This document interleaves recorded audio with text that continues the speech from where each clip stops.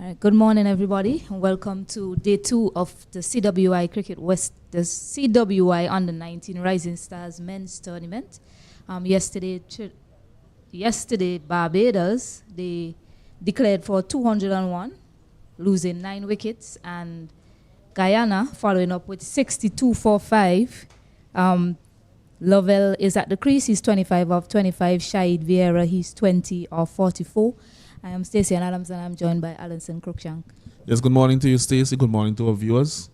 Welcome to the Annesville playing field. Getting some very lovely shots here from ITFX SBG. Could see Beckway in the shot there, our nearest Grenadine island, just 9 miles adrift of southern St. Vincent inland. And yes, yesterday we had some interesting action, and Barbados were 35 for 5, recovered to 201 for 9, mainly thanks to the innings of Prescott, 75 not out. Yeah, and Guyana, they're similarly placed. I mean, they collapsed to 31 for 5. I must say it's a torrid time for top order batters in this match. There's a recovery effort between Lovell and Shahid Vieira. They have a partnership of 31 as well. So hopefully Guyana fans will be hoping that Lovell and Vieira can replicate what Seeley and Prescott was able to do yesterday for Barbados. Yes, and in the other game that we have started yesterday, 3 games that are playing, remember, one is Trinidad versus Windward Islands. There was no play yesterday due to inclement weather in the morning and then a damp and soggy outfield, which resulted in no play at Park Hill. And at Sign Hill, we have the Leeward Islands taking on Jamaica. And Leeward Islands were inserted by Jamaica. They were, in the afternoon, they were bowled out for 80. And just to say there that, wickets went to, we had 4 for Michael Clark. So again in the wickets, the young all-rounder. Ryan Edwards 3 for 27. Deshaun James 2 for 19. Tamara Redwood 1 for 9. And batting for the Leewards, he had a top score of 18 from Devon and Singh. So the Leeward Islands really having a torrid time at the crease. But in reply, Jamaica on the 19s, they are now 15 for 3. So flurry of wickets there at Sign Hill. So far, the not out batsmen are Steve Wedderburn, he's on 5 not out, and Brian Barnes, the skipper, he's on 2. And Nathan Edward, he has 1 for 4 off overs. And Michael Palmer, again in the wickets, 2 for 8, Stacey. Yeah, and just to give you an idea of the points table coming into the third round yesterday, Leeward Islands were on top with 24.8 points. Windward Islands was second place with 23 points. Trinidad and Tobago third with 21. Jamaica 20 points. Barbados 19.4 points. And Guyana in 6th place, 11.6 points. So it's really anybody's game to get to the final day after tomorrow, Alanson. Yes, really it's a close table, as you mentioned, and no team is really surging ahead with excellent performances. So something that we really want to see. This is the last round just before we have that final set of matches over the weekend. And I could say that I have been a bit disappointed, especially with the batting. There have been some good bowling performances, especially some of the opening bowlers have bowled well in tandem. We expect the spinners to take wickets given the conditions as well. And we just want to see, at least in this last day of action today in round 3, and also over the weekend, some big runs from the batsmen, maybe a couple more centuries. We have had 1 so far from Rambaran for Trinidad, and a couple of half centuries, but no more than that so far in the tournament.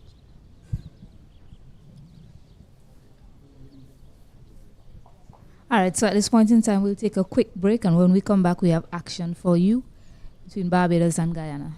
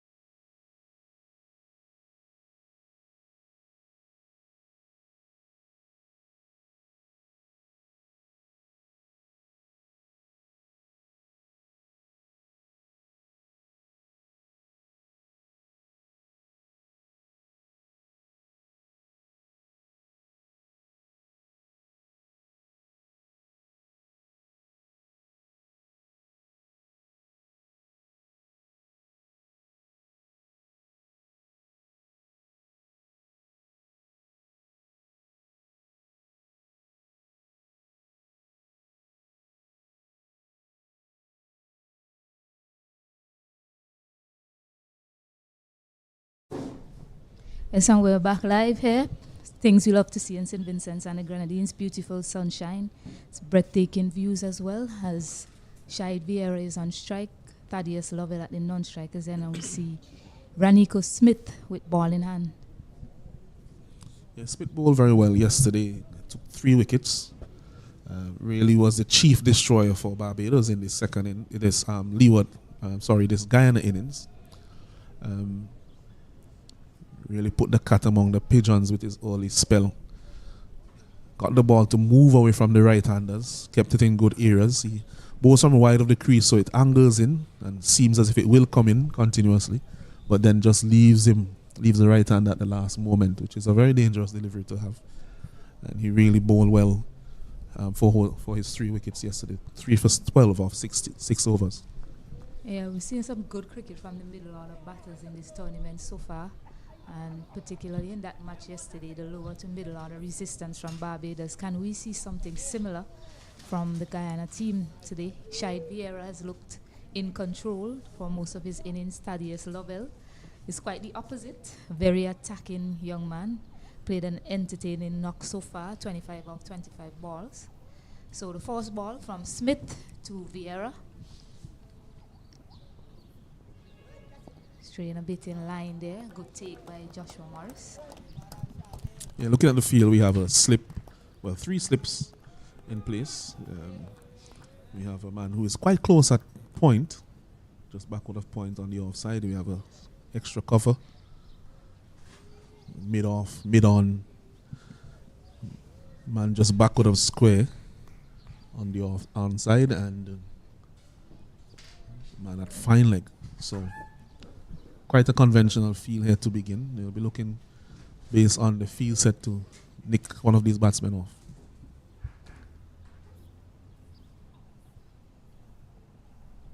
Fuller driven nicely. Something that we've seen of Shahid Vieira in yesterday. He wanted 2 there. Unfortunately, Lovell sent him back. But nice looking drive to start there from Vieira. Yes, Vieira has looked good on the drive.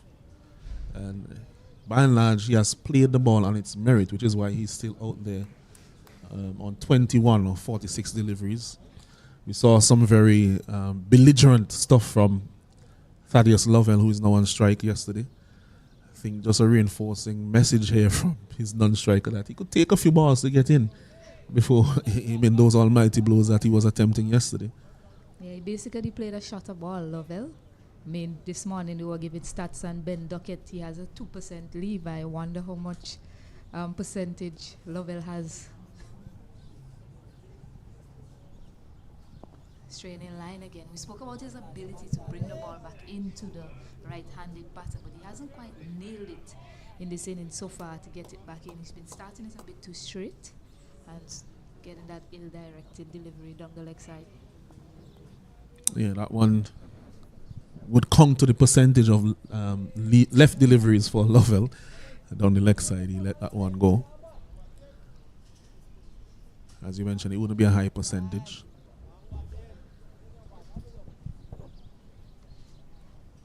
Yeah, he was particularly belligerent against the spinner, Motara. Not so much against the pacers, so should be a good matchup for Ranico Smith.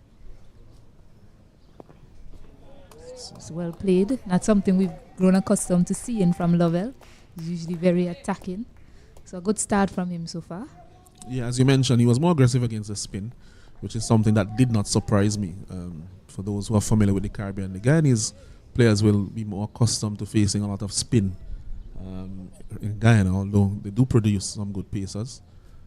Of course, Shamar Joseph doing excellently for the West Indies at the moment on the team.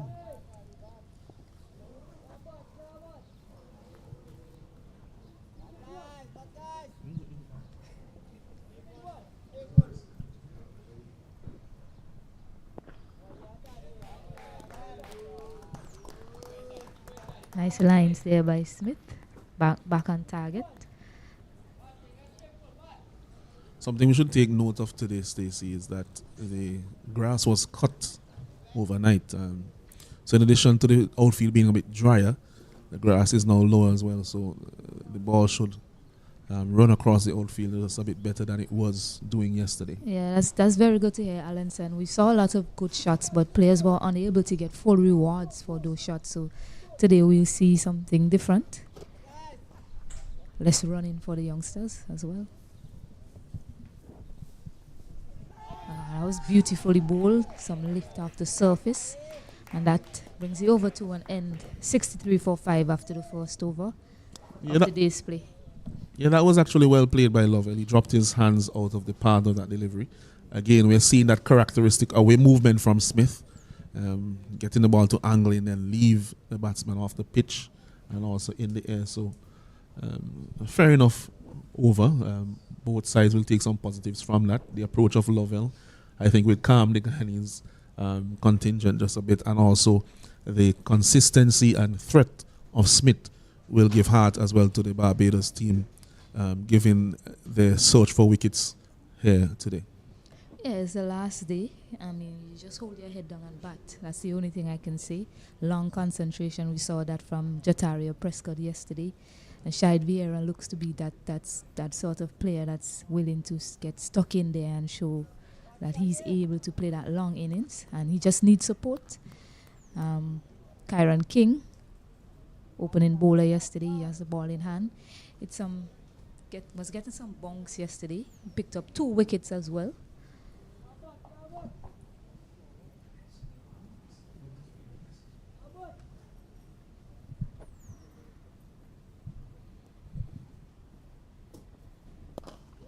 Nicely forward there, nicely behind it. Shahid Vieira looks pretty organized and in control of his game so far, the young man. Yeah, I think based on what we have seen from the Guyanese batsman in this innings so far, I think that he has played the best. And when I say that, I mean playing the ball on its merit in terms of his technique as well. He has looked organized. And that is what you want to see as these young players develop. Hopefully I have not put the mockers on him for the Guyana's team's sake.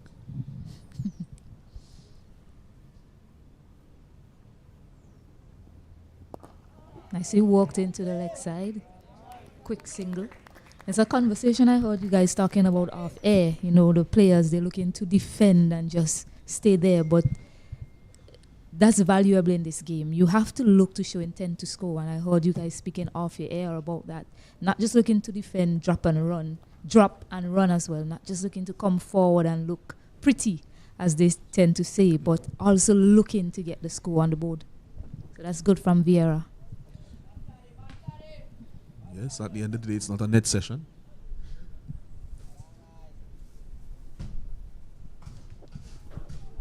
It's a no ball, something that he struggled with yesterday. I think that's the 5th no ball of this innings from King. It's overstepping. It's overstriding in his effort.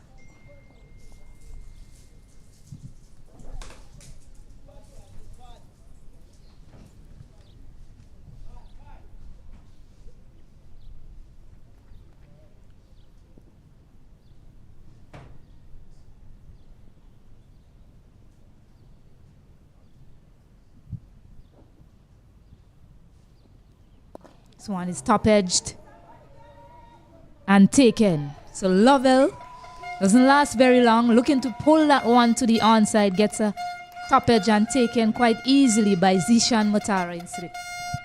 Yeah, that ball wasn't short enough for the pull shot, especially after having just faced a few deliveries this morning. He has held himself back well enough up until this point. But seeing that one just fractionally shorter, and he really didn't extend his arms. His arms were quite close to his body.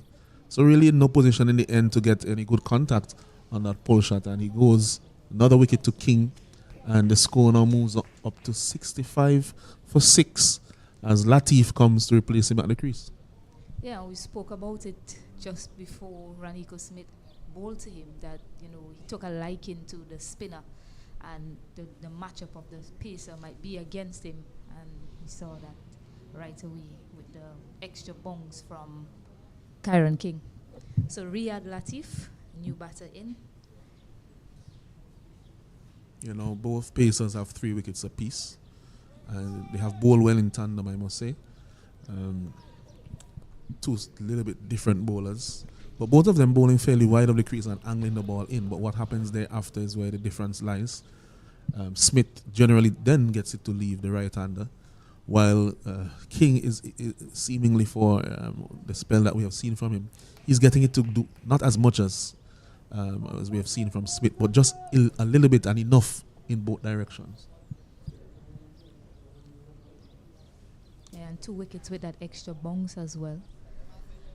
So he's getting the ball to bounce a bit more, and he's using that. That's his weapon. He's using it quite well. So full at that time. I think that's a really good delivery to the new batter. Had him falling over a bit there, but he was just able to get his bat down in time to keep it out. And I'm going to say this, as much as we have been disappointed by some of the batsmanship that we have seen in the tournament, we must say that the bowling has been good. It would have been interesting to see some better batting, to see them being put under more pressure, to see how they would react. But definitely the bowling, by and large, with very few exceptions, has been good.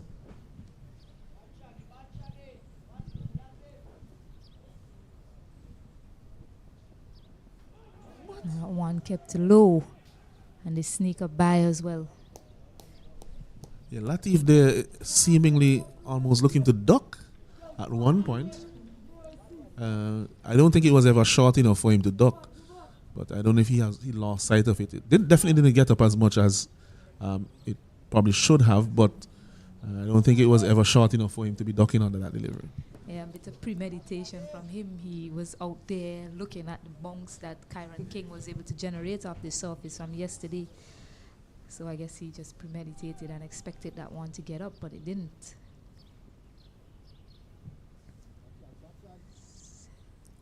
Yeah, what Latif needs to do now is to get solidly behind the ball, give his partner Vieira some confidence that he will stay there with him, so that he doesn't, try to take some unnecessary risks trying to get the scoreboard to move ahead.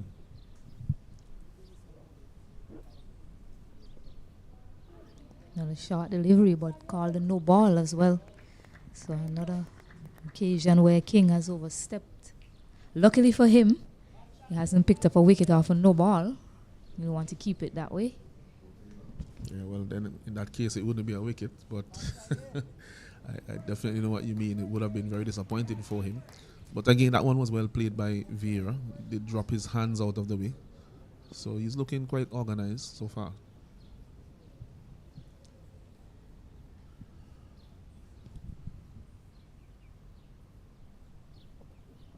This one is fuller that time to end the over, and it's 67 for 6. Another testing over and a successful one as well for Kyron King. 3 for 20 so far from him, to complement 3 for 13 from Raniko Smith at the other end. So pressure from both ends on the Guyanese batsmen. They have lost 6 wickets. They are still 134 runs adrift of the first innings total of the Barbados team. So still a very long way to go. They need some key partnerships here, much like the ones that the Barbados team got between Prescott and the skipper Seeley, and also between Prescott and the number 11 King. Yeah, so Guyana should be really looking to take heart from that effort yesterday from Barbados. They managed to recover from 35 for 5 to 201 for 9, scoring 166 runs after the position they found themselves in.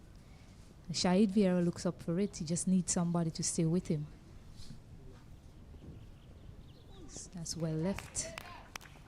Saw that one on that occasion, Alanson. Yeah, I think he kept his eye on it just a bit longer. As you mentioned, the last time around, he may have premeditated just a little bit, but that one he watched the line and was able to leave it to pass outside the off stump. Yeah, we've had a lot of conversations about the spinners in this tournament and the fast bowlers being overshadowed by them. So it's really good to see Barbados deciding to go with their 2 pacers early this morning. Even late yesterday, they still opted to go for pace as much as possible because of the effect that they've had on this wicket so far.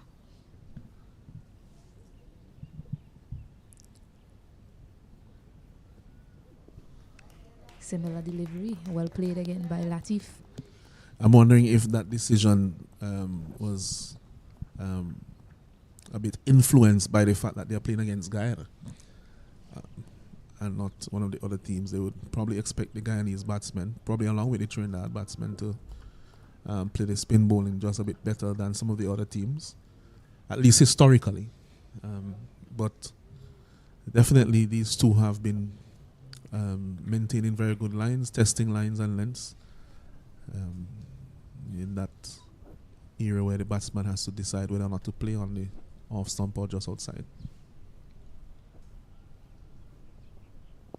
This one walk to the leg side, but no run. Yeah, whatever the case it is, I must say it's good planning so far from the Barbados bowling unit. Prescott yesterday as well had an impressive spell, although he didn't pick up a wicket.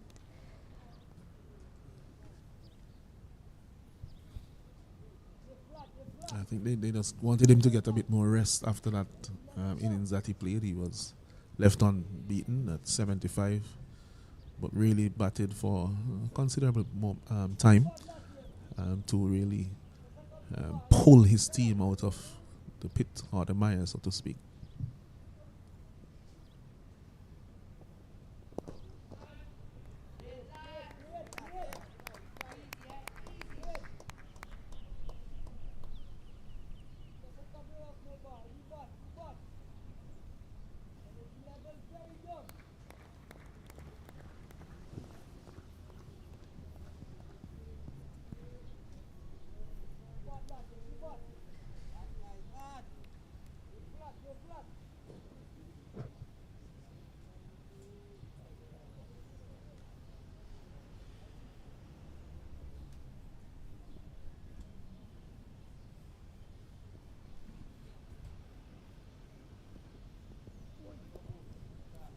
Just not able to nail that delivery, that in swinger to the right hander so far. Just been strained down the leg side.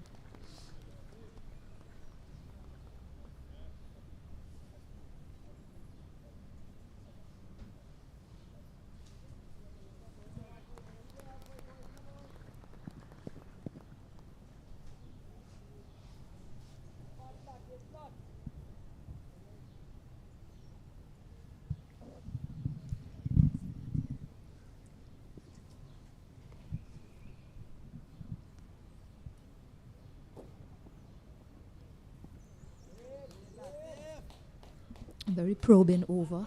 Maiden one from Raniko Smith. The score remains on 67 for 6. It's almost an action replay of what we saw in a few deliveries ago. So it seems as if Latif is predominantly this in the mindset of not playing at what he doesn't have to play at, which means that Smith, if he comes to him again the next over, will have to get the deliveries pitching closer to off stump. In this over, he has been maybe a foot or so, just a bit too wide. So he needs to get them closer to off stump if they are to tempt Latif into something injudicious.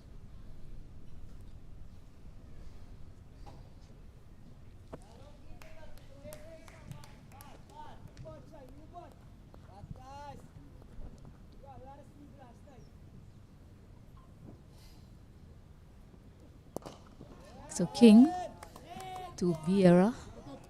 Nicely driven on the onside this time. Saw that Nathan Seeley himself got into that very short extra cover position. Nice use of the wrist to turn it to the onside, implementing that fielder. After he implemented that fielder to the extra cover, short extra cover position.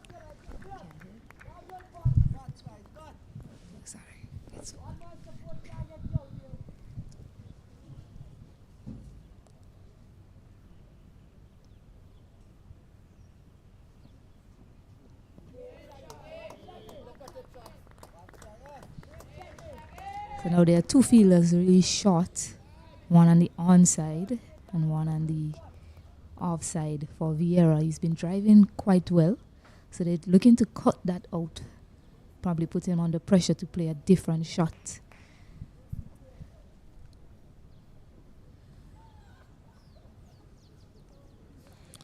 Yeah, some very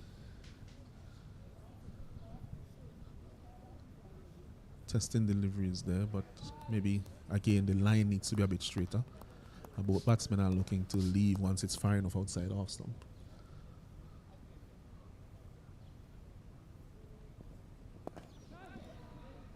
And I think in an attempt to get it a bit straighter there, he just went too straight.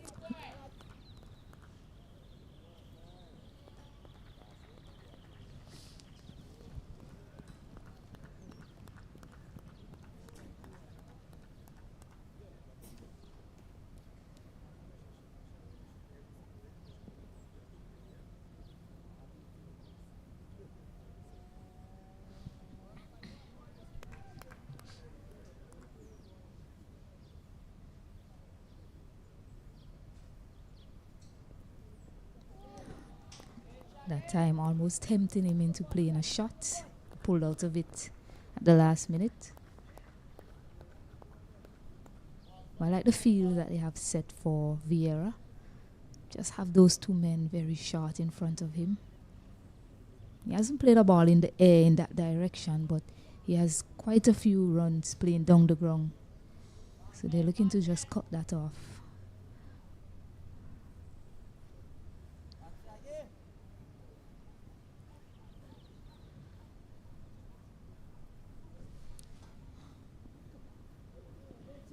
Well left on that occasion, left on the length, I'll say.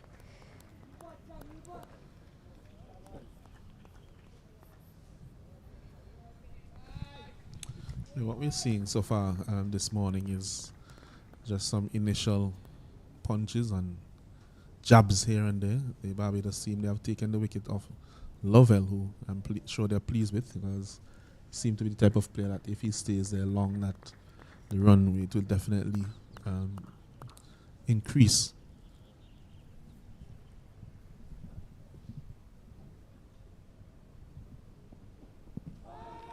Full at that time, but look to be heading down.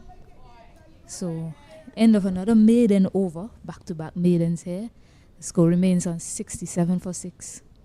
Yes, and what these maidens will be doing, because Barbados are well aware of the fact that they are leading by a significant margin, it will cause the Guyanese team to think that over time they're really not eating into the deficit, and that will put some pressure on them. Although there's a lot of time left, the fact that they are losing wickets as well continuously is another thing that they will have in mind. I think chiefly Vieira may put a bit more pressure on him to score. Yeah, I do apologize for that. 2 runs were actually scored after the first ball of that over, so the score is 69 for 6.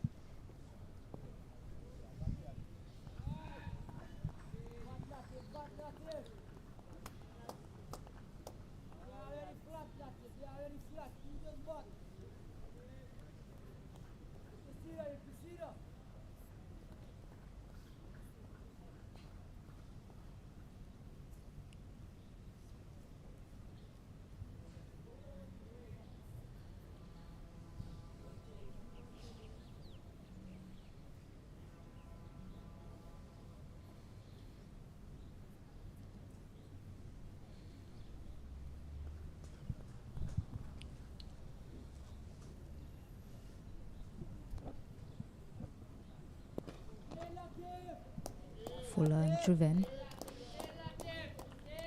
Yes, seems as if Latifi is getting a bit more confidence as he stays out there. He looked very shaken or unprepared even so for his first couple of deliveries, but he's getting behind the ball a bit better now. Seems to be getting a bit more confidence, and that will be pleasing to the Guyanese team and to Vieira, who definitely needs the help at the crease. Yes, I agree with you, but what I was thinking when he played that delivery a while ago is to try and actually find a run from it. Cover is wide open. Even if he had hit it with more power down the ground, could have benefited him. So that's what we've been talking about and showing the intent to score there. You know, there was a fuller delivery. He got behind it nicely, but he wasn't really looking to get a run or any sort of runs from it. He was just looking to survive. So a bit more intent needed to show. Well, this is something that we have to wonder. I mean, when they're training, do they have these scenarios outside of the nets? Because if you have these scenarios in the nets, it's always easy to say, well, if have an argument of where the fielders are or aren't. But in the training, these scenarios presented with field placements actually before you so that you could learn to maneuver the ball with your wrists and get singles. Nicely behind it once more. Yeah, I do agree with you, Alanson. Sometimes it's a matter of building confidence. So hopefully, as you said, hopefully he gets more confident and is able to execute better.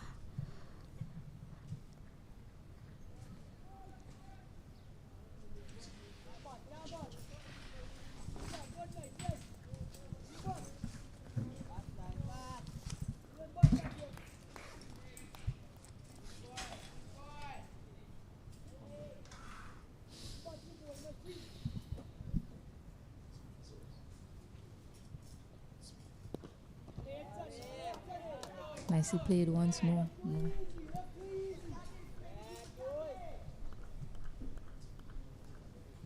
Yeah, so just as you mentioned, he's looking a lot more relaxed in the middle.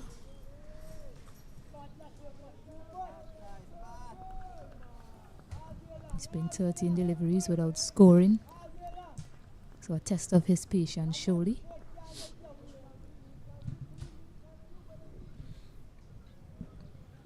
Well, it doesn't seem like he's too concerned about scoring at the moment.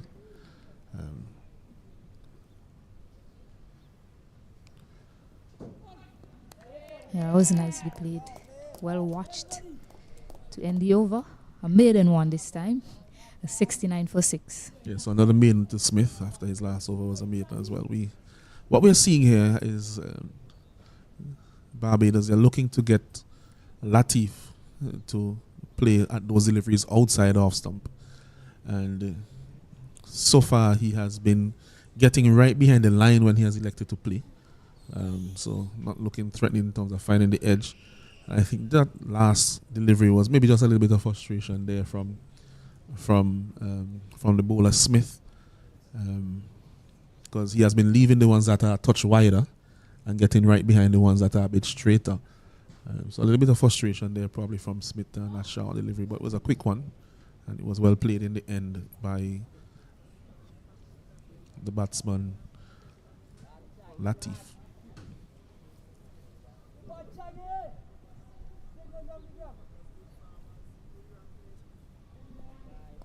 This one is edged, but falling just short of the man in second slip. Yeah, just to say on that name Latif, the last Latif I could remember is Rashid Latif, former Pakistan wicketkeeper batsman, played in the early 90s.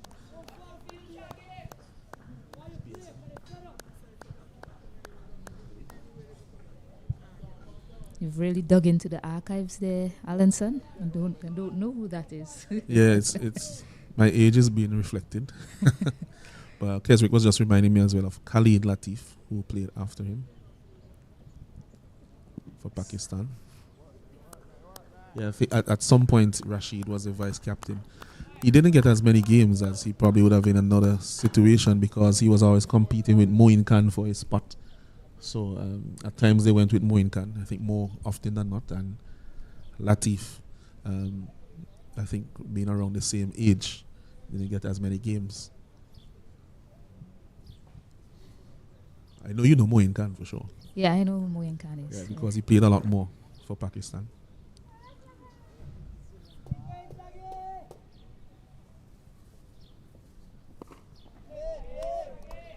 Back on that shorter length. The first two deliveries were a bit pitched up to Shahid Vieira. And it's the most uncertain he's looked in the innings so far to Kyron King, those first two deliveries.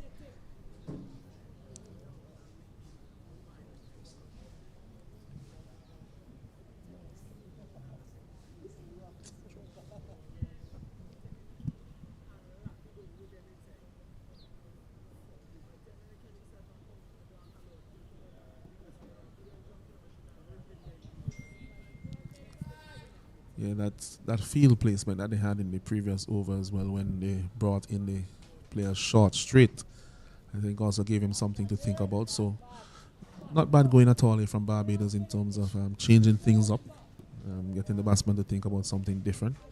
Again, we see Sealy having a little chat, and that short very straight mid-on is coming in as well. And a short mid-wicket.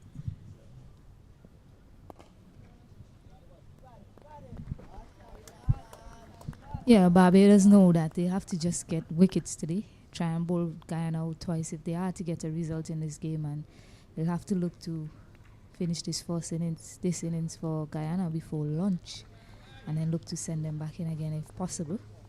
And Guyana is it's just a matter of just batting really, and Real Latif and Shahid Vieira, they need to just bat. That's basically it for them today. Just bat as long as possible.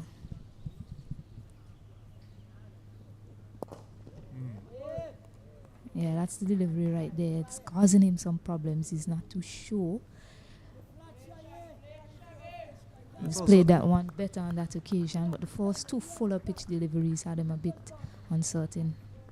It's also in that in-between length where he cannot come forward too assuredly or play back with that same assurance either. So it's a good length, a good testing and probing spell here from King.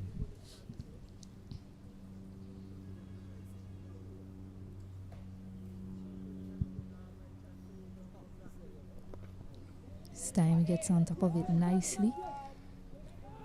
Gets it into the gap, but they'll just get a single. So he'll look quite comfortable when the ball is a bit shorter to him. Single to finish that over at 70 for 6. Yeah, we mentioned yesterday his height. He's tall, so more often than not he's going to have his head above the bunks. And I have noticed as well that his hands are not quite as low in his pickup as some of the other Guyanese batsmen. Not just because of his height, but his technique as well. He's bringing his hands a bit higher.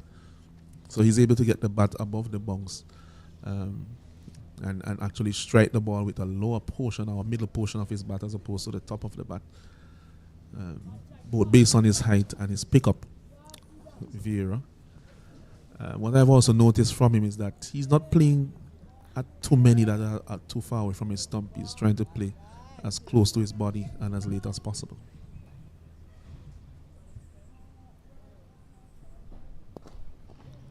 Driven, but straight to that field, that cover. He didn't find the gap on that occasion. He has attacked the full delivery. He has driven for most of his runs, actually. Most of his runs have come on the drive.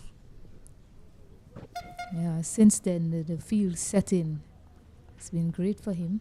You have that person right in front of him in the bat, and you have mid-off pretty short as well. Mid-on is also pretty short for him.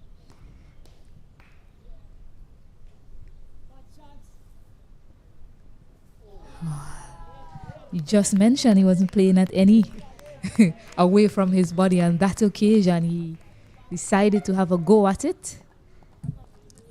He rated himself as well. It almost invariably happens once he mentions something in the commentary box. He wasn't too happy about that. Yeah, because he has been keeping himself, he's been reining himself in out there.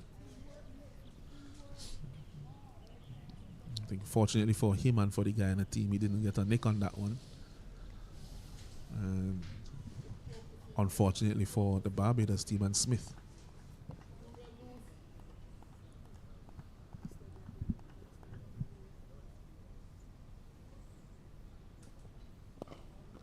Driven a bit uppishly, but should get 2 easily.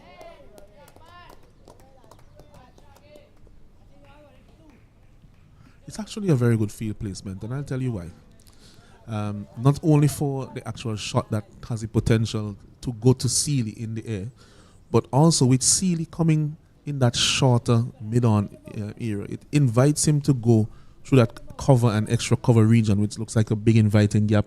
And to go there, he'll have to open the face slightly, which then brings us the 3 slips into play and the wicket keeper. So it's good field placement here from the Barbados team.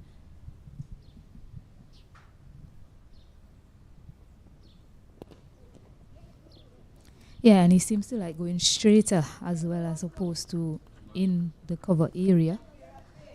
It's a no ball as well, signaled by the umpire.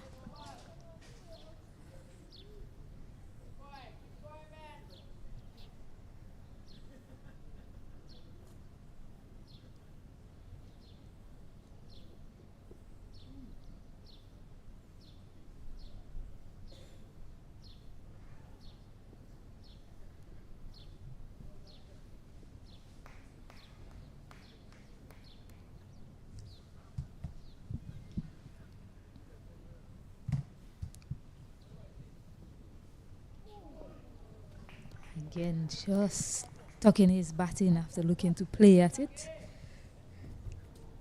It's truly a test of his patience right now, Shahid Vieira. It's a true definition of the word test happening out there, Alanson. Yeah, it's a mini test. Not in terms of duration, but at least in terms of approach, it should be something similar. And also conditions, playing conditions. So we are seeing that examination of the technique of the Guyanese batsmen from the Barbados bowlers.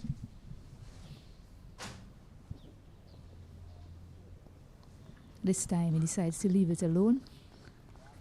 In an exaggerated manner, just saying to himself, I think, as he walks over to square leg to gather his thoughts, that I'm not going out there again.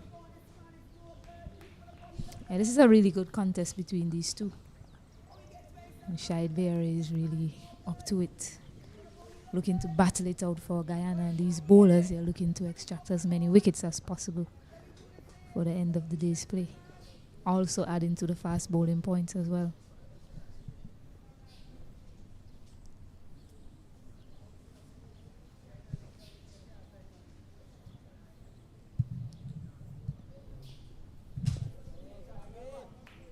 Another exaggerated leave, another dot.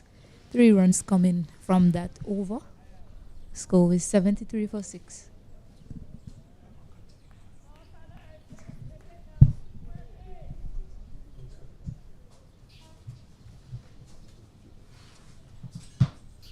It's at the end of the over, as you mentioned, Stacey, and 73 for 6 after 25. They have added, I think, 8 runs or so to their overnight score. It's about 8 or 9 runs to their overnight score. 73 for 6.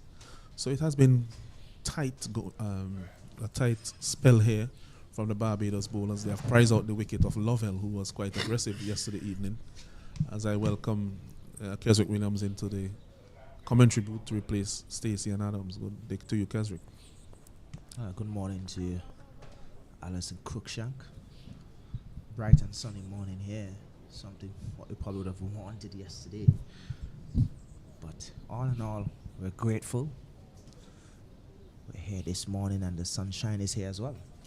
Just hoping that it stays like that for the entire day.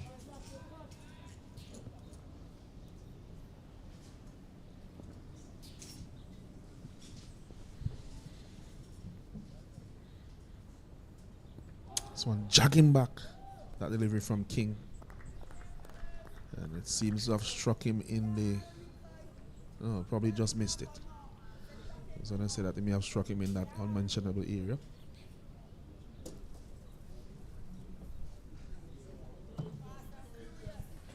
And seems as if it's just caught him on the upper thigh as we look at the replay. Yes, just on his upper thigh. Yeah. I don't think if it was in that area that he'll be up so quickly. Keswick, have you ever been struck there in your cricketing days? Never did.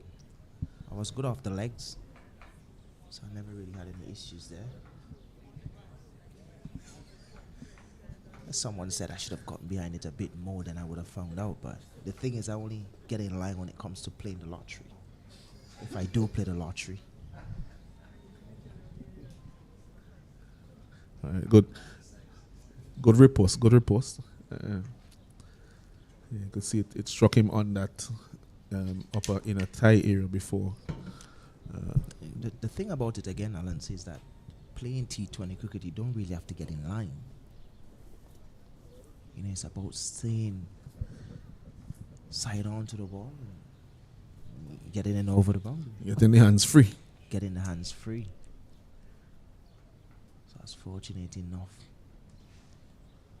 I'd really love to play some test cricket though, being honest with you. He seems to be fine now. Latifi is back up on his feet. And after having received some treatment. And so we're about to get things going again. King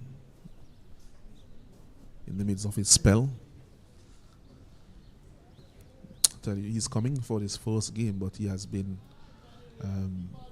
very impactful for Barbados with his bowling. Yeah, I was told that in Barbados he don't really use this full run-up.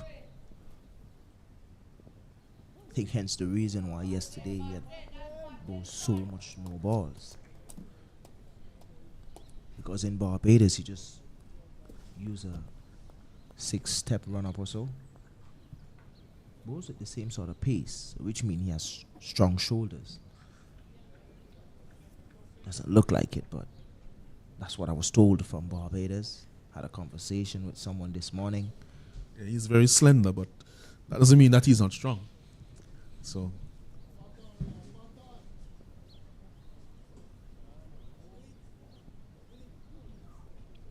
that one had some pace on it.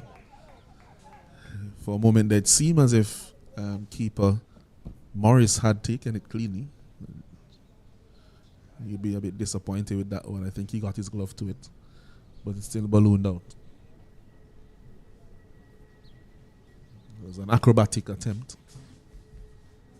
Regarding King, you mentioned that he doesn't usually bowl off this long run-up. It's something, I guess, over time that he will need to get accustomed to. It will give him a bit more rhythm, I think, and put a little bit less pressure on his body, and enable him to bowl longer spells as he goes up in the age levels.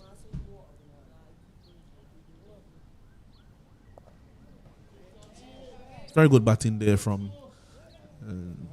Latif. Got an excellent feeling from Zion Bradway to keep them to 2. It was running very close to the boundary. Vieira, sorry, not Latif. Again, he has a tendency to get up and over the deliveries, getting on top of the bounce. I think it's a lot to do with his height. I mean, all day yesterday since he's been batting, he's been riding the short ball as well. He's been showing that he's not uncomfortable with the short pitch delivery, so which is something good. Everything has been steered down to the third man region. Yeah, and he's been able to do that as well because he's playing delivery quite late. His hands are not getting ahead of his eyes or his body. Only on few occasions I would say that he probably didn't ride it well, but more often than not, he does. He's well in control of it. Always stay down to the third man boundary or behind of point. He's showing good temperament there. This is something that we'd like to see from these youngsters. He came in yesterday when the team was in trouble.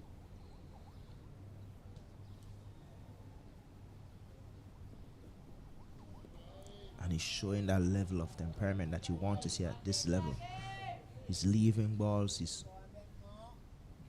He's a player that understands his strength and his weakness. But it's the end of the over. Doctor finishes 76 for 6. Yeah, 76 for 6 after 26. Yeah, as you mentioned, and as I said, even from yesterday, I think he has done well in playing the ball on its merit. He has attacked when he has been given the opportunity. But by and large, he has been pretty tight in his defense. And even when he's defending, quite often the angle of the bat shows that he's probably looking to get it into the cover area for a single, or maybe off the hip for a single. So it's been good cricket from him so far. We're changing bowling at the Beckway end. Jatario Prescott replaces Raniko Smith. So Prescott will be bowling to Latif, who has been there now for 70 deliveries. He has not scored, but I don't think that he or his teammates will be too perturbed about that at the moment.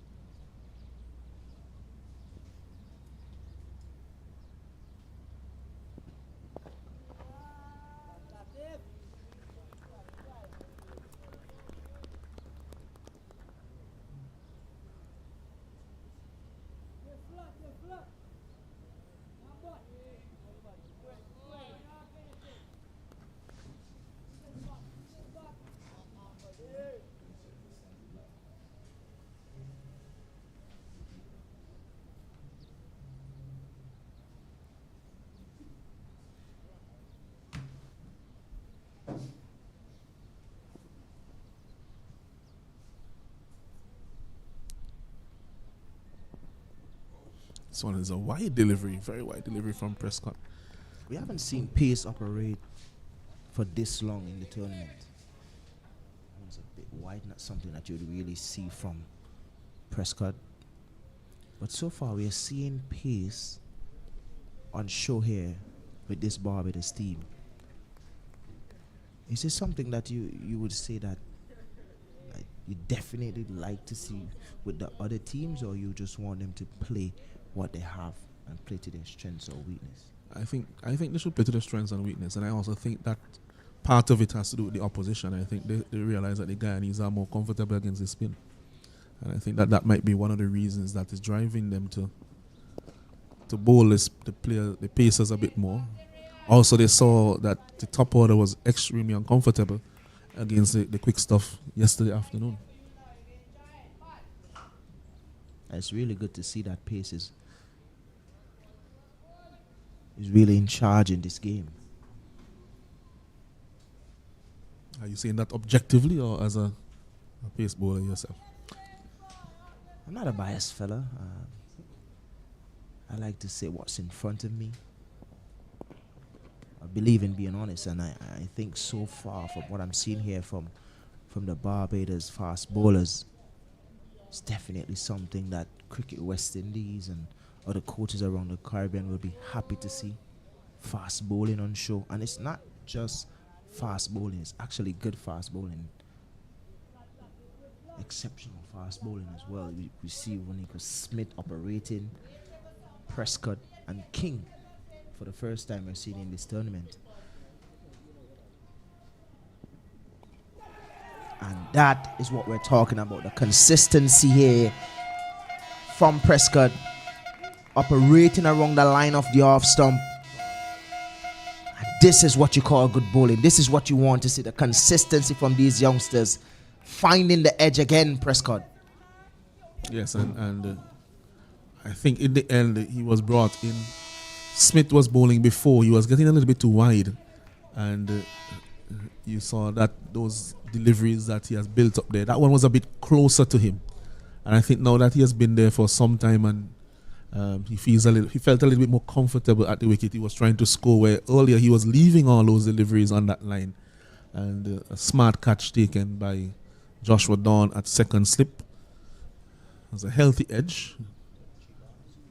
And he was unable to trouble the scorers, Latif. However, he was there to support the partnership, which was a small one in the end.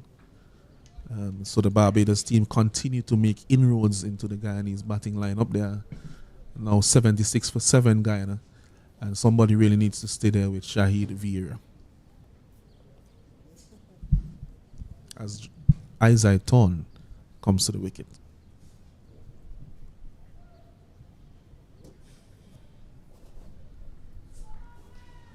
Barbados really putting themselves in a lovely position to probably win this game outright.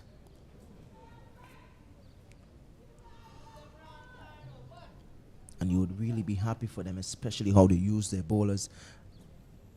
And it's been a lot better this game in terms of how they use their bowlers. The last game we were talking about it, and this game is a lot better. Yeah, I think they're now expecting having played a game here already.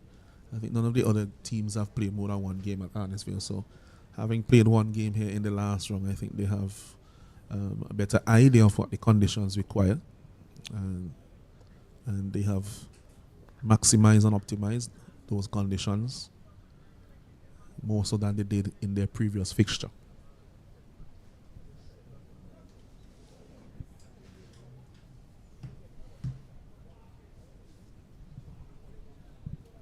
King in the midst of a long spell here. He has bowled unchanged, really.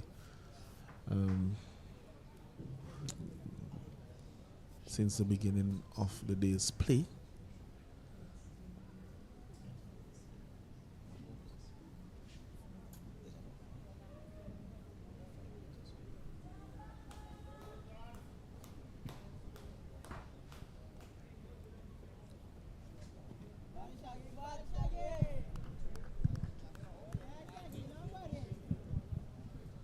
one again was just around that off stump line. And I think where King deserves a lot of credit here is that his line by and large has been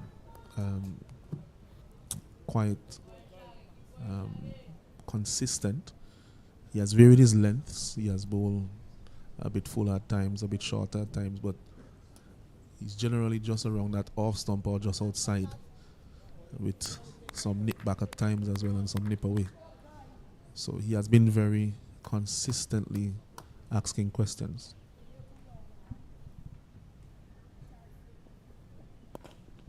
Again, he's right on the money. Field is set deep because they want Thorne to come into the strike. Vieira trusts him. Gonna have a little word with him now as to what they're expecting in the partnership. He has taken the single off the second delivery, so he must have a lot of trust in his partner Thorne. There's a lot to like about Vieira in terms of him keeping his composure, being able to play to his strengths, picking the right deliveries as well. So there's a lot to like about him and how he has played in this innings.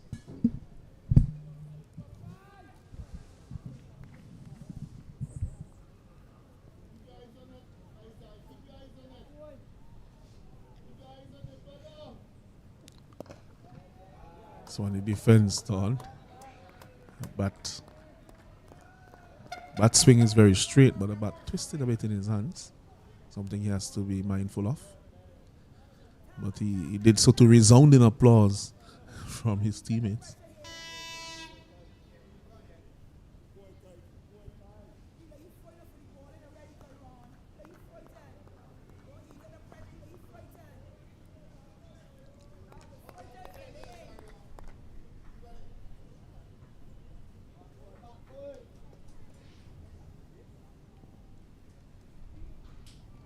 He's looking for the pull. It almost goes straight to the man.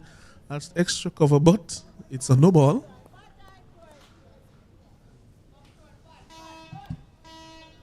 Really miscued that one. I don't know if he heard the no ball call, but he definitely went hard at that one.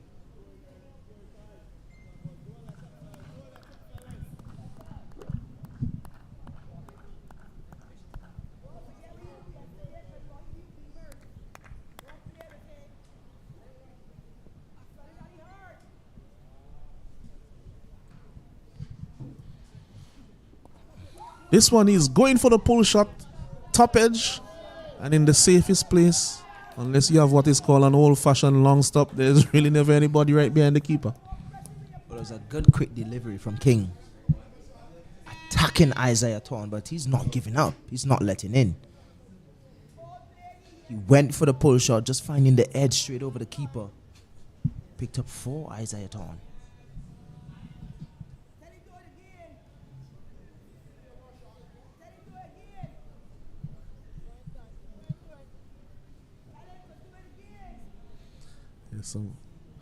Some entertainment here in the commentary box, looking at the signaling of umpire Brian, quite animated. Signaling that 4. Umpire Brian and umpire Foster standing, both of them from the land of wood and water, Jamaica. This one is in the air, but it will evade the fieldsman. He really was in a tangle there to that one. That one was a bit quicker. And he's saying, well, if you can, you could try to pull me again, but I rushed on to him. A little bit of excitement here, Alan. This is what you want to see from the youngsters. More energy, a lot more excitement. As long as it's all in the spirit of cricket, though. Isaiah Thorne looks a little bit uncomfortable.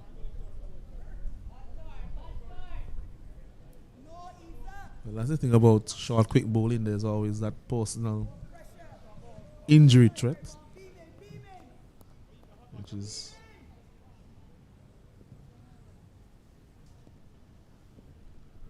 this one. He pulls it. It will evade the man who is back at the boundary. Just missed him by about a couple of yards or so, and really, anything could happen here now with those short deliveries. There's a little bit of chat between King and Isaiah Thorne. Not sure what it is from here, but I'm sure it's just a little bit of banter that will go on at the hotel later. It's nothing serious.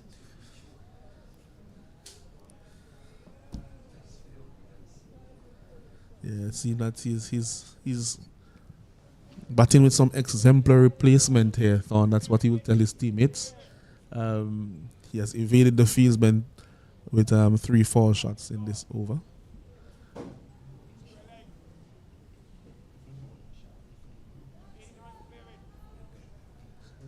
Yeah.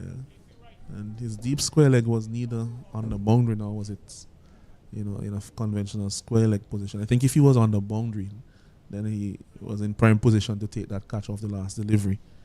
So Prescott now will be bowling to Thorn. 2 slips a gully. A very conventional field. There's a deep backward square leg as well. This time he defends off the back foot calmly.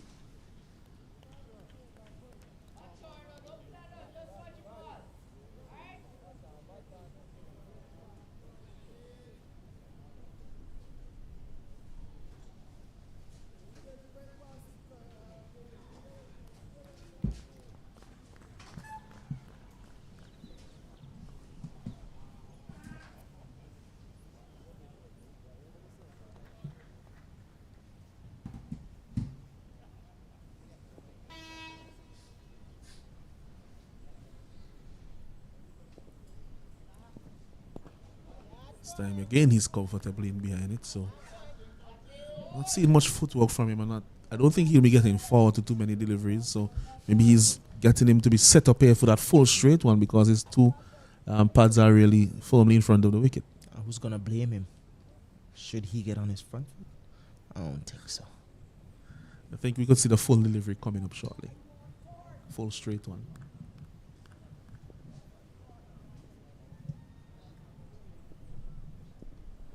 Short again, he plays that one comfortably. Thinking of 2, but it's not there. They will have gotten about 1 1/4. So that's 1 run there to Thorn. Moves up to 5. 83 for 7. Still trailing by 118 runs, Guyana. Barbados, just a reminder, made 201. They declared for 201 for 9 in their first innings.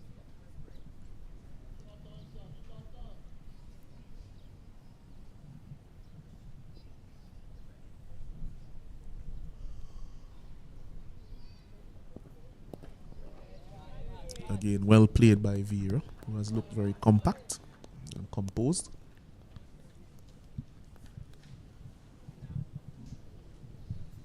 Fighting on for his team here. They will need to see how many runs they can get and how close they can get to that 201. They're still 118 runs adrift, 117 runs adrift.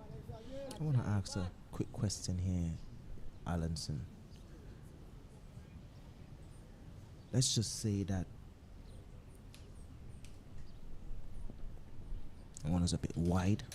That's something that you normally see from Prescott. But let's just say that Guyana is being bowled out here for under 100. You as a skipper here for Barbados, Nathan Seal, and I'm pretty sure that the coaches will get involved in this conversation. What would be your plan? Would you send these guys back in, or would you come and pile on a few quick runs and send them back in the evening to bat? What's the follow-on mark? Is it a 100? Yep.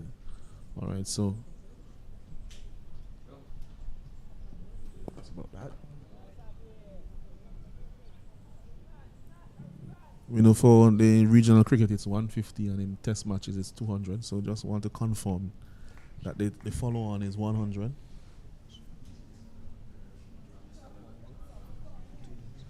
Yeah, so it's 100 as a follow-on. So there are 17 runs adrift. Personally, I would send them back into bat. Based on the way that the top order played against the pace bowlers especially. I had a fairly long spell here from my 2 opening bowlers. But Prescott is quite fresh. Yeah, he got a long rest yesterday after his innings. They didn't really bowl him too much. And he has only bowled a handful of overs today. And you would expect that if they get them within the next 17 runs, then that means that he would not have had a long spell.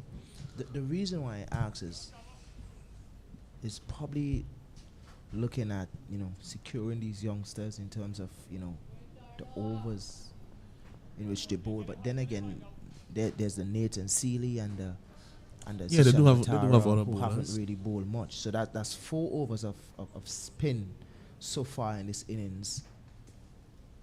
2 overs of spin. Yeah, you're correct. 2 overs of spin. 29 overs being bowled, and only 2 overs of spin, which is something that I'm not saying that we've been asking for, but I'm saying it's something good to see from Barbados that they have fast bowling on show. But just looking at the youngsters and, that would be them going back again and bowl again. Would they, should the same sort of, courage, that line and length area that they've been bowling in the first innings, would they be able to show that? I think they can. They have shown the discipline.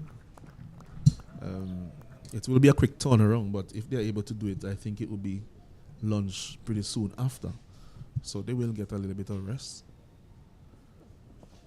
This one, he has yorked him.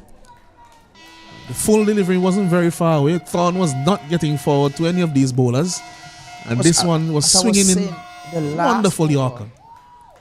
The person to get him out would be King, because he looked the bowler that is troubling him the most. A good bit of bumper earlier on, but in the last over, and now the Yorker. This is some really good fast bowling on show.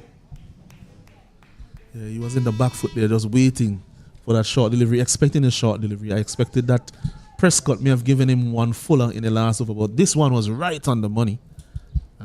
Bowling him all ends up beaten by that Yorker delivery, and Singh comes out to replace Thorne at the wicket. Krishna Singh. Saw him bowling in the innings for Barbados. The Barbados batting innings. So at this time, we'll just take a short break as we have a drinks interval here at the Arnesville playing field. The current score, Guyana on the 1984 for 8. They are still 117 runs behind the first innings score of Barbados. We'll be back soon.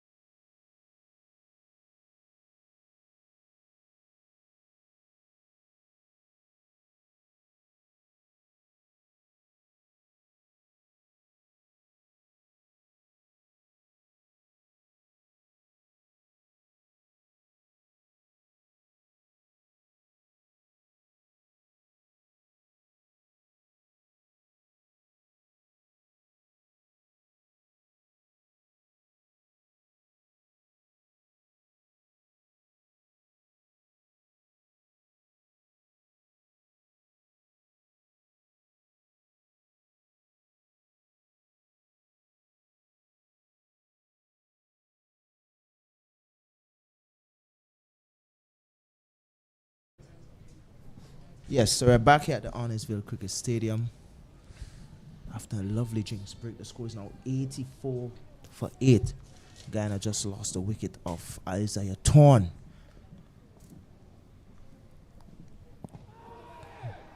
King is still operating, doing a fantastic job here for Barbados.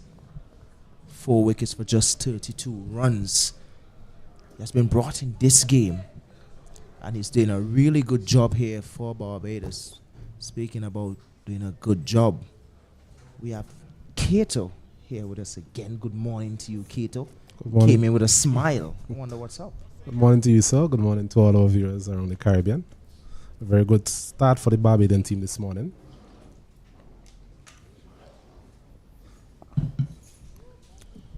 Guyana having resumed on 62 for 5. They're now 84 for 8. So they've lost 3 wickets for 22 runs. Just hasn't been able to string those consistent partnerships all the way down. And this is something that we wanted to see over the period of time, but there's a lot to like about Vera in terms of how he has been playing. He haven't really had anyone to stick up with him at the crease.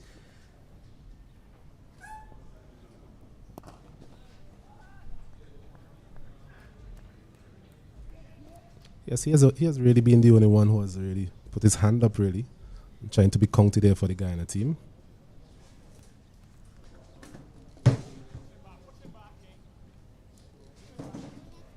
I like the temperament he has shown. I like the fact that he was never really flustered in terms of all the bumpers, the short pitch bowling that was sent to him all evening yesterday, this morning as well, from the King, the Smith, and the Prescott. 3 good young fast bowlers. They're very aggressive, but it's the end of a successful over. Score is now 84 for 8. Yes, the Barbadian team continue to plug away at the Guyana batting lineup. King mentioned he's been very impressive. Just seemed to be getting that extra bit of zip off this wicket. Not a quick wicket by any means, but he's just able to rush the batters on some occasions, and he's really caused a lot of problems for the Guyana top order, and more so the middle order and low order here for the Guyanese.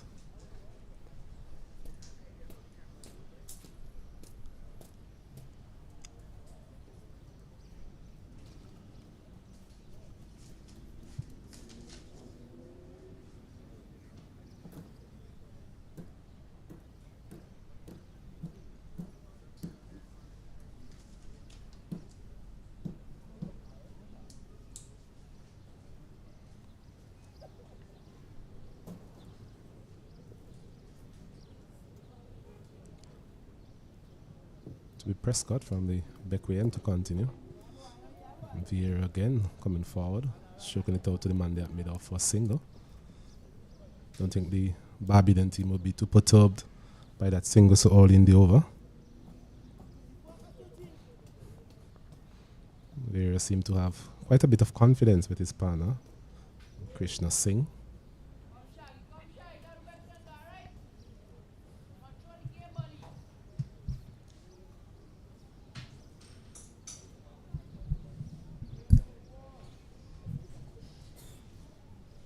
Barbadian team on the attack here. 3 slips, man at point, cover, mid off, mid on, man at fine leg and a man at square leg. Deliveries on the line of the leg stump. Walked out to square leg, there's no run.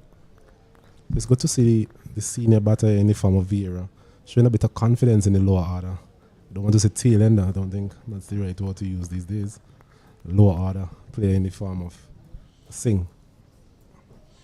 I want to get a little bit technical here with what I'm seeing from Nathan Seeley in terms of the field setting and allowing Prescott to come around. You have a fine leg and a square leg, not back at the boundary. Unless Prescott is seeing the ball away from around the wicket to Singh, Krishna Singh, I would advise him to go over. Because most deliveries are angling into Singh. So if it's coming into Singh with the angle, there's really no need for the 3 guys that slip. And if it's coming in, there must be a need to have probably a deep square leg back, because he would bowl that short delivery to Krishna. I agree completely with you, Kesrick. I think a better option would be coming over the wicket and angling these deliveries across the left-hander. I will actually bring the 3 slips into operation, but so far what we've seen is these deliveries angling back into the left-hander. It's also coming from wide of the crease as well, so it would be very difficult to swing the ball from that wide of the crease. So having the cheese slip and then a packed offside field, just have that fine leg, that square leg, and somewhat of a silly mid-on.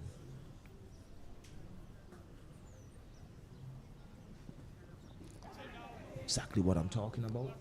You would get that bumper, so you need to maybe take out one of the slip, push back a deep square leg, and have a mid-wicket in and a conventional mid-on. If you're going to come around. Correct. Just about assessing the mode of operation in terms of how are you looking to get the batter out and work out the percentages as well.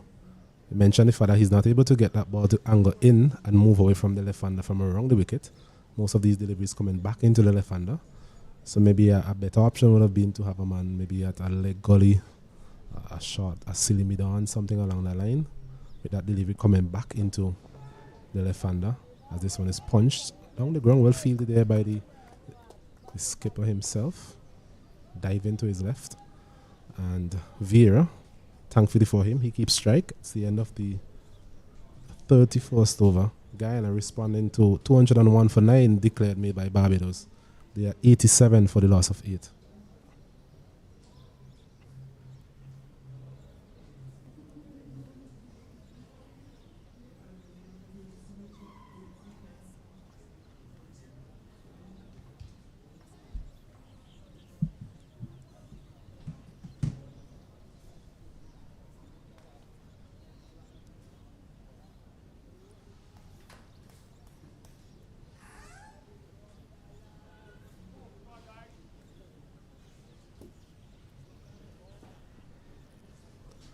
Captain Seeley there at mid-on, the start of this over. I'm wondering at what point he might think about bringing himself into the attack.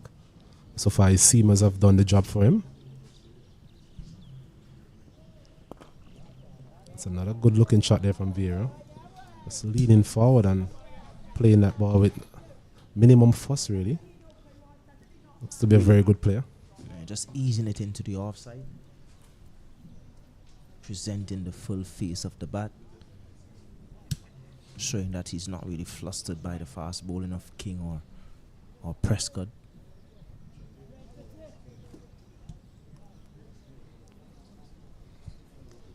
So once again, the right arm seamer going to operate around the wicket again to the left-handed Singh. I think King actually has a bit more pace. Seem to be getting the ball to zip off the wicket a bit more. So it's very important that he gets the right feel as well. We spoke about that in the last over.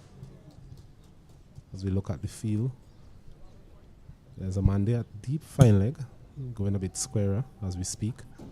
There's Nathan Seeley stationed at a leg gully position. Last over we saw a delivery fended off in that region from Prescott. This one is full and walked out to deep square leg. He'd be disappointed there, King. He would have wanted to bowl at least these 5 deliveries to Singh.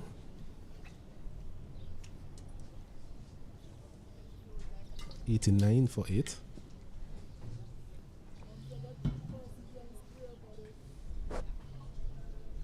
The last field that was set a while ago by Seeley is probably a little bit more understandable coming around to Krishna Singh. But then a little more planning is needed.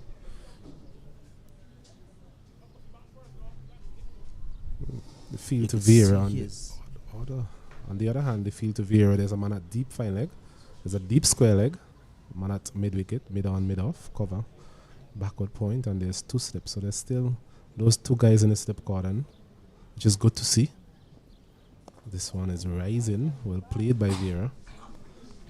King once again getting a bit of lift off this wicket. Again showing that his height means a lot. Well controlled. Didn't look as comfortable as he would usually look playing the short pitch delivery, but it was well controlled. Nothing crazy happened. He's still there.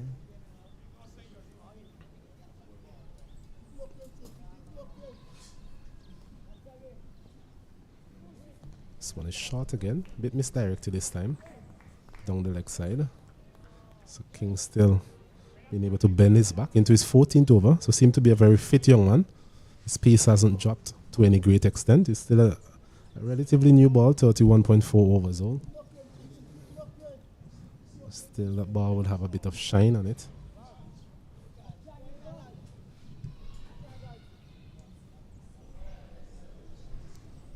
Kyron King definitely impressed all here in this match. This one again is short of a length, so persisting with that short length to Vieira.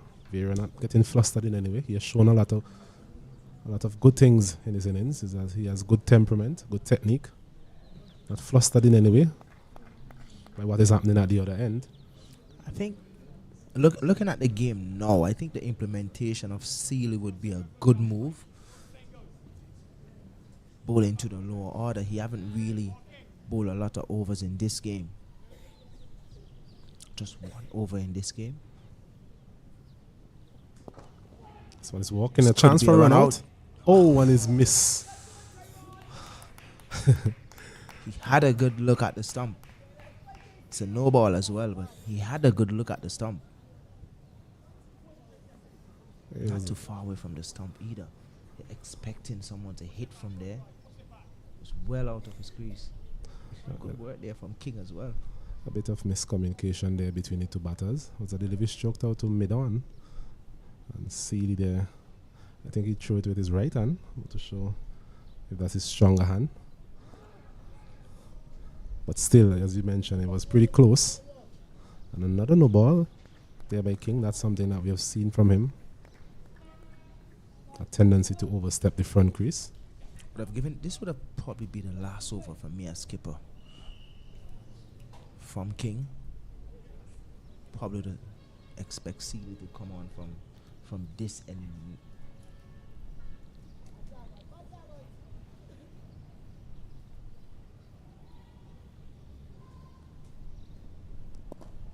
As well played again out to the man there. That cover gets a single Vieira. 92 for 8. It's the end of the over there from Kyron King. He has figures of 4 for 37. 14 overs completed. And at the end of the 32nd over, Guyana, they are 91 for 8.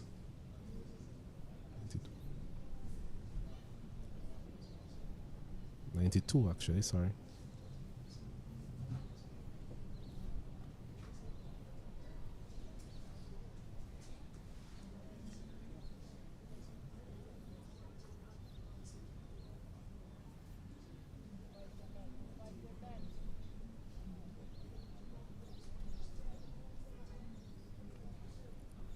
Last over we spoke about Sealy and at what point we'll see him being introduced into the attack. Well, we're going to see him now from the backward end. Breeze blowing from left to right on your screen. That would aid his deliveries going across the right hander. Remember in the Guyana first innings at the bowling crease, Chulai, he actually bowled from the commentary box end, did very well. Got a bit of tone, some bounce as well. So it would be interesting to see how Sealy goes here. First delivery taking the outer portion of the bat. It's another no ball, so I think the Barbadian team, they've been very guilty of that, overstepping the front crease. King actually has 9 no balls to his name in this innings. Definitely a bit too much. Still trying to be as lenient as possible, still including bit in my statement. Should probably say it's too much. Keswick, you bowled a lot of no ball in your career, your international career? Can't remember. It's not something I'd like to remember either.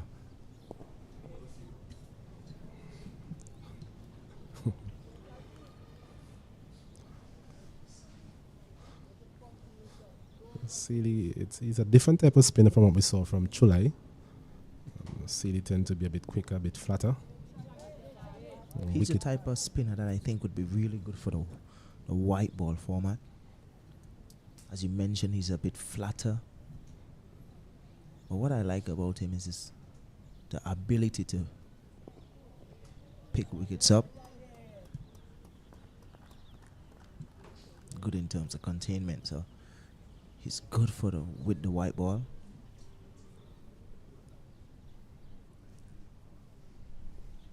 I think with the red ball, he just need to give it a bit more air.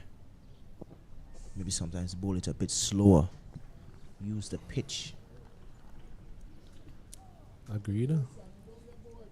There's definitely some turn on offer. We saw that yesterday with the Guyanese spinners. Even some of their part-time spinners were able to extract a bit of turn. And so far from Sealy, we haven't seen any extravagant turn. We're just walking his way into his spell here. Had a good day with the bat yesterday. Was part of that recovery effort for the Barbadian team, along with Prescott. So you have some confidence coming into his bowling innings.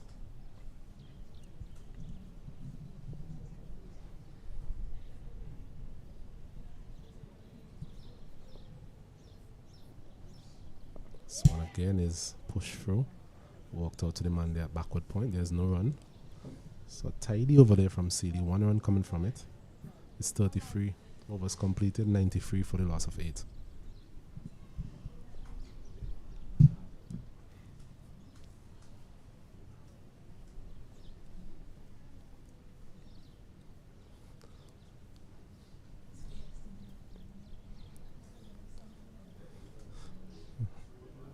Just to let you know that 2 other games are being contested here in the CWI Rising Stars Under 19 tournament. We have Jamaica versus Leeward Islands at Sand Hill, and we have Winwards versus TNT at the Park Hill playing field. We'll have an update for you in a while as it relates to the status of those games. And of course, we have the senior West Indies team in operation. Seem to be a bit under the pump. We'll get some scores from that as well and some feedback. A reliable statistician just informing us of it's 282 for 5. England batting first. This one is back here at the Arnesville Sporting Complex. It's Kyron King into his 15th over. Starts off with another short delivery there to Singh. Singh not really in a position to play that pull shot. I think it's what you'll call a lower order type of pull shot. Not really looking too comfortable. It's somewhat like a duck pull, kind of get out the way, still pull. That's how it looks from the lower order. Sealy has actually placed himself there at that leg gully position. So I assume that the length here from King will be on the shorter side, especially to Singh. There's a man at slip, there's a man at gully. Cover, extra cover. A man at mid-on, short. Mid-wicket, a man back at deep fine leg, and there's also a fly slip. So looking at the field, Keswick, it tells me that the length here from King would be predominantly short. He'll be living in the middle of the pitch.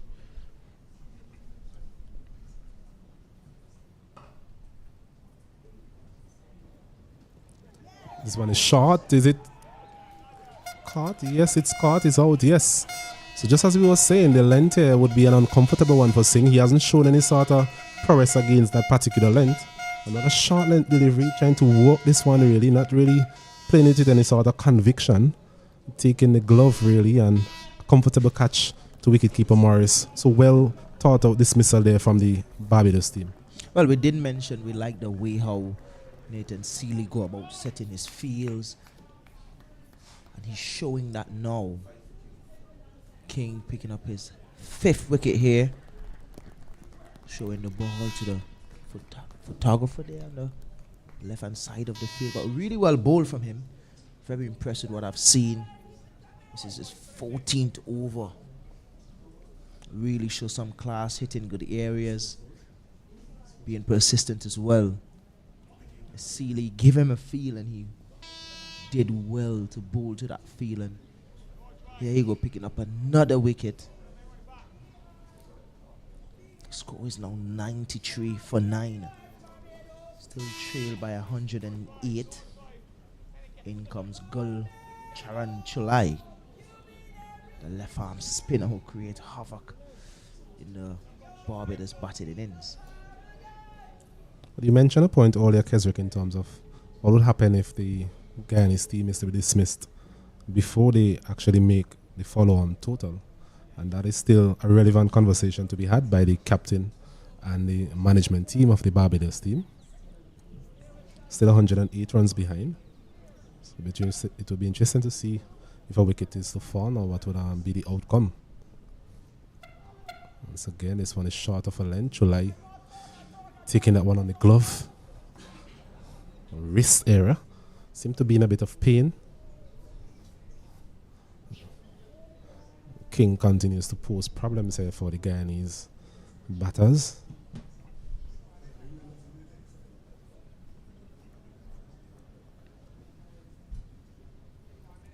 So just an update on the other games. There haven't been any play so far in those two games at the Park Hill playing field and the Sile Hill playing field, unfortunately. But thankfully for us and for the viewers out there, we have live action here from the Annesville Sporting Complex. Remember, you're watching the CWI Rising Stars Under 19 tournament, played here in the picturesque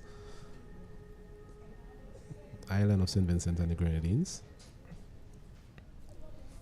As we see the physio on the field, giving some attention there to Chulai.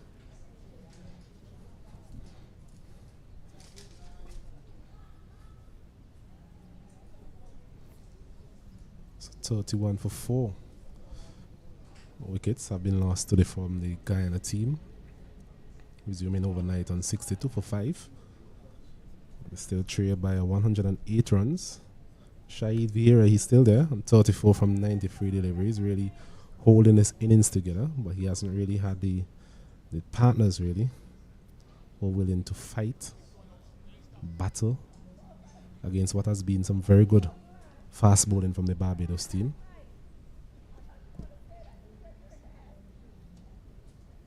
You're not missing any live cricket at the moment. The physio is actually just giving some attention there to Chulai.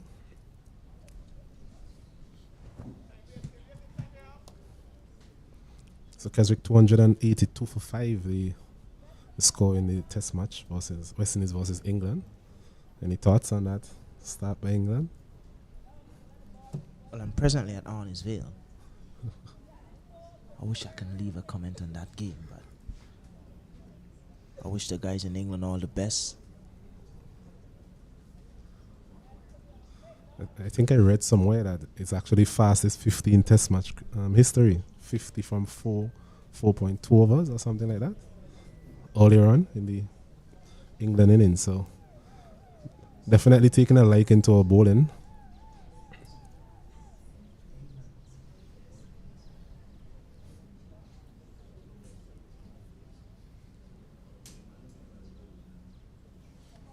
I can remember we had that conversation in the last game about the test team, and the issue at that time when we had that conversation, it really wasn't about the bowling.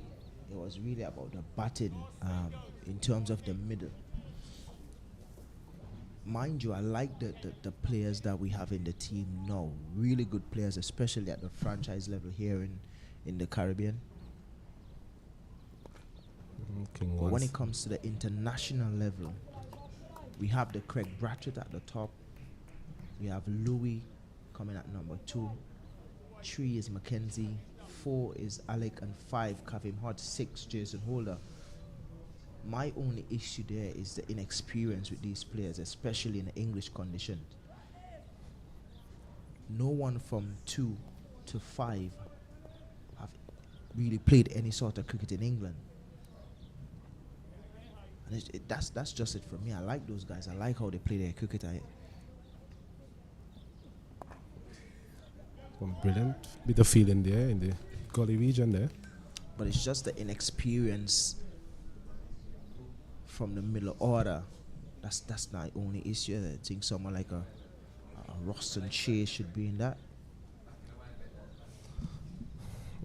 I agree with you, Keswick, in terms of that lack of experience. It's something that I spoke about as well in terms of the recent visit to Australia.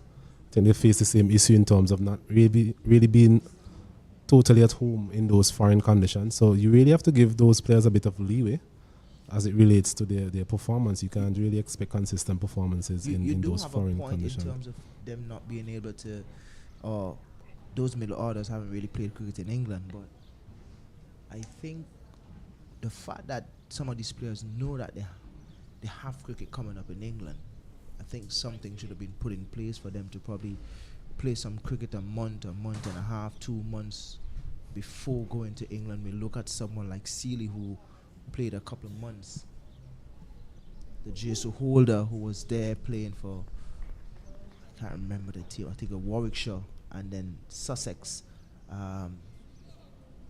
Jaden Seals. So these guys understand what it's like to bowl in the UK conditions. So I think these are things that we need to do. Once again, Vieira just walking that one backward of point. Takes a single on his second delivery.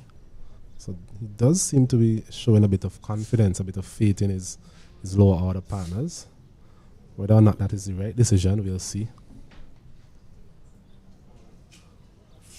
Yes, and I think, let's go back to your point, Keswick. I think that's something that we see in terms of the Australian team. We see the likes of Labuschagne and these guys. Even before the Ashes series, he actually played some cricket in England. So it's something that some of the bigger countries do, and something that we need to do more of. Because looking back at the Great West Indies team, a lot of these guys were playing county cricket. So it really helped them a lot in terms of getting familiar with different conditions, not only our conditions here in the Caribbean. Even second 11 would have been good enough for some of these players to.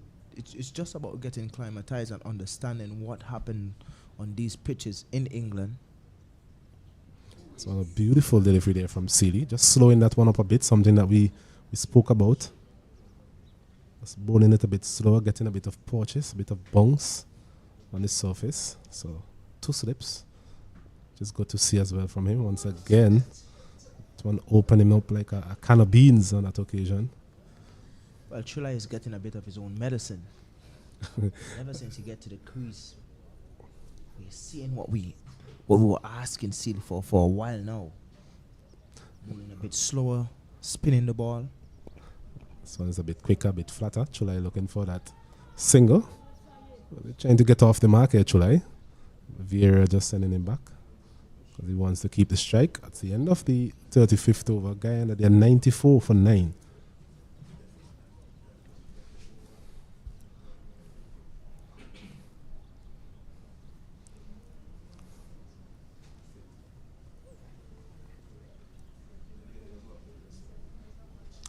Just going back to the West Indies team, I think we'll see a bit of an improved performance from them in terms of the bat in this game. Similar thing happened in the Australian series, where they really faltered with the bat in the first test, and they gradually got better as the series went on, and that's something our co-commentator Alonso was alluding to earlier. We're having these short test series. There's not really a lot of time for you to really get acclimatized during the series itself. If you remember back in the use of 5 test series, so you have enough time as a batter to recover as you get used to the conditions. That is not possible these days.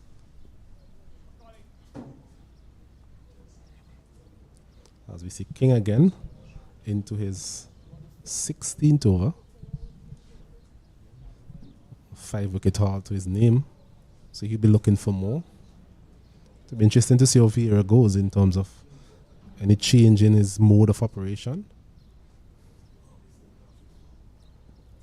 This one is short and he's pulling it down to the man there at square leg. He takes a single. So once again, a single from the first delivery of the over, something that we have seen from him in the last couple of overs. He lost his partner in the last over in the form of Singh. He's now with the number 11. So that's a risky single, I must say. Do you think it's lack of awareness and understanding the situation here?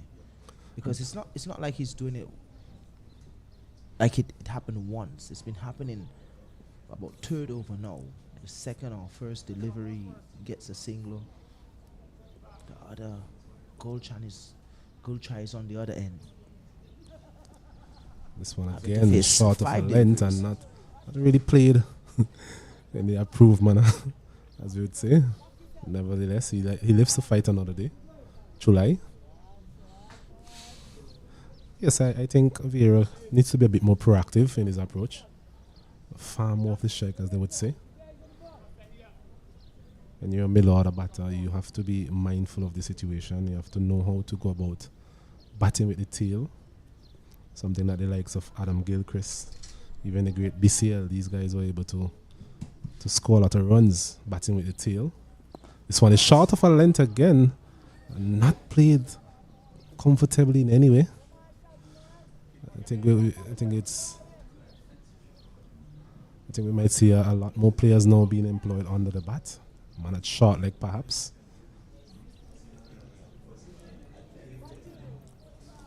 Chulai having a mid-pitch discussion there with his senior partner Vieira. I'm not too sure if these two guys know each other very well in terms of the batting ability of Chulai. The senior man now being employed, rightfully so, under the bat, under the helmet. Monday at silly mid-off as well, just easing back a bit. So a lot of company for Chulai. I'm sure he wouldn't be lonely now.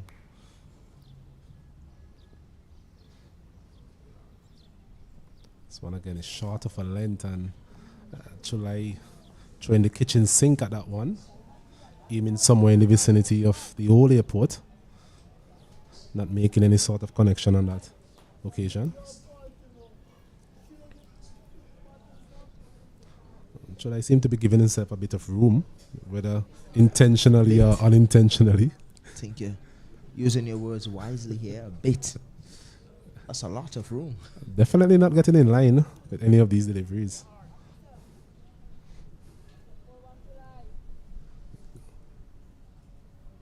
This one is full. He's driving this one elegantly. Chulai should be able to get a couple of runs here. It does so. So he was ready for that full delivery from King.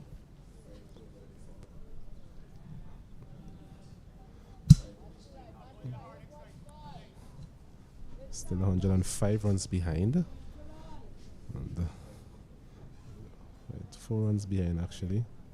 104 runs behind, sorry. 5 runs to avoid somewhat of a follow-on, if that is to be employed by the Barbadian team. This one is full again, he's driving at it. It's interesting length. The replay by Chulai was more in line with what we would expect from a so top order batter. That's so true. As opposed to the execution. Yeah, every replay shot looks like an elegant stroke down the ground. We're not really seeing that. It's the end of the over. 36 overs completed. Guyana, the 97 for the loss of 9. Nathan Seal is still operating as we expected.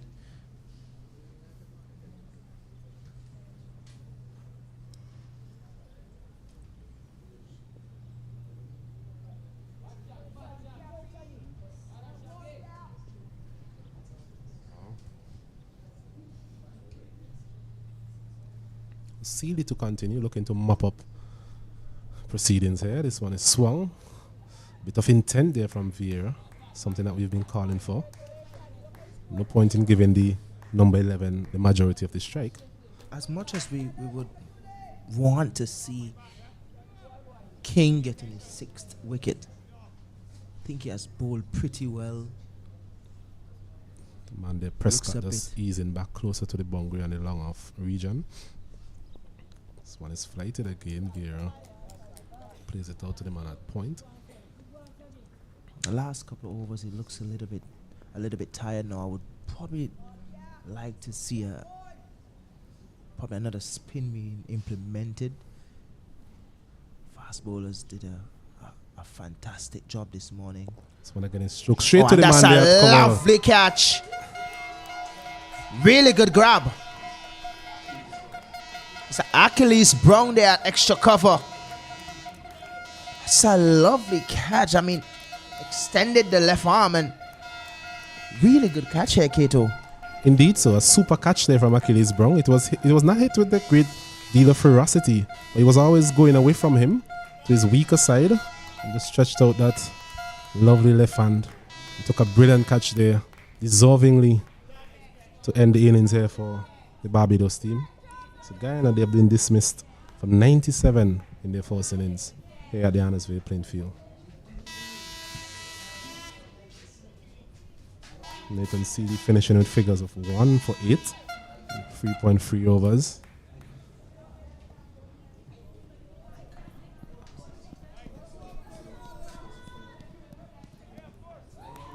There's still a little time to go before lunch. It will be interesting to see what takes place here from the Barbados team in terms of whether or not they will enforce the follow-on. So a very good display here from the Barbados team. Remember, yesterday they were inserted by the Guyana team. They made 201 for 9 declared, thanks to some very good lower order batting from Prescott and Seeley. And King himself, they were able to form some partnerships after being 37 for 5 at one stage.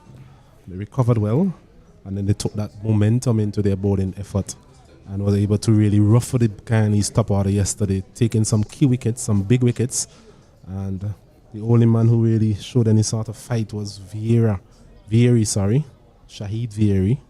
He was the last man dismissed there, a brilliant catch in the covers. So the state of the game, the Barbados made 201 for 9, Guyana they made 97 all out. So we'll take a short break and we'll be back with you in a while with live action.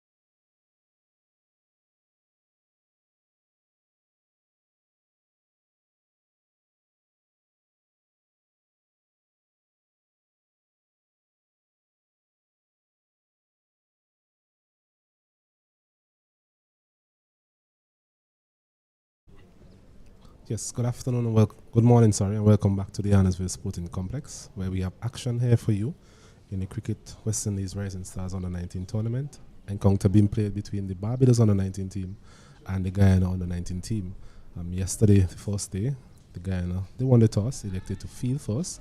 Barbados, they were in a bit of trouble all year on, but they recovered to 201 for 9.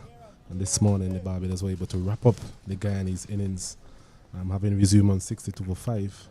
They were dismissed for 98 all out. So Barbados with a lead of 104. They actually enforced the follow-on. So that's just an update on what took place here this morning. So the start of the Guyanese innings, we have Ramnath. He's facing up to King. King in the middle of a very long spell, having bowled 16 overs in the first innings. This is expected to be a relatively short session before the lunch and interval. The Barbados team will be looking to at least make an inroad into the Guyanese batting lineup here. Opening partner to Ramnath would be Romeo Deonarine. Then they really trouble the score as much in the first innings. They'll be hoping for a change here in the second innings. There's free slips, a gully, backward point, a cover, mid-on and square leg and a deep fine leg. There's a good delivery on the line of the off stump. Rampasad Ramnath coming forward. A long stretch forward this time around. If you remember in the first innings, he was caught in the slip garden. Delivery on the line of the off stump moving away. So I think a similar delivery or similar line will be employed here by King.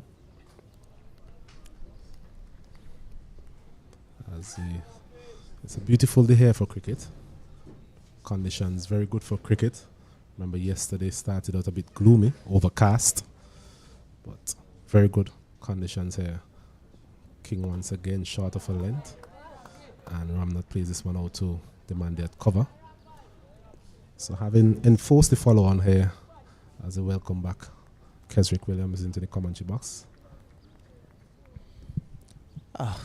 Well, I don't even want to say good morning again, because it's been a good morning for Barbados, and it's been a good morning for Kyron King. It's been so good that he put 9 overs on a trot this morning, and he's back with the new ball in hand. This is really impressive from him.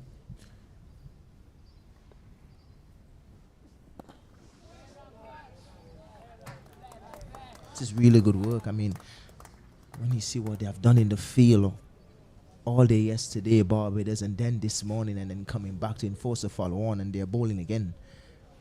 This is really impressive from the skipper, showing full confidence in his bowling unit. Do you think that his bowlers had anything to do with it in terms of influencing the decision? I think the coaches had the most influence, but I'm pretty sure that the bowlers had something to say.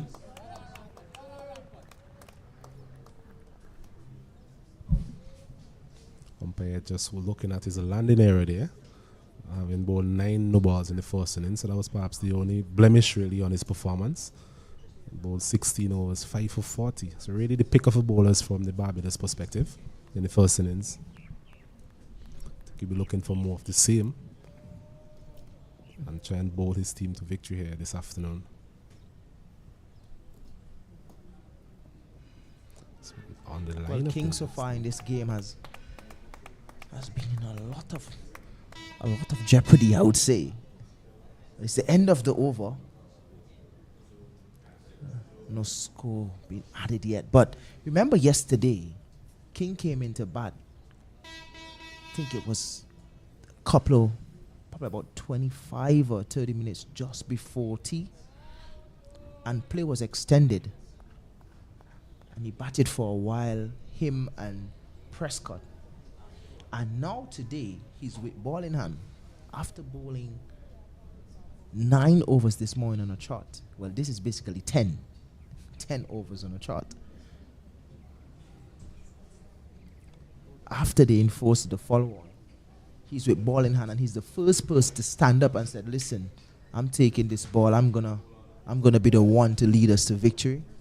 And this is showing good from not just from the Barbados under 19, but from the skipper and also the determination from these bowlers. Yes, very good fitness being shown from the young man. As we see Prescott start proceedings from the other end. Outside edge, not really carrying to the man there at slip. Prescott coming around the wicket, trying to angle the ball into the left-hander, getting them to move away. I think the good thing about that was Dion Ryan. He played it with soft hands. Didn't really push at it as such.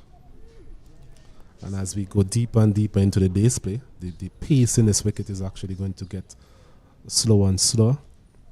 So it's important that the slip card and position themselves in the right way in order to effect any sort of dismissal in that region.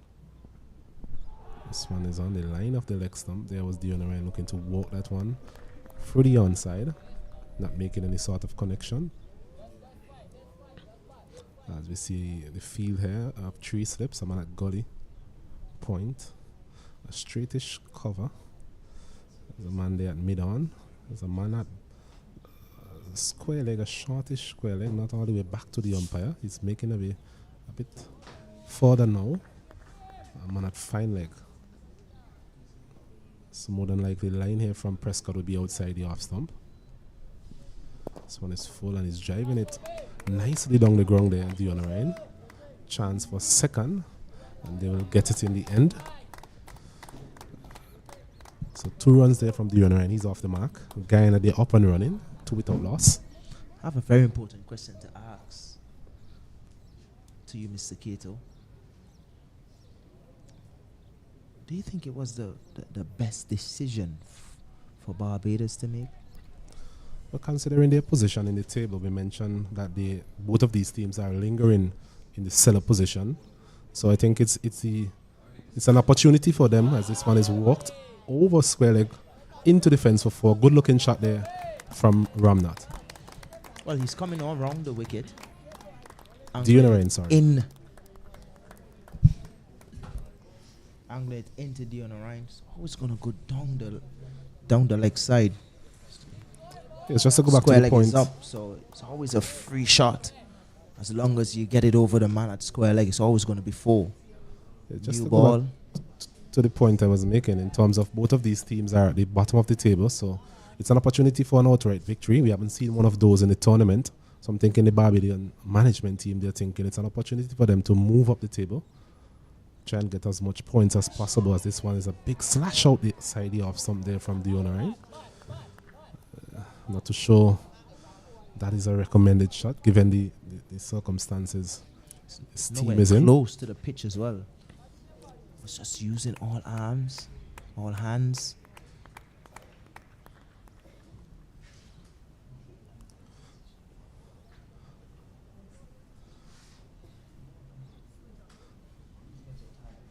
I know, Keswick, you were of the opinion that perhaps they should have batted and scored some quick runs and put some pressure back onto the Guyanese later on in the afternoon. But taking into consideration, they're young players. I mean, they've been in the field all morning and then all evening yesterday. So I was, probably thinking that they could have given them a little bit of rest. The batters go out, play a few shots. I think they're very capable in terms of scoring fast runs, Barbados. So just looking at things, I would have probably go back, pile on a little bit of runs and give ourselves enough time to bowl out the Guyana team. Probably the last session last hour in the second session, and then you have all evening, the last session after tea, to bowl them out. I think that would have probably been a little bit easier in terms of the wear and tear on the bowlers, but it's already done. Guyana is batting presently. The score is 6 without loss. Romeo is on strike and Ramnath is at the crease. Yes, it's a session that belonged primarily to the Barbados team. They were able to mop up the lower order of the Guyana batting lineup this morning. And so at lunch here at the Arnesway Sporting Complex, Guyana following on, they are 6 without loss.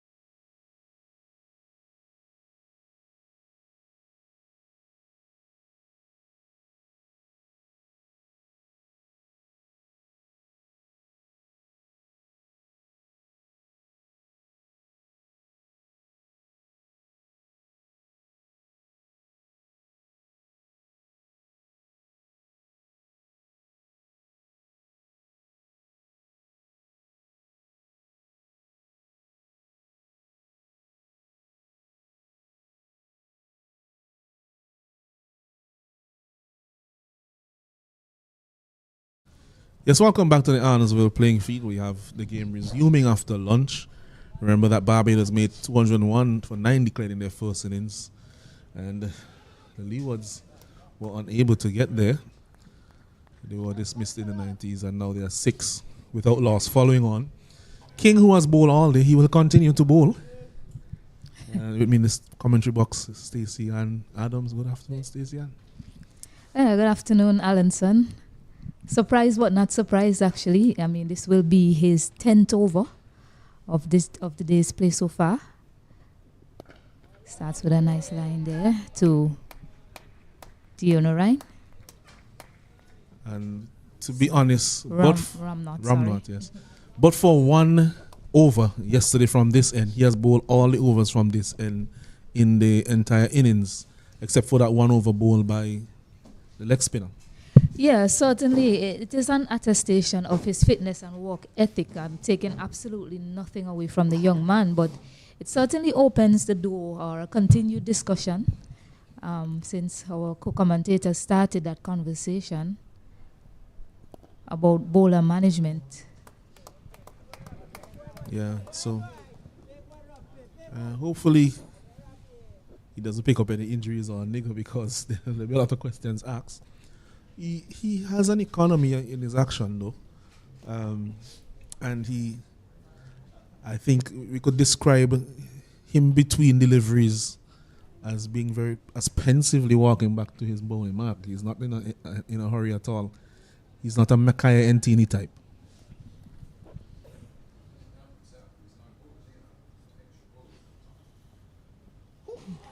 Nice lifting delivery. And this was the other point I was about to make. He has predominantly bowled that short testing length to the batters, and I think a lot of fast bowlers will tell you it takes a lot out of you to continuously run up and bowl short like that. Absolutely. Absolutely.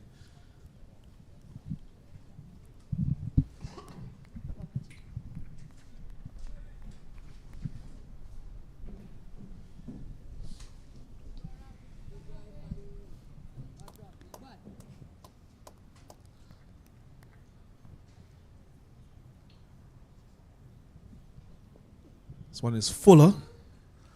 He's coming across his stump just a little bit. I don't know if King spotted that, but not too far away from the leg stump.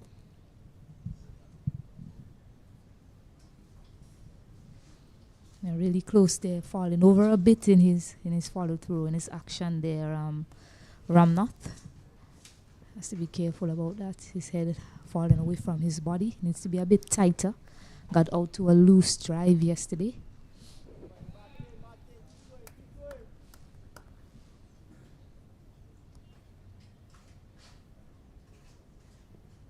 This one is a short delivery. That one had some pace. And it was well evaded there by Ramnot.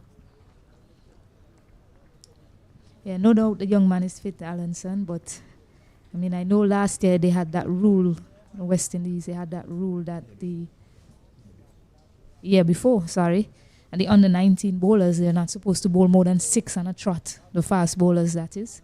And this year we are seeing Kyron King with a very long spell. Even yesterday, he bowled 7 on the trot, if I can recall. This morning, 9 on the trot, and then right after the break, he bowled 1, and here he is again.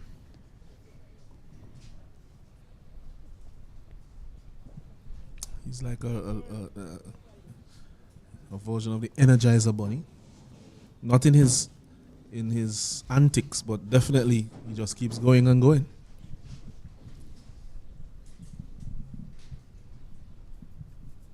Ramnath hasn't got going as yet. Still yet to trouble the scorers.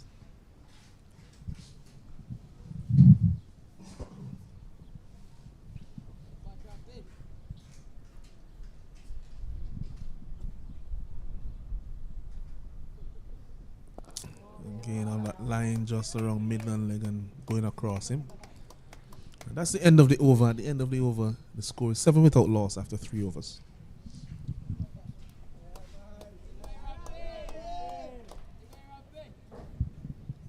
Just to let you know, in the other games, we have not had any action today. Windward Islands and Trinidad are supposed to be playing at Park Hill, but very wet conditions there in the outfield. Really, they have prevented any action from taking place. So both teams haven't really bowled or batted a ball as yet. And so far today, Jamaica were 15 for 3 in response to the Leeward Islands being bowled out for 80. And they are still on the same score because today we haven't had any action over at Sign either. So it really speaks to the marked difference in the drainage conditions here at the international ground as opposed to some of the other grounds here in St. Vincent. Maybe a case for something to be done to the drainage elsewhere. Powers that be might be listening.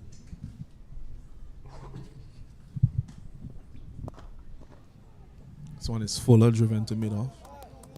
Certainly, Allenson, on that point about the drainage. I hope the right persons are listening to you. And it also speaks to why Barbados, they're pushing for an outright victory in this game. I mean, of course, you come to this tournament, you want to get an outright victory in every game that you play. But it will certainly put them in the best position to be playing for that first place spot. And speaking about that, no run off that delivery. Speaking about that, the last update we had in terms of the points, I believe you have that first, so we could. We will be getting it quite shortly from our statistician. Still updating, so when we get that to you, we will pass it on to you as soon as we can. But a lot depends on what happens here in this game.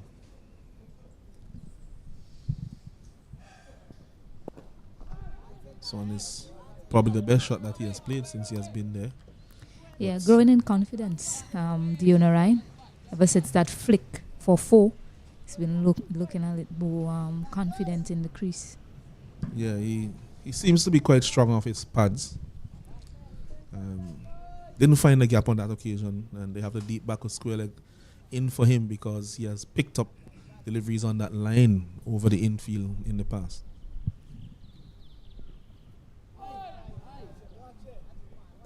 No need for him really to play at that delivery, especially the way he played at it. I mean, if he was going to go at that, he really should be going quite more forcefully, so that if it takes the edge, then it might go over the slip set. But really, he just hung the bat out on that one. Yeah, I would have been catching practice for one of the slip fielders, and he connected. Yeah, we must commend Barbados so far. I think we have seen a one-drop catch from them, but by and large, they have caught well in the slips in this competition.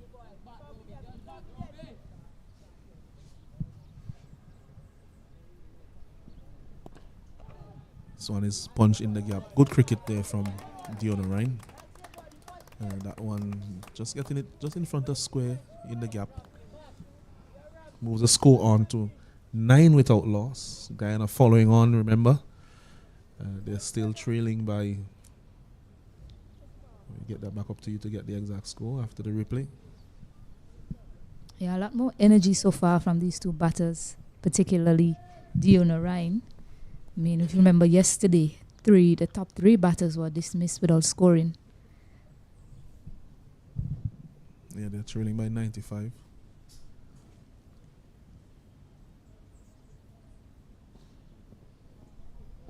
Yes, Dion Ryan, as you mentioned yesterday, was dismissed very early.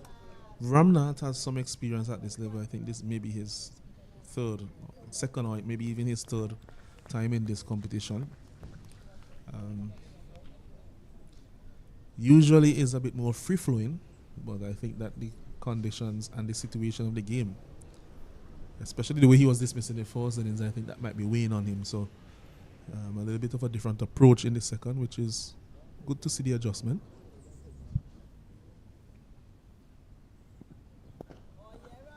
Yeah, he's a lot more watchful. End of over number 4, 9 without loss.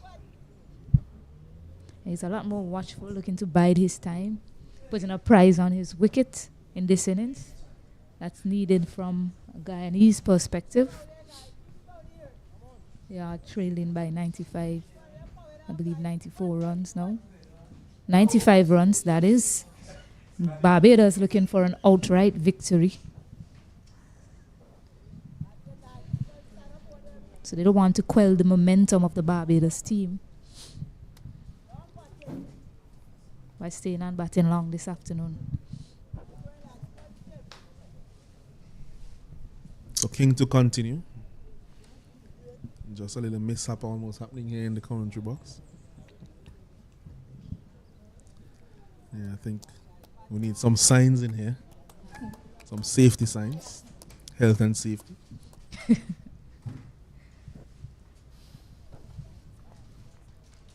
So Kyron King to continue.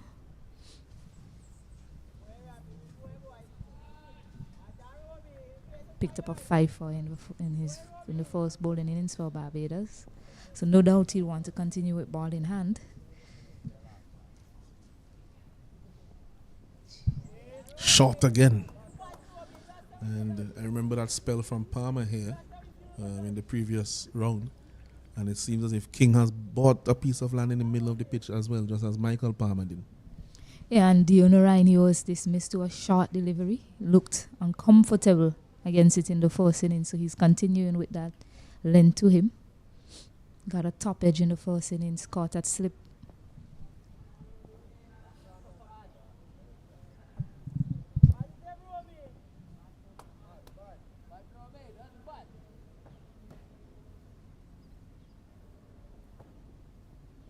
This one down the leg side. He has struggled slightly when he's pitched the ball up to the left-handers.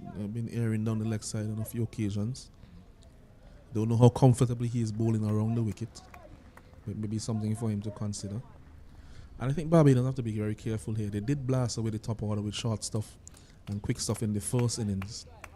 But slightly different conditions now. That was a very fresh pitch. After all the rain and so on, the pitch has settled down just a little bit. So they need to be a bit more multifaceted in their approach. And they managed to get a quick single there. A fumble by, I believe that's Motara at square leg. Yeah, and the approach is different as well from the Guyanese batters. They're looking to get out of the way of the short pitch delivery as quickly as possible. So they'll have to think of a different approach to them if that one doesn't work. That single by Dion O'Ryan gets Ramnath back on strike.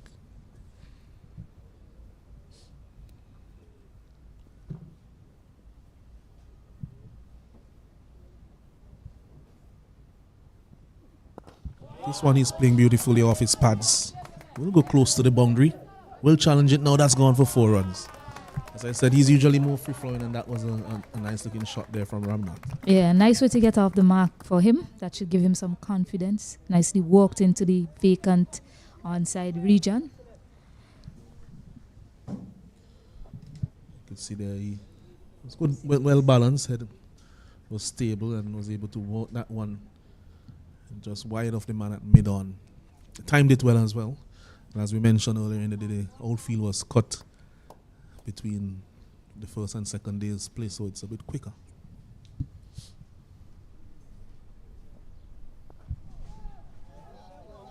So I'm looking to punch that one in the gap on the offside. Doesn't succeed.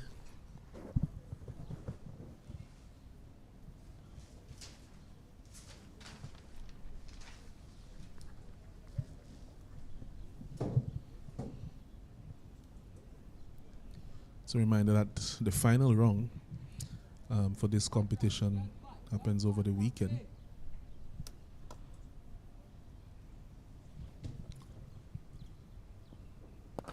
That's a lovely shot there from Ramnath. He didn't have to run for that one. Tell you that's 4 runs all the time. Yeah, again you mentioned it's his balance. He just leant into it, and all he had to do was time it. Really excellently played from the young man, showing the full face of the bat. Something Kesrick was mentioning, our co-commentator Kesrick, he was saying if it was him, he would be going back into bat against Guyana and try to pile on the runs, put pressure on them, and then have them try to go after the score. as he said, he didn't believe that the bowlers would have been as penetrative, having to come back so quickly to bowl. Get back to that shortly. That one is played down to fine leg again. Another no ball. Yeah, you have to spare thought, particularly for King, who really has been bowling. If you really check it out, I think Barbados declared at maybe 340 or so yesterday. Maybe somewhere around that time, 345. And now it's... get back to that shortly. Now it's 21 hours later. Thereabouts. 20 hours later. Well, 21 hours later. And he basically has been bowling continuously since then, except for sleep. And you also have to consider that he batted very well at the back end of the innings. And then right after, he had to open the bowling. You know, he batted in that partnership, 50-odd partnership, that last wicket partnership between him and Prescott. So he's really been working really hard for Barbados team with bat and ball now. And I could see Skipper going to have a word with him now. Maybe that he's telling him, well, you know, we'll give you a little break now. Well deserved break for him. Or maybe just saying just one last one and then you could take a rest. We'll see what it is in the next over. But yeah, it's always an issue about resting bowlers and so on. I think primarily in their minds is the result of the game. You also always have to keep one eye as well on the fitness of your players and whether they can do the job that you're asking them to do based on their current condition. This one is hit away again by Ramnath. Will go close to the boundary. It's getting there now. 4 more runs to Ramnath. Yeah, he's getting into his walk now, Ramnath. That was too short. It sat up nicely. And he used his wrist well to walk it to the onside to pick up another 4. Dion Ryan is calling for a bat. Yeah, as we said earlier, he's usually very free-flowing. He's usually a stroke-making batsman. But I think that dismissal in the first innings, he may have had a stern talking to because it was really casual, very early in his innings, a very loose, wafty drive outside the off stump. But he has given himself a bit more time now, and he's looking to expand his array of stroke play. Has to be careful as well, just to make sure that he selects properly. In behind that one.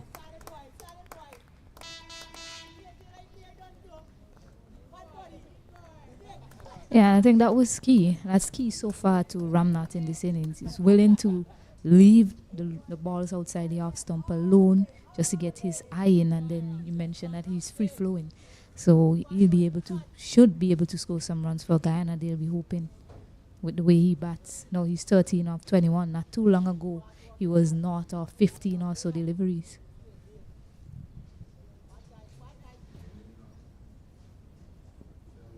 This one wide to test him to see if he would go after it, but another no ball. So really struggling with the rhythm here.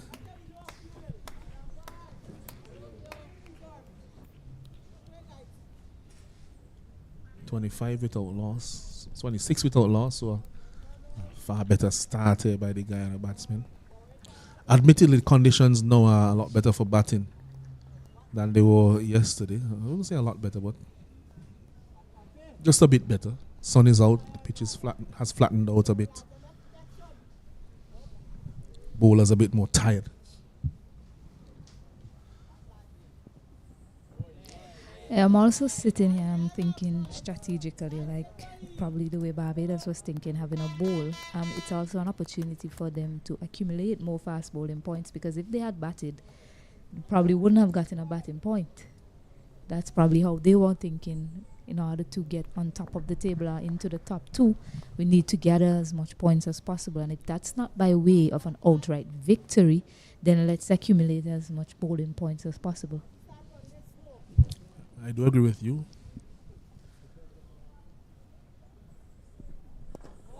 This one punched into the gap again. Maybe time for 2? No? The other Ryan says you could stay up there, buddy.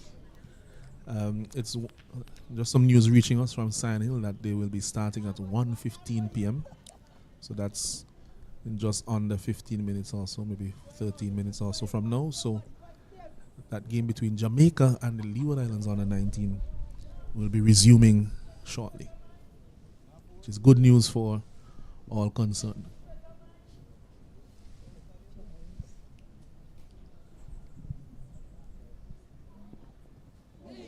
It's another short delivery, quite high. And the Guyanese batsmen are not the tallest, at least those at the top of the order. So wide call by the umpire Brian. Yeah, I think they've found out that he doesn't quite like it there, Diona, right? Don't mind that line of attack to him in each over from the pacers. Ramnath has handled the shorter stuff well, but he seems to like it pitched up on his pads more, Diona, right? So that short line of attack is welcomed by the Barbados contingent.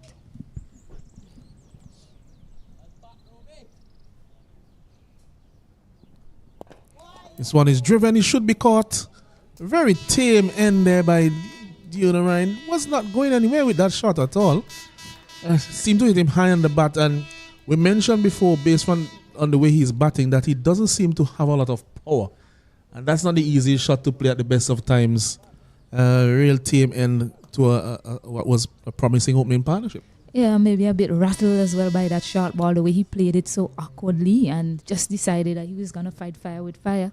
And was an ill-advised shot in the end as it brought about his demise. And you saw him looking at his bat. He called for a bat sometime in the over before. I'm not too sure if he did get that bat. I can't remember seeing somebody come out with a bat, but we saw him looking at his bat at the end of that dismissal. But too late now. Captain Mabenja Dindial has some work to do with Ramnath. I tell you what, unless he was batting with the stump, I don't think he could blame the bat for that one. Not to say that that ball wasn't there for a shot like that, but I don't think for a player that the type of player that we have seen him to be, that it was there for him to play that shot. Yeah, he looks a lot better going along the carpet. That time he was opting to clear that fielder shot mid-off and really got nowhere. Just hit high up on the bat, and it was just an easy loopy catch for the fielder to take. Yeah, it actually struggled to clear the bowler. So that's what I'm saying, that, it didn't look as if he was anywhere near executing that shot properly. So Dindi Yal, who is the captain of Guyana, experienced player batting at number 3, batted at 4 for West Indies on the 19 as well. Dawn was at 3, if I recall, in some of the games in the World Cup. John Johnson at 5. So gets a short one to start and calmly bats it, plays it in front of him. That's the end of over number 6. And at the end of the over, the score is 28 for 1.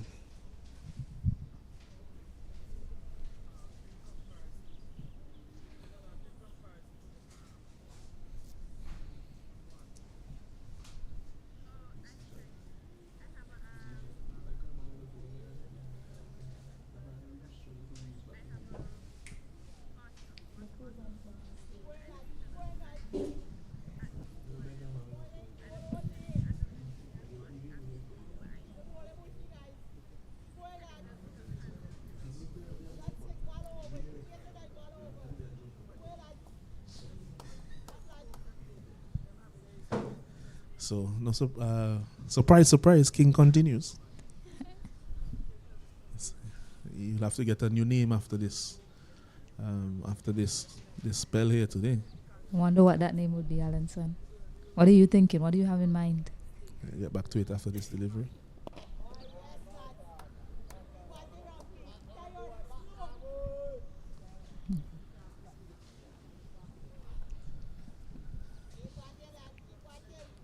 Maybe you have to get some name that alludes to his fitness. Few that come to mind, but I'll leave his teammates to make that determination.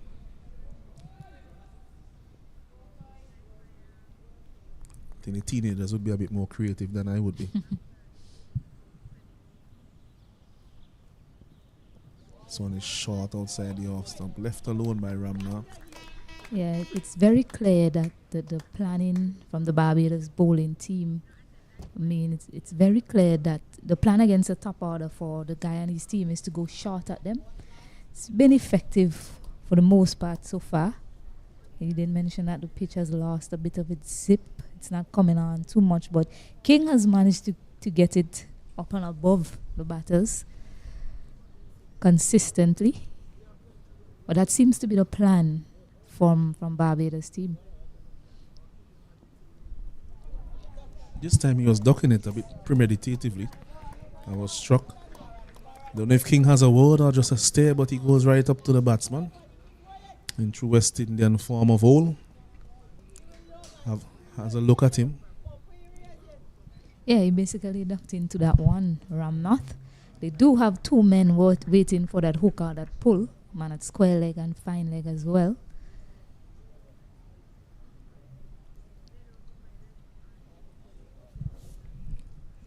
Based on the angle of King, I don't think the pull shot may be the best shot. He's bowling it across him and he's getting it to go further away.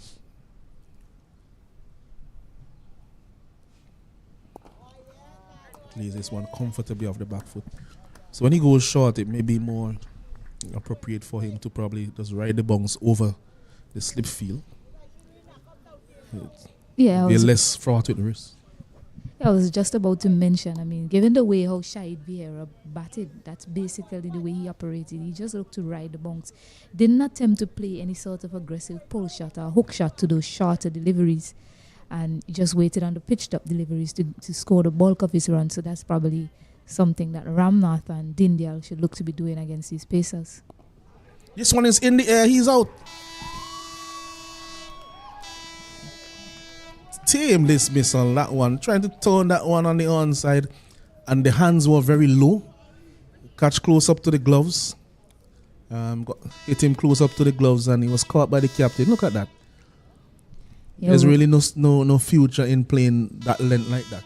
Yeah, we were just speaking about riding the bounce. Certainly didn't ride it there on that occasion, Allenson. And we were talking about having a fielder close for that catch.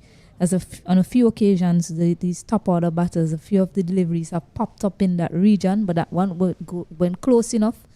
The man at short square leg to take a comfortable catch in the end. A good low catch, actually. I tell you what, Vieira is coming out to bat now at number 4. And I think what helped him in terms of getting on top of the bounce was his height. He's almost a foot taller than most of his other top order teammates. And especially as a short batsman, there's really no future in you jumping at that height to try to defend a ball or turn it off your body. It's either you leave it or you play the pull shot, or if it's closer to your off stump, you could ramp it over the slips or something like that. All of those are actually a lot safer options than trying to turn the ball, because you leave yourself exposed in terms of getting a leading edge, one popping off the glove if it bounces a little bit more, as that one did, bounce more than he anticipated. And so that's the back of Ramnath. And he was just he was just getting his flow in terms of his stay at the crease, and the Barbados team will be glad to see the back of him. And he's replaced by Vieira.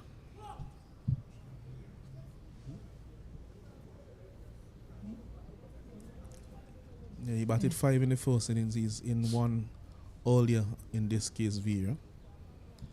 Considering how he batted in the first innings, he probably could have even openly batted.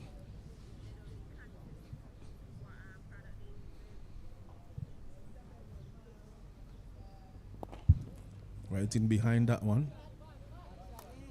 Another no ball, it seems. So there have been quite a few extras. We'll get how many from our scorers shortly, how many no balls in particular have been bowled in this innings by Barbados. Yeah, you mentioned Vieira probably even opening the batting. I mean, he has shown a lot of confidence, especially against the pacers and the short bowling. And that's predominantly how the Barbados bowlers have attacked these top order batters. But he has stood up to that line of attack. He was actually last out, caught by a diving catch by Achilles Brown off the bowling of Sealy. 6 no balls so far in this innings of only 7 overs from the Barbados bowlers, so almost a no ball per over. It's an extra over as well.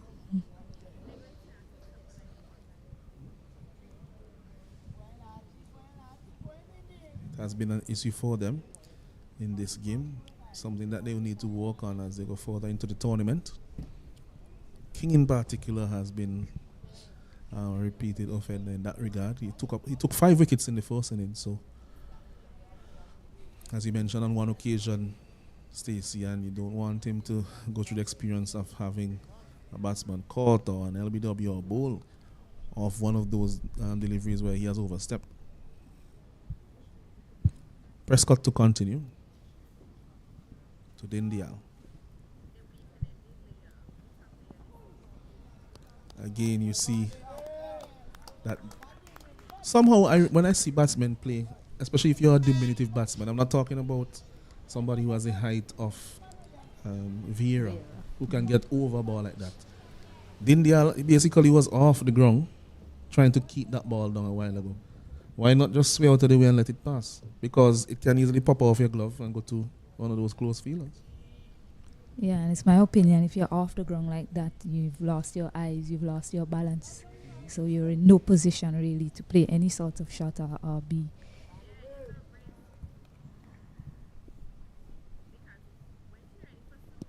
So he turns it. No run there. It also reminds me of a period when Ramner Sawan, former West Indies batsman, middle order batsman, prolific in ODIs and Test cricket, was getting out like that repeatedly because he didn't want to hook. He was getting out hooking first, and then he determined that he was going to stand up and defend, and he was just popping the ball close to the pitch quite often, either to the short leg or down to the slips.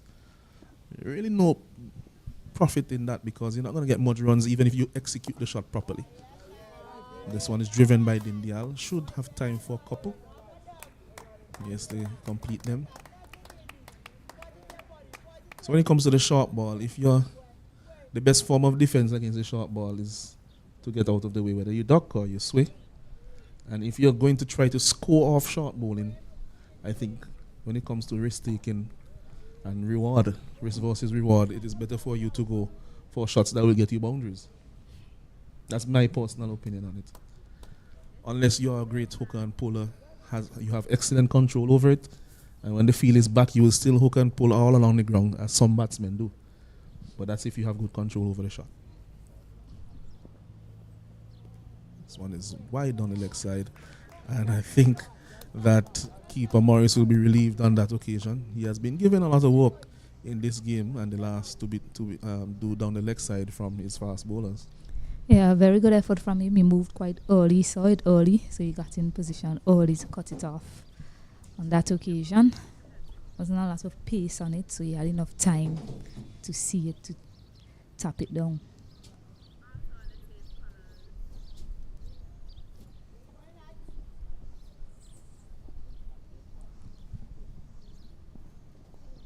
This one is flicked down to the man at fine leg, who is quite fine.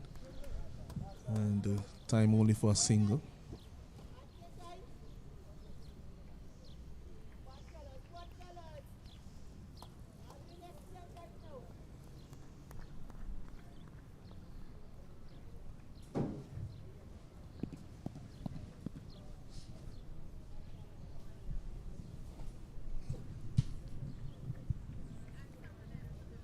So Barbados firmly in the position of strength in this game. So one again down the leg side. That's the end of the over. As I was saying, Barbados firmly in a position of strength in this game. 32 for 2.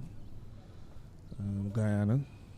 A better start than in their first innings, but still behind the 8 ball. They are still about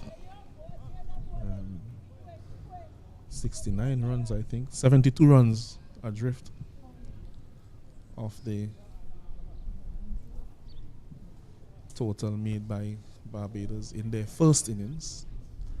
They were dismissed for less than 100 in their first innings, Guyana. and asked to follow on because they were unable to get less than 100 runs behind the total of the Barbados team. So more than 100 runs behind, and they were asked to follow on.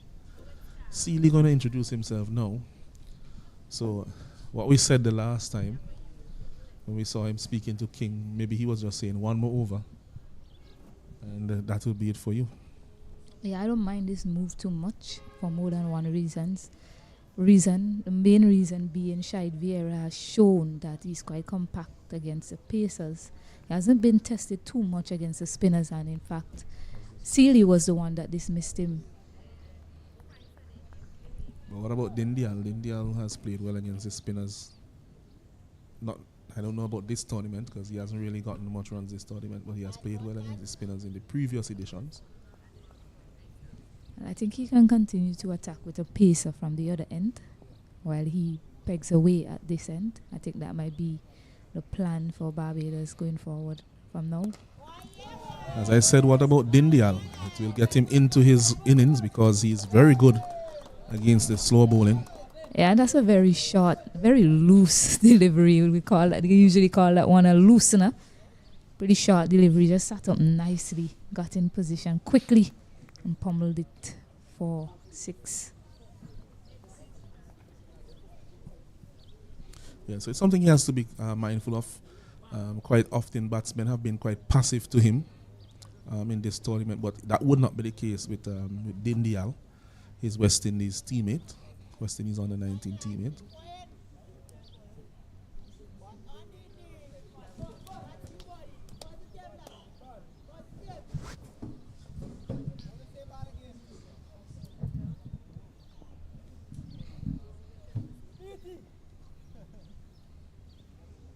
Let's see how Sealy responds. So it's short again, but well knocked down there by Brown in covers. They will get time for 2. So you see it automatically from Dindial. As soon as the spinner comes on, his footwork is precise. His mindset is now all of a sudden a mindset of attack as opposed to what it was against the pace.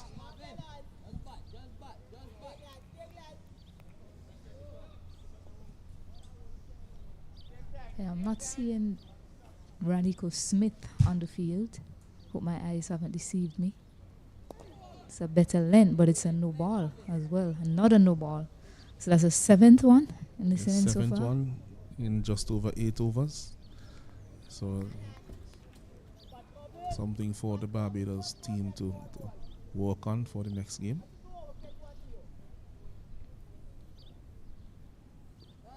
This one had a bit more bounce on it.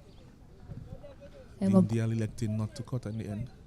It's going back to Smith being off the field. That may be the reason why King was still bowling. And then this might play right into the hands of the Guyanese because then you'll have to get Mutara in as well. With King, with Smith being off the field so far. Haven't seen him as yet since the resumption. No, we haven't. He hasn't come back out after lunch. We're trying to pinpoint who the substitute is. It seems like it is Clark. No, Greenwich is on for him. Micah Greenwich, number 8 at mid-on. Clark is in the playing 11. It's a better finish from Sealy. It was a bit all over the shop with his line and lengths to Dindial in that over. But a better finish to end the over. The score moves up to 41 for 2.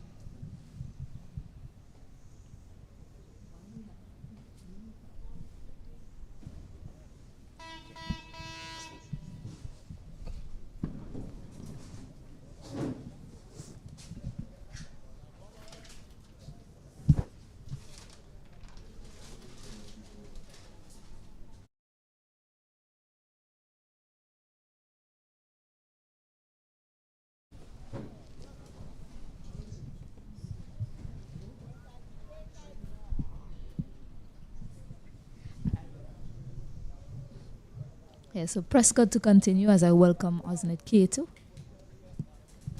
Good afternoon to you, Stacey, and good afternoon to all our viewers.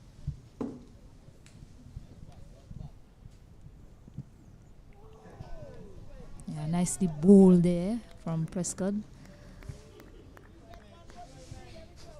Just pitching and leaving Shahid Vieira. Caught in two minds there.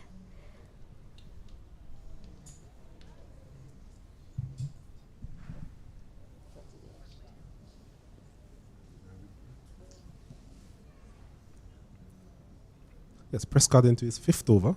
Figures of 1 for 18. Hasn't really been that consistent as he was in the first innings.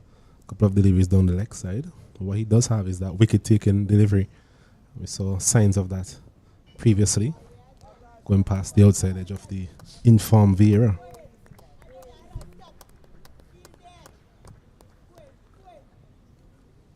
Yeah, and with the absence of Smith, I'll go back to that. I mean, Guyanese are looking quite different out there. They're now 41 for 2.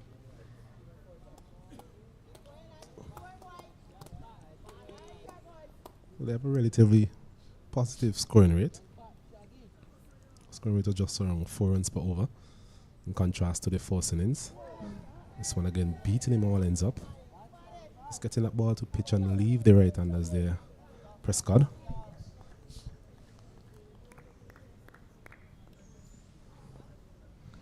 Just evading the off stump as well. Passed over the leg stump, off stump, sorry, to be precise. So that's a better length to Vieira, as I mentioned, as I was seeing off air. He's very confident when it's short of a length. Yes, he drives well also, but in that channel, he's a bit uncertain with his defense.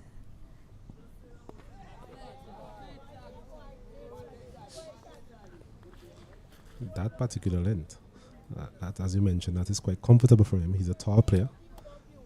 Tends to hang back a bit. We've seen a lot of that in his first innings.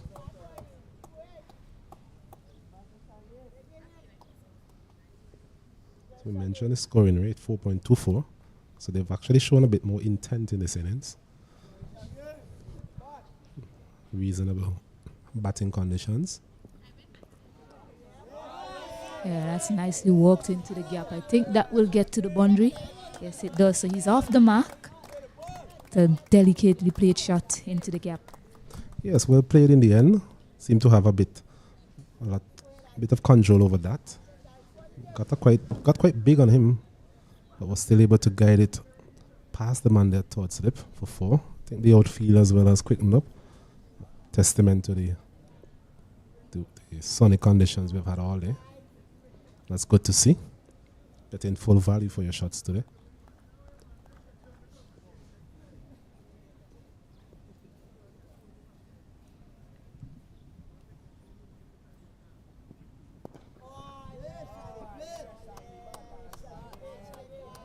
Pitched up delivery to finish the over. Score moves up to 45 for 2 after 10.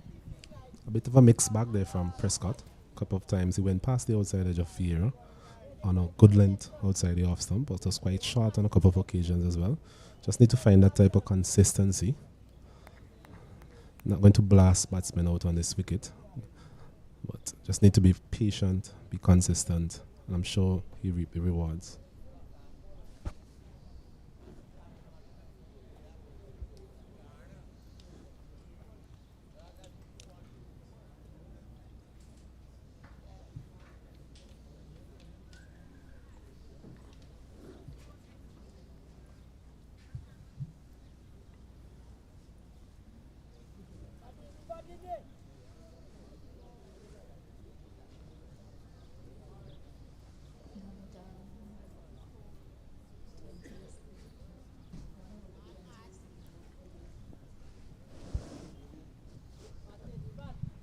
So Sealy to Dindial.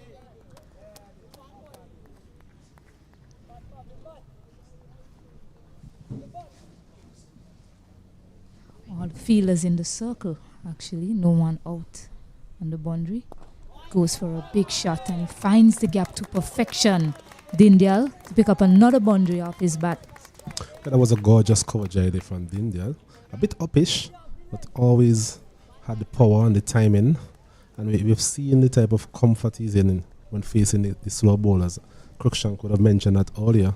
Seemed to be more at ease against the spinners. His footwork is more settled.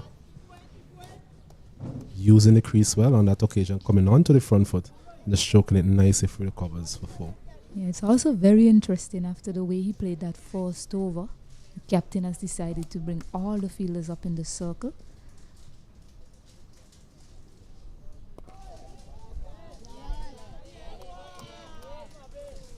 Well, Barbados actually have a bit of runs in the bank. They still have 55 runs in the lead. So the captain can still afford to just be a bit more patient as it relates to Dindial. The last over, there was a really short delivery that he put away.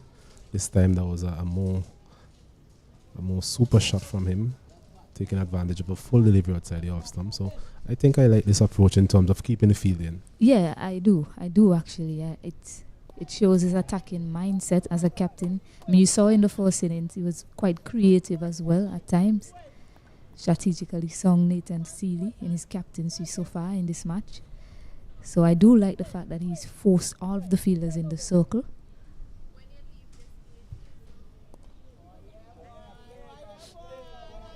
Walks off the pads there for a single, but he also needs to get his lines right if he ought to have that sort of feel to put pressure on the batters. Brings the over to an end, 50 up as well, 50 for 2, Guyana. It's not a bad start from the Guyanese in response to being forced to follow on. Those 2 wickets would have hurt them quite a bit, but still a very positive start from them. Captain Dindial, 16 from 19, he has started well. And we also saw what Vieira can do in the first inning. So this is an important partnership for the Guyanese if they are to mount any sort of challenge to the Barbados team this afternoon.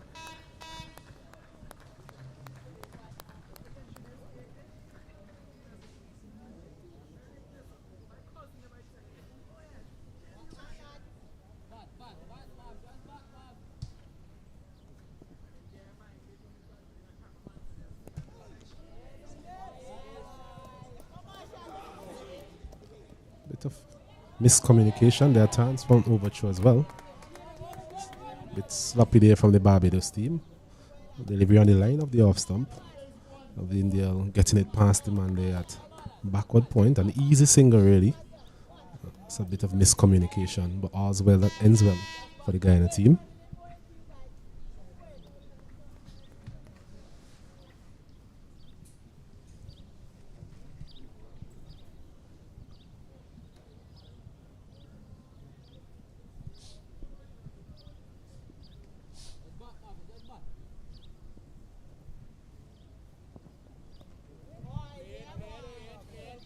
Up on his toes, he rides the bunks, but straight to that fielder there, Dawn at slip. Looking to play that cute shot between to get it to deep third. Didn't manage to play it fine enough to get it, well, late enough, I should say, to get it in that region.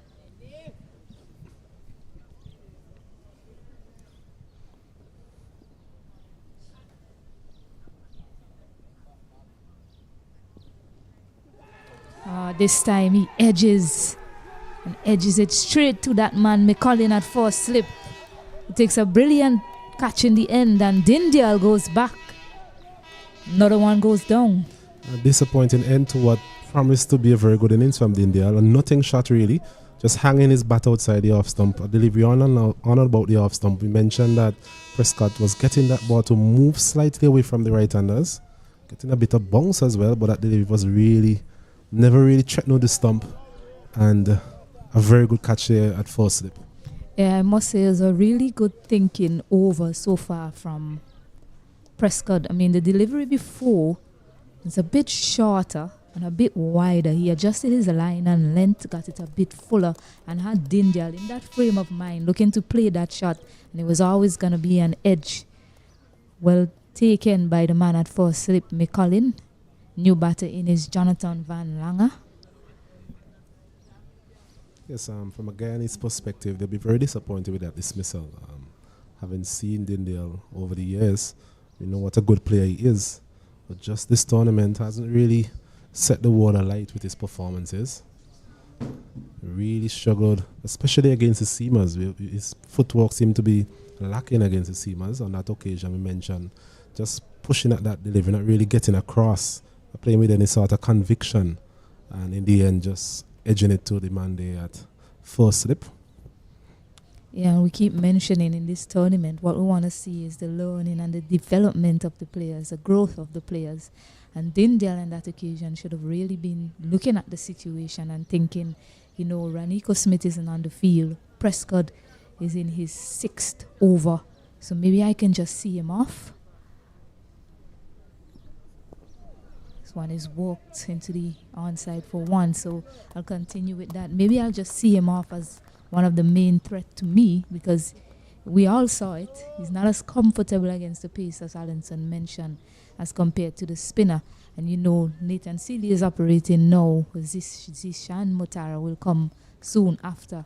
So he really should have been looking to play out Prescott as much as possible. Agreed. Another opportunity for a partnership here for the Guyanese. So Vieira again. He seemed to be the only constant in this lineup as it relates to the batting performance. Oh, that's driven nicely through the covers by Prescott. It's too tall. He managed to get 2 as well. Van Lange had to hustle back to get the second, but got it quite easily in the end. Yes, Van Lange really had to put in the hard yards there. Coming back for 2. A good looking shot again from Vieira, getting that left leg out to the pitch of the ball and just stroking it, not trying to hit the ball too hard. That's something that we've seen from him, from his force in his knock. But times the ball well.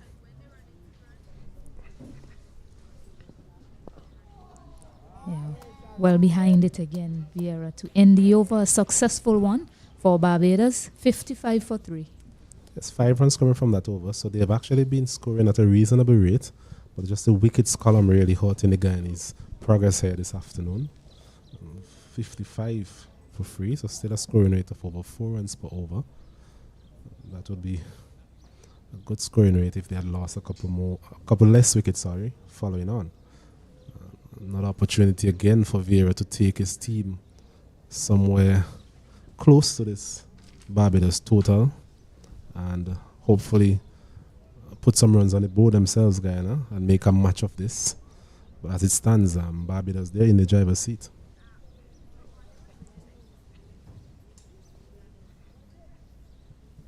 Yeah, Barbados will be thinking 3 of the top batters are gone. Basically, Shahid Vieira is in our way. They'll be thinking to get rid of the others at the other end, of course. Still can look to work out Shahid Vieira, but the way the others have batted in the 4th innings, they'll be looking to make inroads into this. This one is played nicely, depth touch to that shot, that 3rd man boundary, and they pick up. Well, it's not 4 actually. It's a good stop by Mutara. I thought that was headed to the boundary, but a good hand from the fielder to stop it just inside. Yes, good feeling there from Mutara, but very poor run in between the wickets. Should have been 3 runs at least. Both batters looking at the ball, something that your coach is telling you not to do.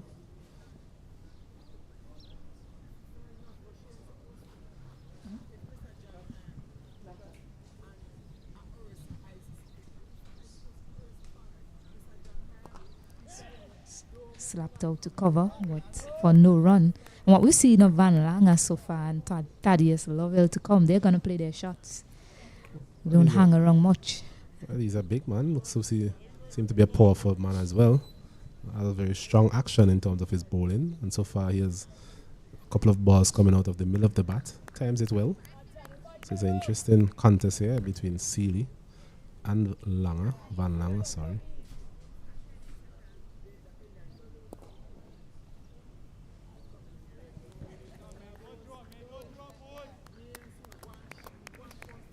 I spoke about Seeley at length earlier in terms of his style of bowling and whether or not he really needs to have a bit more guile in terms of the longer format of the game if he's to really excel at the highest level. Tends to bowl at a reasonable quick pace for a spinner. Just would love to see him use the crease a bit more. Changes of pace. This one is forced again, backward of point for 2 runs. It's really quite easy for Van Langer, given the pace that he's bowling. Tends to just walk the ball into the gaps and runs are on the easy runs in the making. Yeah, it's the difference between him and Gulcharan Chulai of Guyana. Bowls that ball a lot slower through the air. Chulai, in comparison to Sealy, is a bit quicker through the air. It's even quicker on that occasion. Played down the ground for a single. Completes the over, 5 runs from it. 5 runs from it, sorry. The score moves up to 60 for 3. Another good over from Guyana's perspective. Mentioned that they've been able to get the ball into the gaps and score relatively freely. It's just a matter of the wickets that they're losing at regular intervals. That would really dent their progress. It's a new partnership. So far, Van Langer, he's looked good since he came to the crease. 6 from 7, a positive start from him. They'll be hoping that he can continue in that vein and just stay there and form a partnership with Vieira. Vieira, 6 from 11, so he's not been there a very long time as well. So both batters at the beginning of their innings, and hopefully they'll be able to make somewhat of a recovery for the Guyana team.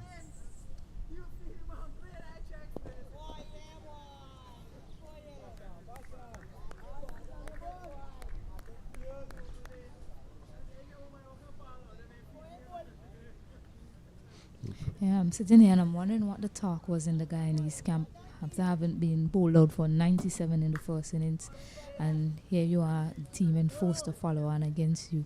What do you think the conversation was, given how the batters came out to bat in the second innings?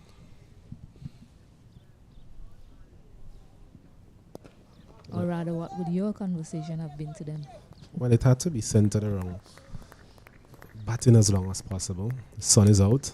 The wicket is getting a bit easier for batting.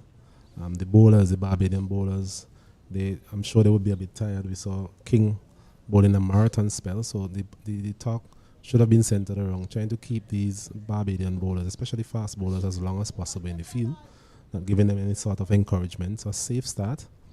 But we've seen the opposite in terms of they've been a bit more positive in their stroke play, but that has been at the expense of some of their top order wickets.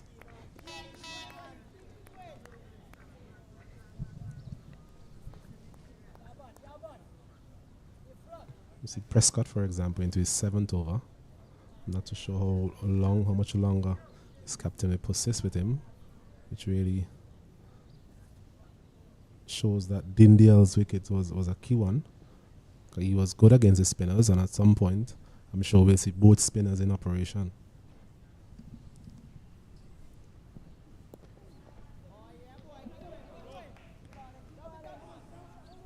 Yeah, good hand there from Don.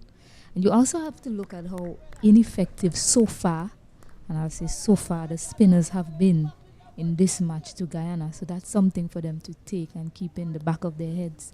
You know that Sealy is operating now and you have Matara to come.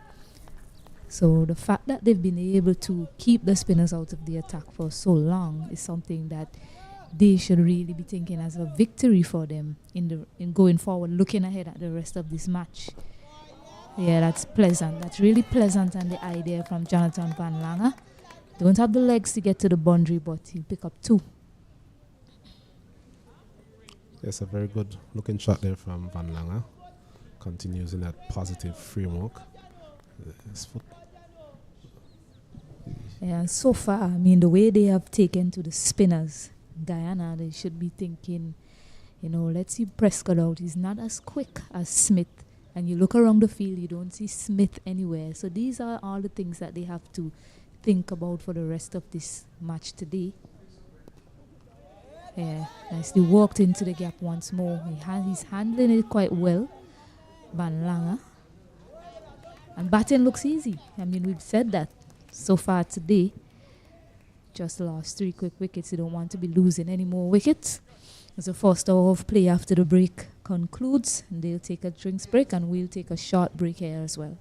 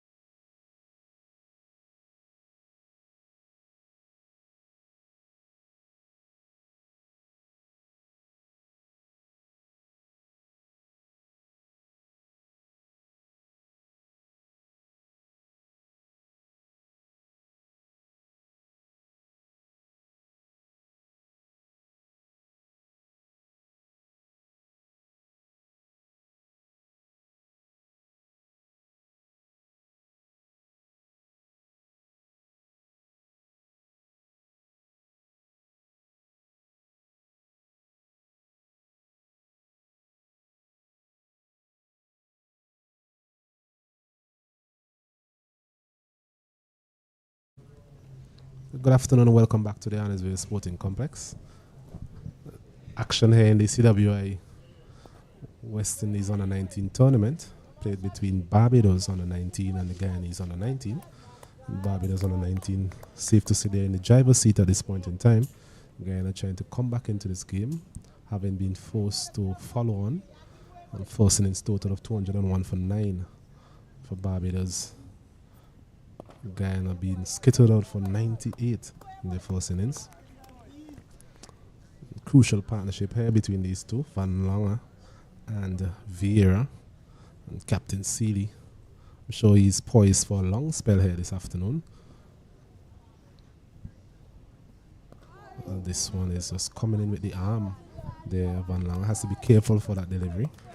Yeah, that one came back sharply, and Langer seems to be quite content on playing him on the back foot more so than forward.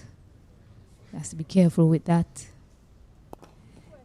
This one is punched powerfully out to long off for another single.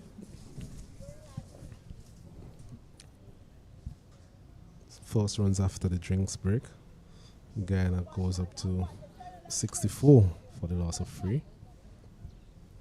And I'm looking around the field and I'm wondering to myself, who does the captain turn to next to partner him at the other end?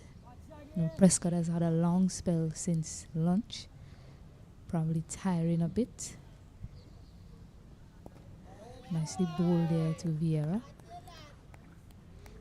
So I'm wondering if he goes to Mutara, or if he rolls the dice a bit and give King another spell from that end. It's getting to that stage of the game where you think the spinners would be at their most threatening, yes. It's a wearing wicket, it's day 2 wicket. The sun has baked it all day. And it's been interesting to see, as you said. It's definitely look like Mutara coming from that end, number 15 sporting on his back. And this over coming to an end. 15 overs completed. Guyana 64 with 64 for 3, sorry. Yeah, Mutara bowled 1 over. Lovell took a liking to him. 20 runs came off his over yesterday. Since then, saw no appearance of him in the bowling lineup. He has a chance to redeem himself here this evening. Indeed so. This captain would definitely need him. We spoke about the absence of Raniko Spit, one of the frontline fast bowlers. In the first innings they would have depended heavily on their fast bowlers. But as this wicket dries out and as the Guyanese batsmen get a bit more comfortable, Barbadian bowlers tiring as well. So it's going to be a case where the spinners are going to be critical.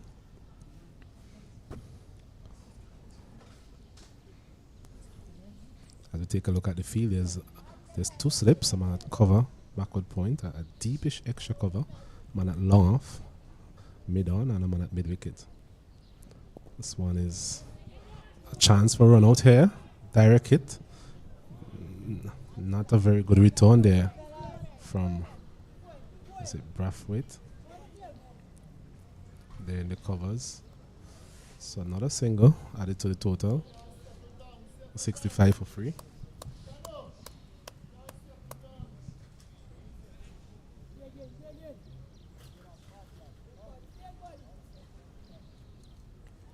See a change in the field. The man at long off coming into the circle.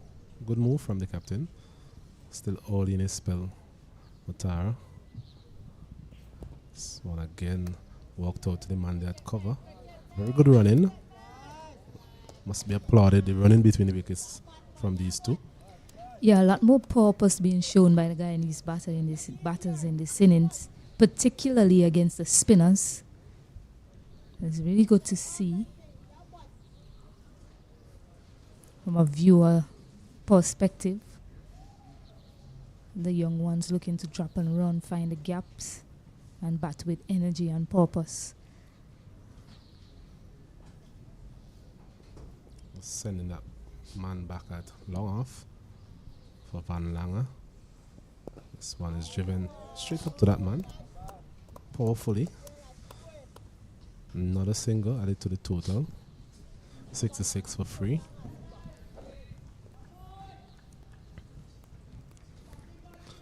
The Barbados team not as bubbling as they were earlier. It's partnership still in its infancy stages, but such as being the ease at which they've operated, I think that's what is really causing the dent in the confidence level of the Barbadian spinners.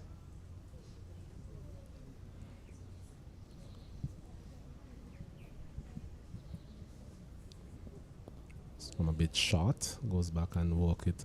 Quite unorthodox, but effective for another single Vieira. Scoreboard continues to tick. 68 for 3.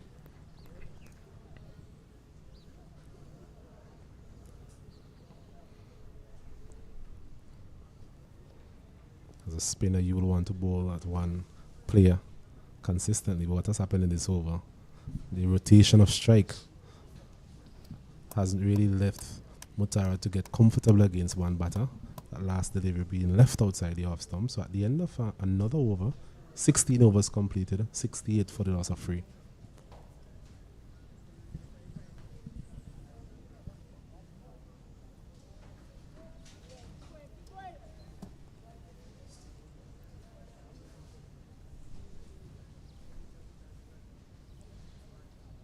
Just an update from the test match going on with the West Indies versus England.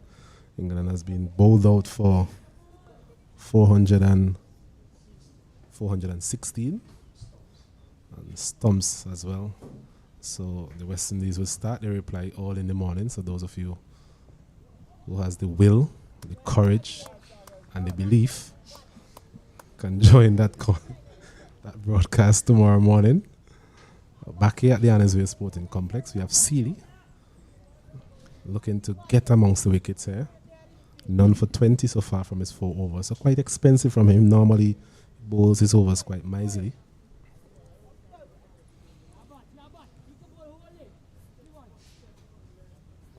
This one again, very well played. Short of a length, giving the batter a little bit of room outside the off stump. I think that's something that we can applaud from these two. They've managed to use the pace that he's bowling at. Just maneuver it into the gaps for 1s and 2s. So very good batting.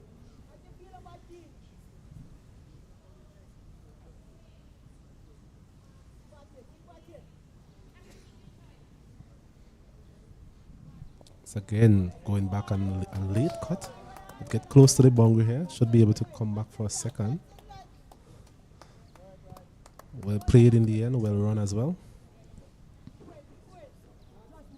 Just offering a bit too much room outside the off stump there, Stacey. Yeah, he's played him quite well, Van Langer, since he's come to the middle.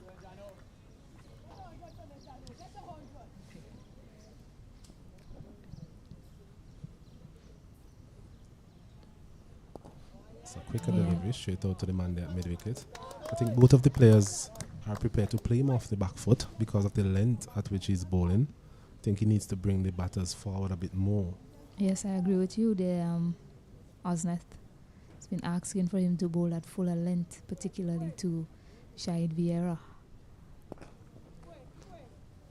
Something in that region. There's a better length there. Van Langer again finding the middle of the bat. I think it's safe to say that the majority of his deliveries have been coming from the middle of his bat. Yeah, what we're seeing here is quite a contrast from yesterday as the over comes to an end. 17 bowls, 71 for 3. The fact that the spinner had to come into the attack earlier, Guyanese batters were a lot more comfortable against the spinners and were able to score quicker in comparison to yesterday when the Pacers operated more. So spin in tandem operating now, I think the Guyanese look a lot more comfortable against this, particularly Van Langer.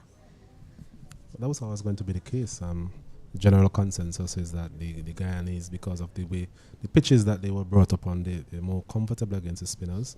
They've produced some very good players of spin bowling over the years. As we see Motara once again starting proceedings from the back end. Yes, the likes of Ramnir Sawan, Shivnarayan Chandapal, Carl Hooper, all of these players are very good players of spin bowling. So this is more of a comfort zone for both of these players. This one is down the leg side. Umpire signal that the deflection came from the pad of Vieira there. Well taken there by Joshua Morris, moving to his left. Hasn't seen a great deal of turn so far from Motara. Still working his way into his spell. Into his second over this time. Oh, just as I was saying that. Got one to turn square. Well, bold. And it's something you get from leg spinners. You know, they have to take their time most of the time to get into their spell and get into those threatening deliveries.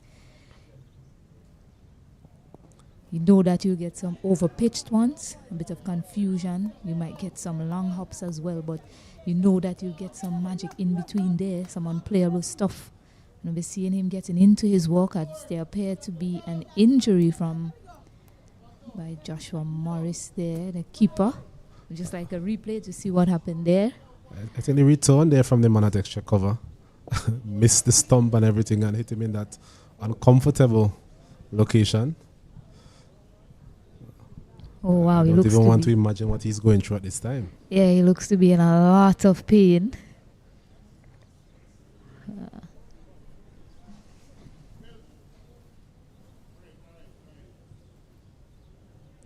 71 for free into over number 18. So there'll be a short break in play here as the physio comes onto the field to attend to Joshua Morris. I think it'll take him a little time to just get back his breath, as they would say.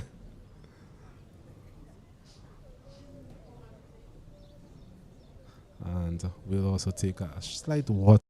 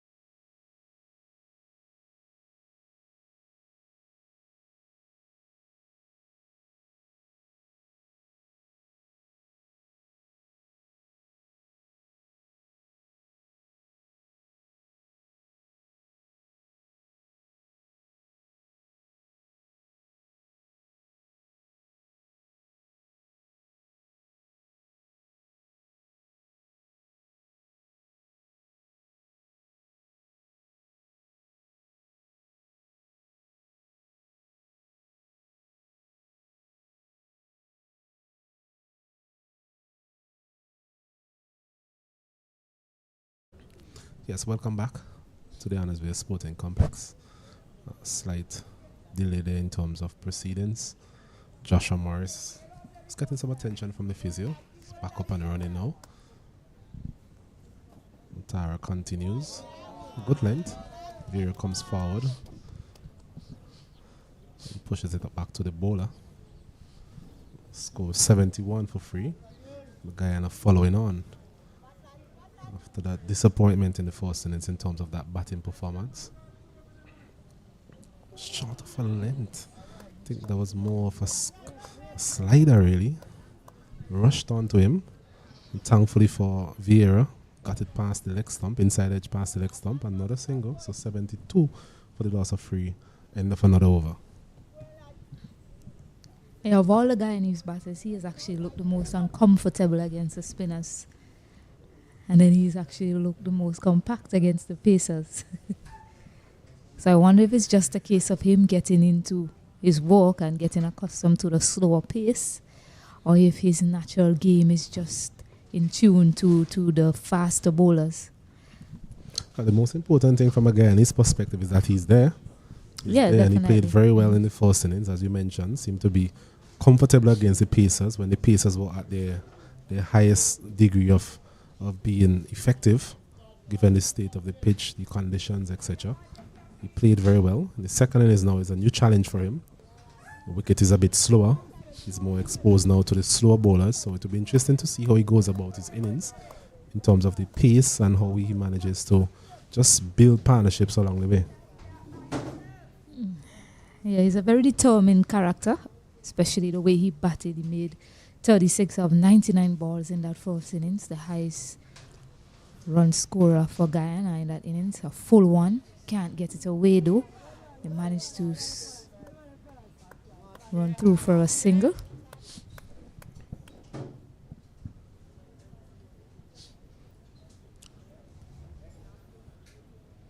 $73 for free. Captain Seeley into his sixth over. Just trying to string a few deliveries together. Hasn't really been able to do that with any sort of consistency so far, as Van Lange just stroking this one down to mid-on for an easy single as well. Yeah, as a cricket fan, you must be impressed with the way Van Lange has come out in this innings, the sort of liveliness he has brought to the batting crease since his introduction. Even when he's at the non-strikers, then you look at the way he's trying to this is close. there. umpire says not out. I'm wondering if there was an inside edge there. It would be interesting to see that replay again. It's pretty straight.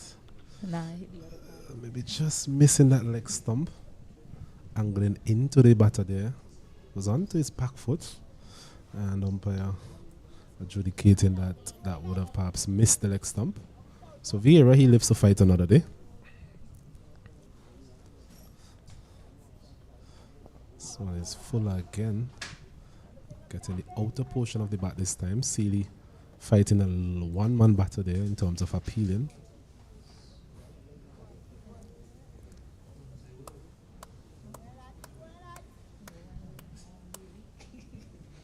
$74 for free. This one again is getting a bit of turn, a bit of bounce, a bit of indecision there in terms of the running. So quite an action pack over there from Seeley. And thankfully from a Guyanese perspective, no harm done to them and their progress. So at the end of the 19th over, Guyana, they are 74 for free in their second innings.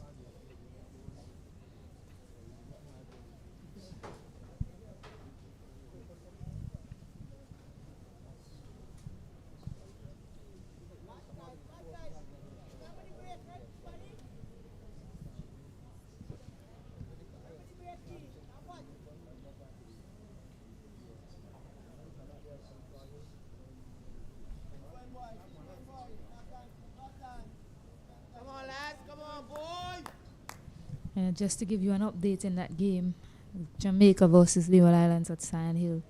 Leeward Islands, of course, we were bowled out for 80 yesterday. Jamaica, in reply, they are 50 for 5. Mutara starts another over. He's walked out to square leg. Van Lang running the first one hard. Looking for a second.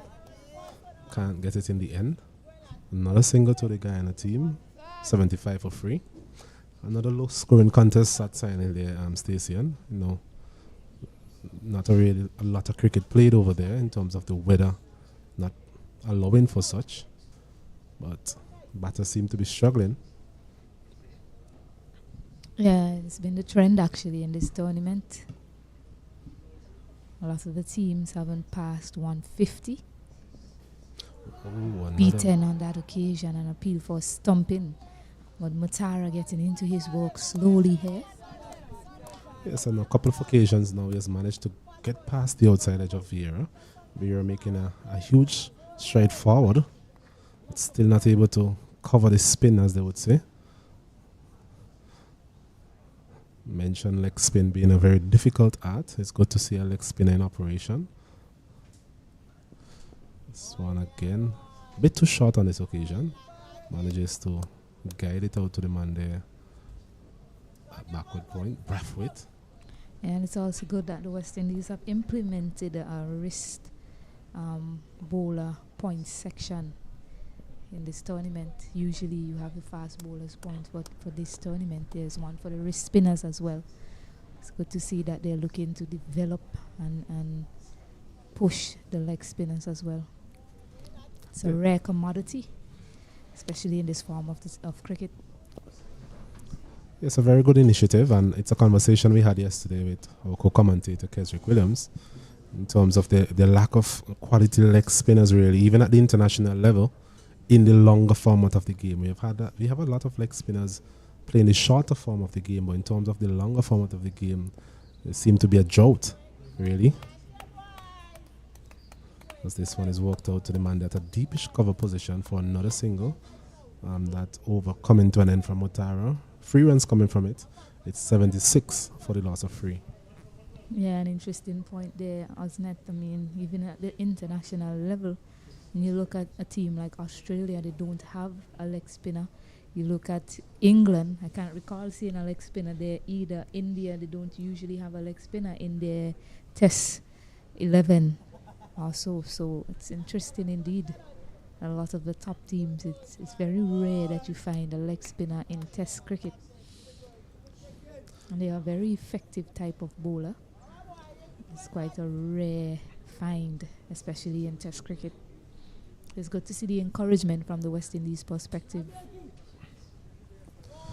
I think that has a lot to do with bowling in the longer format of the game against bowling in the shorter form of the game. A lot of the leg spinners now, they're more accustomed to the shorter format of the game. We have T10 cricket, we have T20 cricket, 50 over cricket. So their bowling is more geared towards bowling in that type of encounter as opposed to the longer format of the game.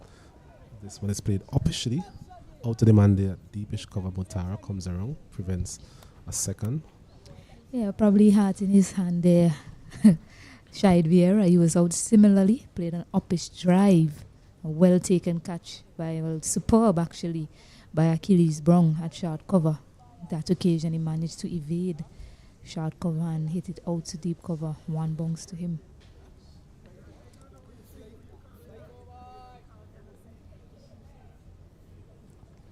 It's interesting to see the change in the field for both batters in this partnership.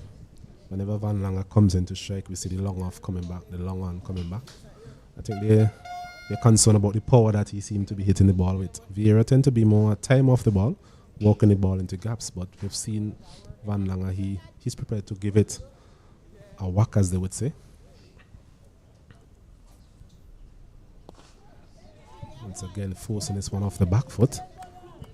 Should be able to come back for a second. A bit uppishly as well. There's two men there in the cover region. But on this occasion, he managed to find the gap. 2 more runs added to his total. He moves along nicely onto 18 from 28. Guyana moves up to 79 for free.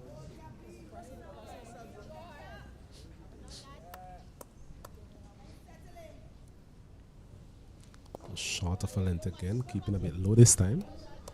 This one goes to the left of Mutara. Dives to his left, prevents a second. Not a single. That's 80 for free. So scoring pretty freely at this point in time in this partnership. Doesn't seem to be in a lot of bother at both of these batters. This one is coming forward. Vieira perhaps struck outside the off stump.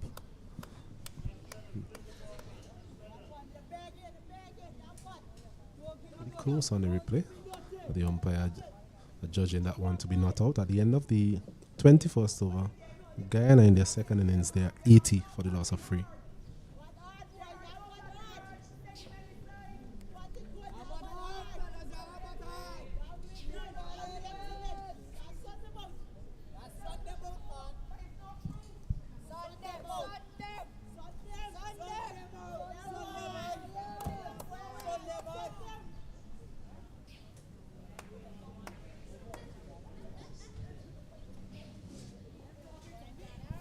So Mutara to continue to Van Lange. Had to been a bit of a wobble there. Van Lange not too sure about that one. Yes, getting a bit of toe now. He's into his 4th over, Mutara. So has walked his way well into the spell. This one is hit high and hard. Should be able to clear the boundary, is it? Yes, I think it just got over the boundary there. It was a flighted delivery, and we mentioned the power of Van Lange. And this time he hit it straight over long on for 6. His first of the innings. And the total moves on to 86 for the loss of 3. Yeah, he kept it shaped well. Looking to hit it down the ground very importantly. Wasn't looking to go across it. Was always aiming. On this occasion, coming out trumps. He's hitting this one straight back over the bowlers at a 1 bounce into the fence.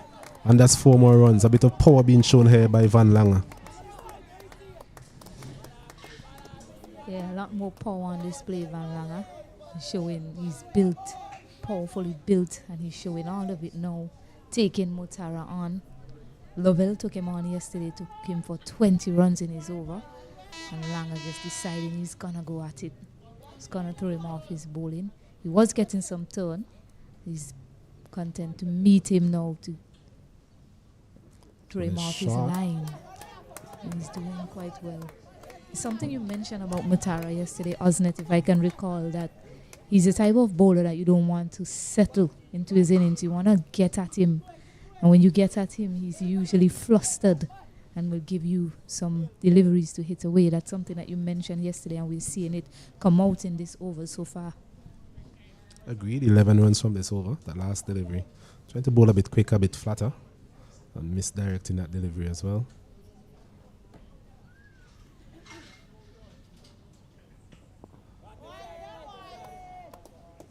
This one is well played. Very good over there for Guyana. 11 runs coming from it. And at the end of the 22nd, Guyana responding to Barbados 201 for 9. They made 97 in their first innings. They were forced to follow on, and then now 91 for the loss of 3.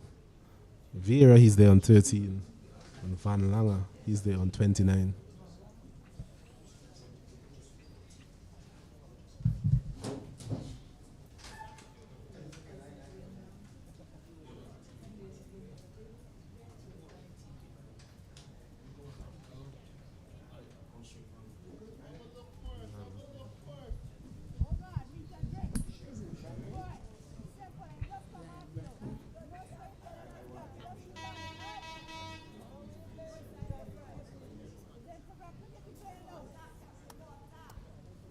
I think we're going to see a change in the bowling here from the commentary box end. Looks to be Zion Brathwaite. Not too sure about his bowling pedigree. Can't remember seeing him bowl. In a couple of years he's participating in this tournament. His captain is hoping that he has somewhat of a golden arm on this occasion. Yeah, and I guess they decided that they needed to take some spin off the ball, so they've decided to go to maybe a slow medium pace of Zion Brathwaite. So let's see how he goes. Some width offered, and right away gets in position nicely and punches it off the back foot for 2. So too much width on that occasion from Zion Brathwaite. Yes, a drink sort of loosener there from Brathwaite, offering some whiff outside the off stump, and Van Langer, given the form that we have seen from him, I think we can safely say that he's playing a similar type of innings to what we saw from Prescott in terms of the positivity in their stroke play and their running between the wickets. From ball 1, we saw him finding the middle of the bat, being prepared to run the singles, run the twos, and so far it has paid dividends for him, 31 from 35 balls. Yeah, he has a positive mindset, Van Langer. Width offered again. This time even better from Van Langer. Save your legs. 4 more runs to the total. Moves the score up to 97. Very good shot there from Van Langer. He's timing the ball beautifully throughout this innings, offering him a bit of room outside the off stump, and just punched it. The sound off the bat was really something to behold on that occasion. And 4 more runs there for Van Langer. Moves on to 35. Total goes up to 97 for the loss of 3. Too short and too wide. He has had some starts in this tournament so far, Van Langer, 25 and 28 respectively. And today he's looking as if he's willing to cash in. I mean, that tells me he's in some good form. He hasn't been able to get that score of 50 and above, but it's a perfect opportunity for him to do that today. More width offered, but low bonks, so he was willing to leave that alone. Van Langer. Well, I think what we've seen from him in terms of his bowling, a very strong action, gets the ball through at a reasonable pace. Still has a lot more development to go, but he also has some ability with the bat. So I think what we have on our hands is the making of a good all-rounder in the future, if he's able to continue in this vein.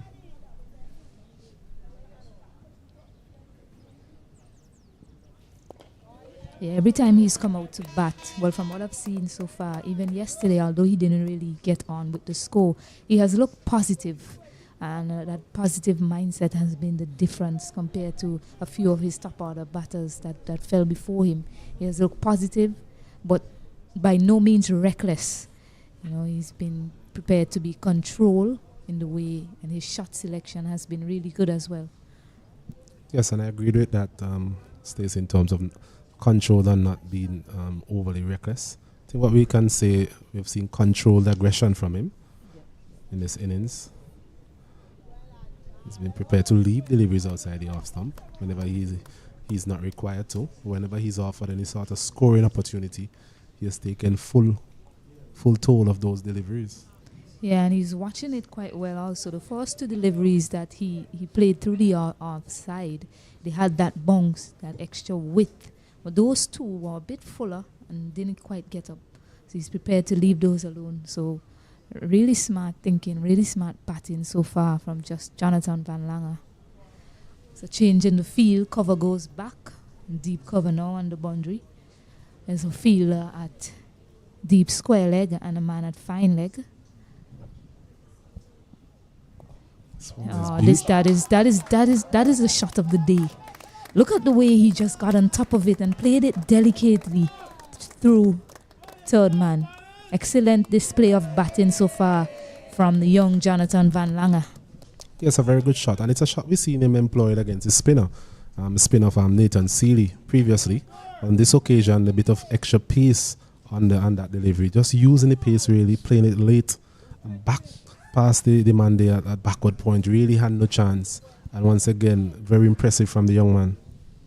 Yeah, and that brought up the 100 as well for Guyana. They are now up to 101, trailed by just 3 runs and just 3 wickets down also. So Jonathan Van Langer was just informed. He's just 17 years old. He's showing a lot of maturity in this batting innings. He's up now to 39 from 40 balls. To be Motara to continue from the backway end. A flighted delivery, pushing it through the offside and well run as well. That backing up from Van Langer. Impressive all afternoon. Yeah, Shahid Vieira has really fought in this innings compared to the first one. I mean, he's looked a bit uncertain to Matara, but the important thing, as you mentioned, for him is that he's still out there and he's still putting in a fight. I think from his perspective, the key thing for him would be to just give more of the strike to Van Langer. He seemed to be the one in form, the one who is more comfortable with the bowling at both ends. So that's a very good single to have from the first ball of the over, as we see the field long on and long off in operation now. Nathan Seeley being forced to do such. I mentioned a couple of overs ago he was able to bring the field in, try and stifle the batters. But now that we have seen the expansive stroke play of Van Langer, he's forced to really utilize his boundary riders, and this one is punched out to one of those boundary riders we were speaking about, the man at long off. Prescott comes around, a single again to Van Langer, moves up to 40. Guyanese total up to 103 for the loss of 3.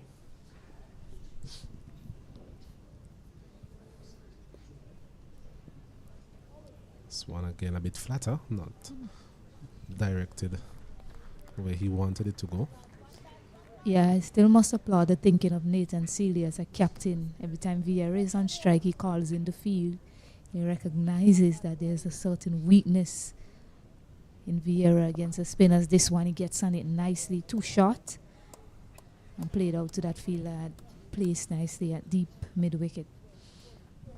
Another single added to the total, 104 for 3. His partnership now up to 52. So very good partnership from a Guyanese perspective. 52 from 72 balls as well. So it does come at a reasonable pace. And scores are actually even at this point in time. So I think that's a box that the Guyanese team would like to tick off in terms of getting on par with the Barbadian total. This one is played up officially there. Hands on his head there, Seeley in the covers. But all is well that ends well for Van Lang and the Guyana team. Not a single. Yeah, played uppishly, but I think Van Langer would say he placed that perfectly, evading that fielder there at short cover.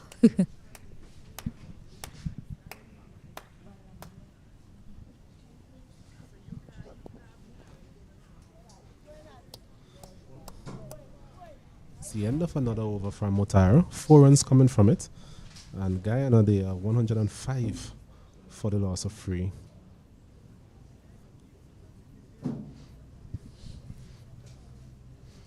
Motaro 5 overs, none for 21.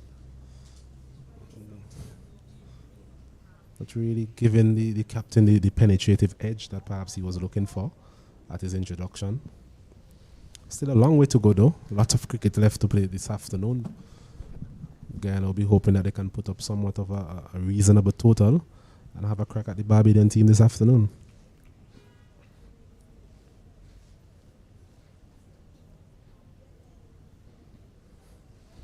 So Brathwaite it is to continue.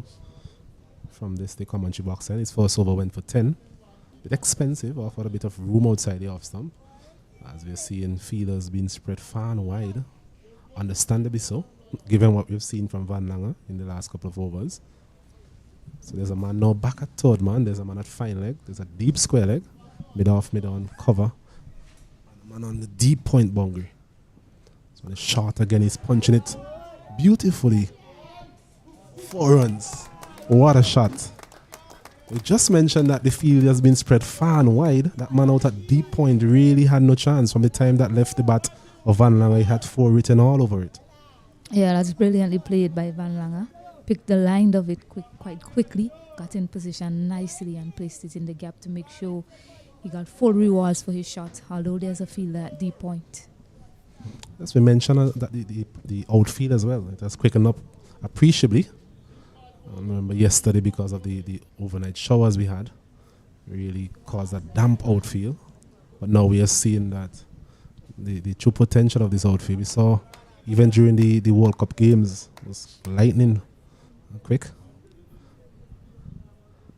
This one is full, he's punching it to the man there at mid-off. Captain Seeley has been in the wars really, not only in terms of his bowling but in the field. Diving around. Another single added to the total, 110 for the loss of 3.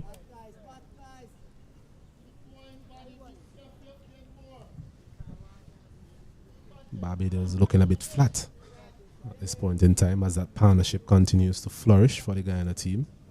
And I think this is something that our co-commentator Kesrick Williams was speaking about in terms of the potential for Guyana to really wear down these Barbados bowlers. They've been a bit tired from the long spells that they had.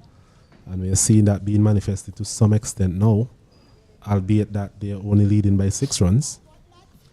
Yeah, Zion Brathwaite is not as quick. It's definitely not your quickest bowler. And I'm looking at the field setting that they have for him and the type of lines and lengths that they're asking him to bowl. This one is played magnificently.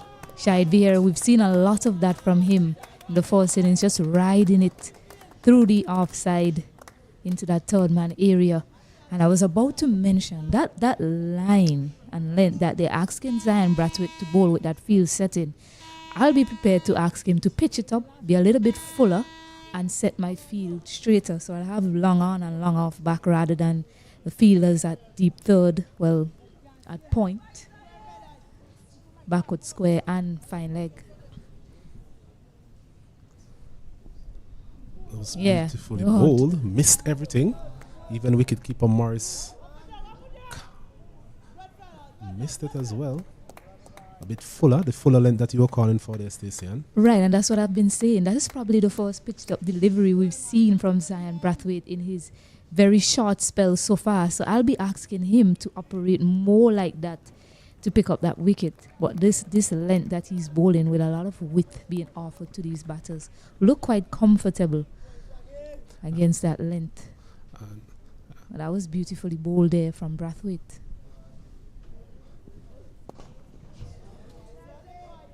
I agree with you there, Stacey, in terms of he's giving the batters a bit too much room outside the off stump.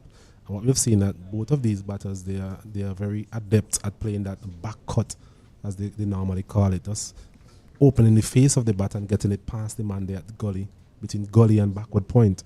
We've seen them playing that shot of the spinners and on recent occasion, more so, versus Brathwaite.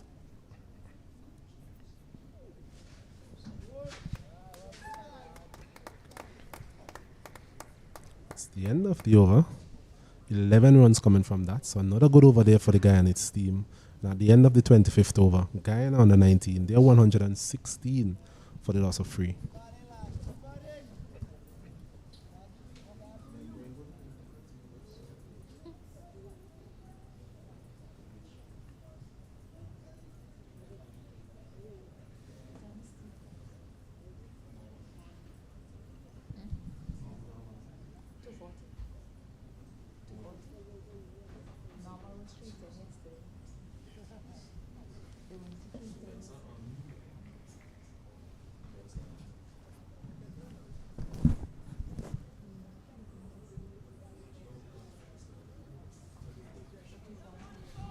So it's going to be Mutara again, taking a proceedings from that Beckway end. Very good partnership here between these two. Really bringing Guyana back into contention in this match. But they will want to continue in this field. Guyana would hope that they can bat as long as possible. Van Lange, very impressive in this innings. 46 from 45 deliveries. So he's scoring at more than a runner ball. And to think that he has not really played a shot in anger, really.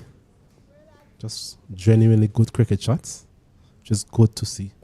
This one is cramping him for a bit of room. Getting it out to Brathwaite there. There's no run. And this is really good cricket, I mean, from both sides, really. I mean, firstly, Barbados was under a lot of pressure. They came back well yesterday. This one has worked fine down to the fine leg region. Should be able to get 2 runs easily in the end. Guyana was under some pressure. They didn't battle well enough to get out of it. And here now, Guyana has exerted some pressure on Barbados. And it's part of the game. It's part of learning. There's a question now for Barbados of how do they get out of this hole that they're in? How do they wrestle back in this competition, pick up some quick wickets to put Guyana on the back foot once more? So it's a good learning experience for them. They have to find the way to make inroads. And I think one of the first things to do is to dot up the free scoring. Looking for a quick single. The way he's been scoring freely, Jonathan Van Lange, he appears to be the type of batter that likes to always be scoring runs. So you have to find a way to put pressure on him from here on out, try to force him to do something unorthodox. So that's one way for them to be thinking, looking at the way Van Lange has come out and played. But the pressure is good.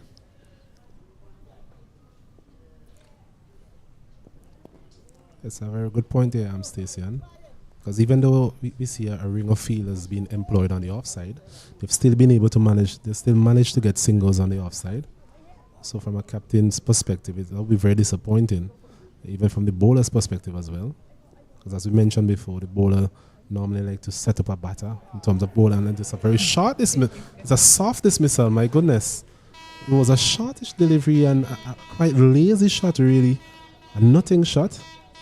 And just presented a easy return catch there for Mutara. So he gets his first, and the 4th wicket for Guyana goes down for 118. And we were talking about pressure. We were talking about how freely Van Lange was scoring. I mean, unfortunate for him, he pushed very hard at that, very hard hands back to Mutara on that occasion. It was 2 dot balls before that. He was looking to find a way to score. That's the only way to explain it. He was looking to find a way to score. He pushed hard at it and eventually picking up that wicket. And I ended by saying the pressure is good. And I think Barbados, the viewers might be saying, what do you mean the pressure is good? I mean, in terms of experience and experiencing this, what do the youngsters do in a situation like this when it might come to them in a tougher match against a tougher opponent in a must-win game, for example? The way it stands, the way they've been going, Barbados might well see themselves playing for 1st and 2nd place come Saturday. The way this match has gone, and the fact that the other games won't really get a result more than a draw.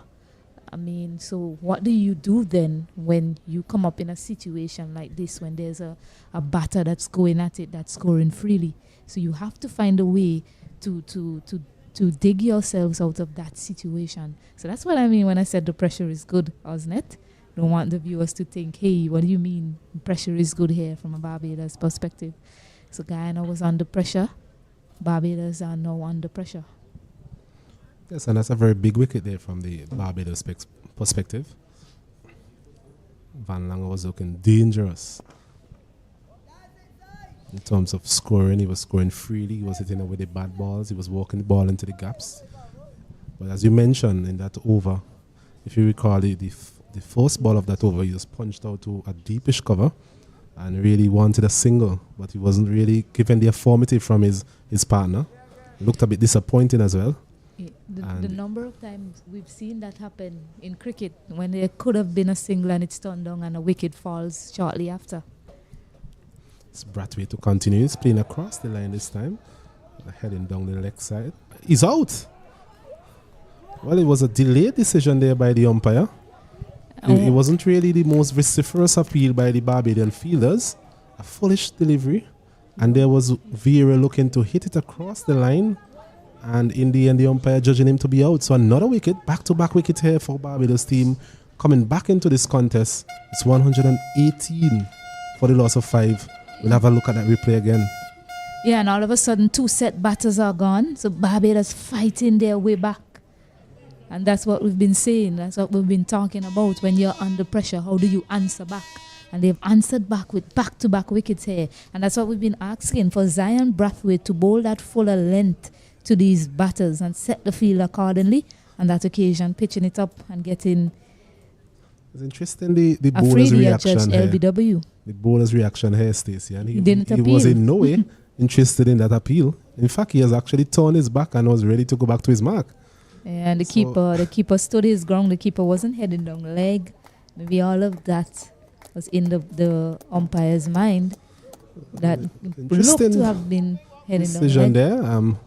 The umpire is in the best position to make that decision. Yes, that's what we have to say all the time because we're all the way up here. And he made the decision being very close to the batter. So unfortunately there for Guyana, they've lost back-to-back wickets. 2 of the players that we mentioned that partnership was getting so crucial for them. And now they're 118 for 5. So this is a game that can actually change very quickly. They're leading by 14 runs. Yeah, 2 set batters gone, leading by 14 runs. So they're effectively 14 for 5.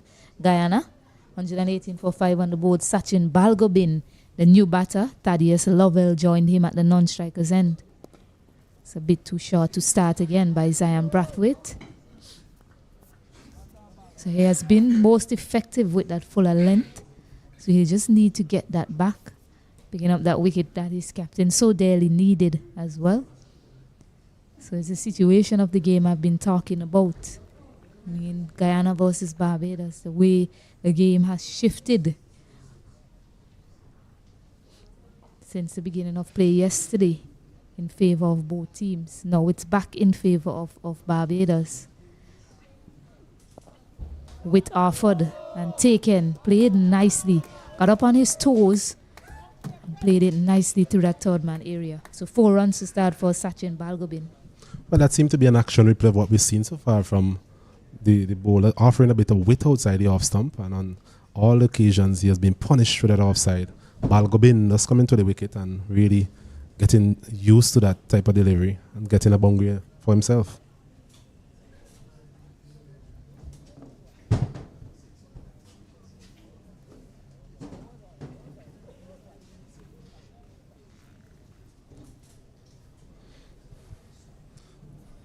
I think the captain be very disappointed with Brathwaite because what we have seen, whenever he has gone full, he's actually caused some problems for the batters.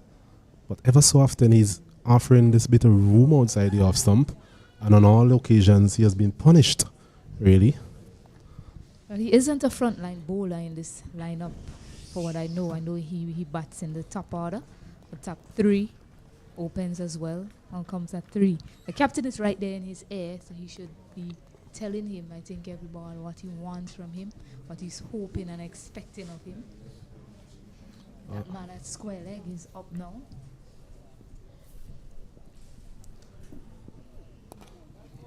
That length and line, he's been most effective when he's been fuller. So if he can just be consistently fuller in his spell, he proved to be a handful. Over completed, a score 122 for 5. Yes, a successful over there from Zion Brathwaite. I think that is exactly what the captain would have wanted, having brought him into the attack a couple of overs ago. He doesn't seem to be a bad seaming option. Not the slowest going around, tend to get the ball to zip through quite a bit. Just that fact that he's offering a bit too much room outside the off stump to these batters. I think maybe the captain need to give him a bit more support on that third man boundary, because we have seen about 3 or 4 boundaries hitting that direction. Sometimes you say you don't want to set a field for bad bowling, but as you mentioned, he's not a frontline bowler. But ever so often he tends to stray outside the off stump and offering a bit of room. Mutara once again will continue from the backway end. So Motara, I mean, he'll probably remember Lovell from yesterday. Took 20 runs off him yesterday, so he'll be looking to get revenge against Lovell. And let's see how this battle ensues. This one is hit in the air. There's a fielder out there. Just land shot. They hustle back for 2. So Lovell is prepared to take him on once more. Yes, it was a delivery short of a length. Didn't really rise as much as Lovell was looking for. In the end, maybe not timing it as well. And thankfully for him, just falling short of the man there at deep mid wicket. He's up and running. 124 for 5 Guyana. Yeah, one thing to note yesterday when he took him on and took 20 runs off his over, it was his first over of the day. Hadn't quite gotten into his spell of bowling. He's now into it. He's now into his 7th over. Picked up a wicket as well.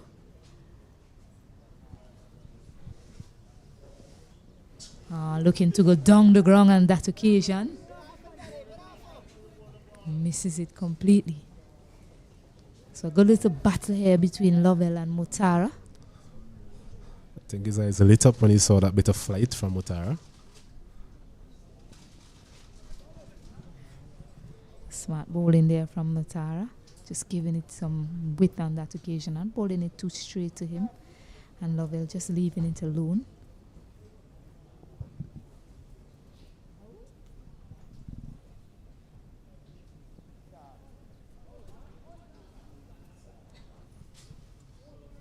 So just 2 runs coming from that over. It's 124 for 5. And that will also be tea here. A wonderful battle between Guyana and Barbados. And we'll be back after this short break.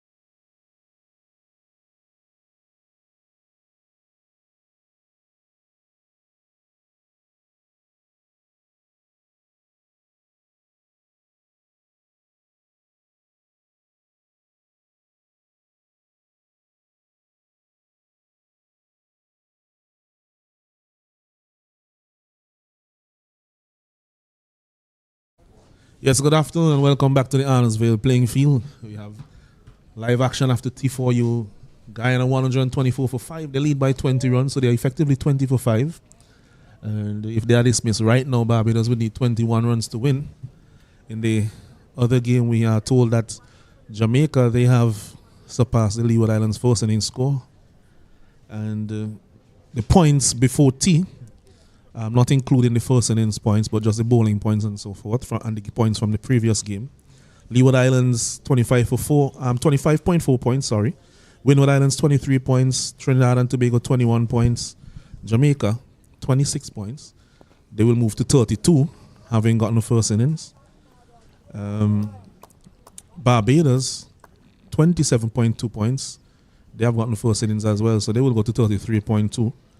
Guyana is on 15.4 points. Of course, Windward Islands and Trinidad, I think, will only get a point each because the game has been called off there. So it is clear now that from all intents and purposes that the two teams that will finish on top of the table will be Jamaica and Barbados.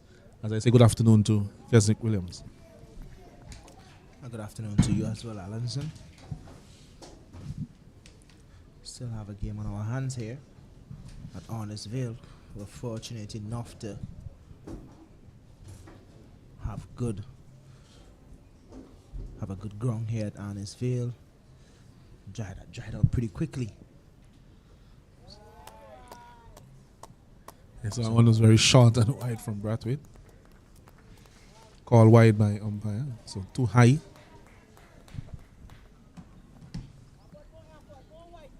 Still haven't seen Nico Smith out.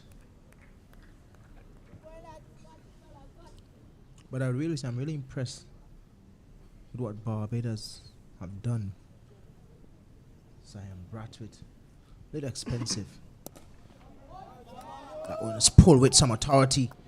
I don't think the outfield will help that time. It would go for 4. Good work in the end. But it's a good shot by Balgobin, Sachin Balgobin. It's not a bad shot at all for somebody who is batting in his position in the order. Confidently hit in front of square. And not enough pace on that one either. Zion Brathwaite, obviously a part-time bowler. Skipper Seeley is still on the field. Is that extra work or it just misplaced by his landing? Firmly behind of it again, Sachin. At some point of it, you still have to wonder if it was really a good decision in terms of coming back to bowl after seeing how the bowlers were used early in the morning by the Barbados skipper.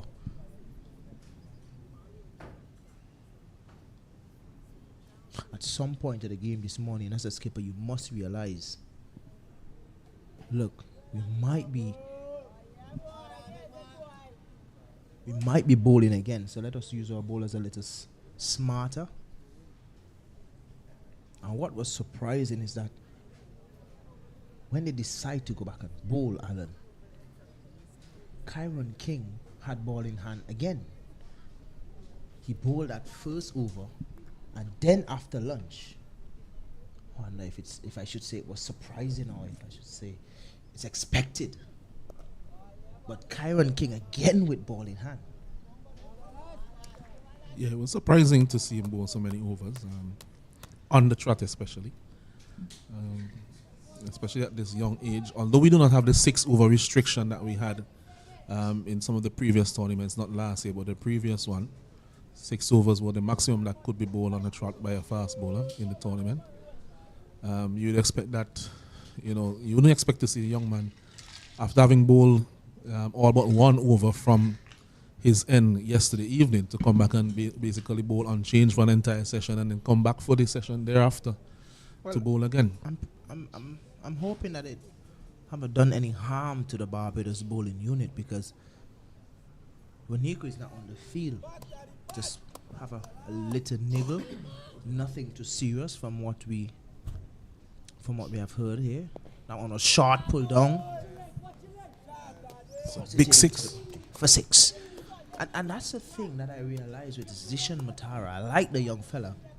But if it's one thing I realized with him is that as soon as you start to attack his bowling, he usually pulls down on the ball a bit too much, cause him to bowl a lot of short deliveries.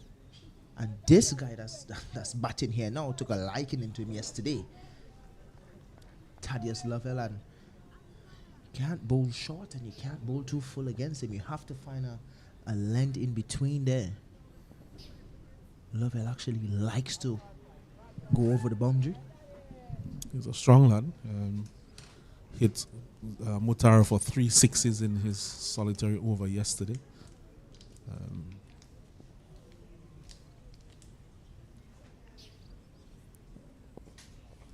As you mentioned, he tends to pull down on that delivery. And it's something that over time that you learn. You look at these very good leg spinners that are in the game now. Even in some of the shorter formats, you look at a leg spinner like Chahal. That's a good delivery. That's better. What you see from Chahal is that when somebody attacks, he goes slower, fuller, wider. So he's actually need to stretch and put all of the pace on the delivery, which very few are able to do, and he usually ends up picking up the wicket. That's a better length there from him, a better line. That's the ideal length that he would want to be to Lovell. As you mentioned, Lovell is the type of batsman who will take him on once he sees something to his liking. This one is going for a big slog sweep. It wasn't anywhere near that. His head was already well up in the air. So it's beaten outside the off stump. 135 for 5 at the end of 30 overs. At this point in time, Guyana they lead by 31 runs.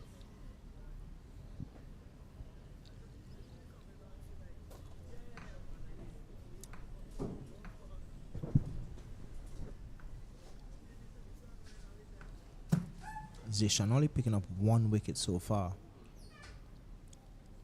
It's a tot expensive. The wicket that he picked up based on how Van Lange was going, maybe it might be worth 2 or 3 wickets based on how he was batting. It was an impressive innings from the young man. I really like Van Long, not just his name. I like him as a person. Seems like a pleasant young man. Had a small conversation with him, not a long one, but sometimes you have conversations with people for a few minutes and you realize the type of person they are, the way how they respond. This one is punched powerfully off the back foot by Balgobin. He seems to like deliveries on that shorter side, especially against the pace bowlers. There's a lot to like about Van Long.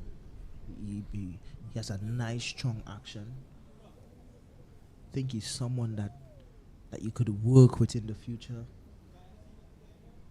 Pretty sure that Guyana Cricket Board is probably looking at him as one of those young players that they want to make that transition a bit earlier and work with him. Nice medium pace, and he's very, very good with the bat. This one is a bit wide outside the off stump. His shots that he played today, he played conventional cricketing shots, just extending the follow through. He's quite a big lad. He's only 17, but he's a big lad. He was able to put some pressure back on the Barbados bowlers, both the pacers and the spinners.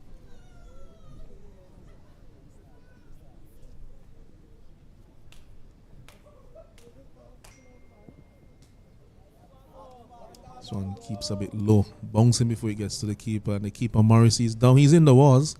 That one may have struck him on his knee. Oh, yes, it did. Oh my! Yeah, I could tell you that is extremely painful.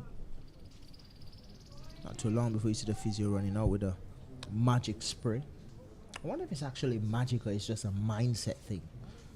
I've had a few hits in my day, and Magic spray never worked. Yeah, it's, who knows? It might be that they're spraying you with some spray starch and telling you that it's the magic spray. Yeah, Probably it the might be- wrong spray. Yeah, probably some spray starch or something, and they say, "Well, here's a magic It's spray." maybe the Magic wrong spray. spray. Keswick. Probably it didn't have any magic. But yeah, the pain is always there. It never really worked. It's just really cold. It's not a good place to be hit at all because it's right around that top of your kneecap, and it's very difficult to to extend the leg and to walk on that with your weight after you've been hit there. Have you ever had any hits there in your day? Yeah, it slip.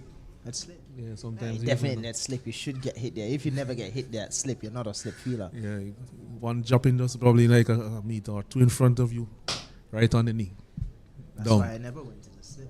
I could remember a time I was playing for CCC. Courtney Ambrose was our consultant, and Floyd made a mistake and just asked me to stand at gully for just about 2 deliveries. So Curtly was off, and he said, "Hold up, stop the game, move him there. Don't put him there." He said, "I want you to save your fingers. You're not supposed to be in those positions." So they told him to say, "Listen, but Jimmy doesn't feel in those positions for England." He said, "That's Jimmy. He's not Jimmy." He asked me to move. He hated to see fast bowlers in positions where they could damage their fingers. He said, "Feel on the boundary. And if you're running for a ball and you can't reach it, never dive." Yeah, he doesn't believe in the diving. He doesn't believe in Courtney diving. Ambrose. And you could see him hopping off. As I said, when you're struck on the knee, it's very difficult for you to put back any weight on that knee. So he has to balance his weight on the shoulder of the physio as he walks off. They'll be hoping that he could get a quick recovery. I'm seeing the skipper walk into, looks like it's a substitute feeler. I think that's Clark. But Clark looked like he's going off. Yeah, I think he's probably carrying off his gears. So Who's we'll gonna wait to see who's going to keep. Well, that's what I'm asking. Or maybe one of the other substitutes can keep and they might come on to replace him. Let's wait and see. Maybe he's getting his gear together. Probably one of the other substitutes might be a keeper. Who knows? We'll just wait and see.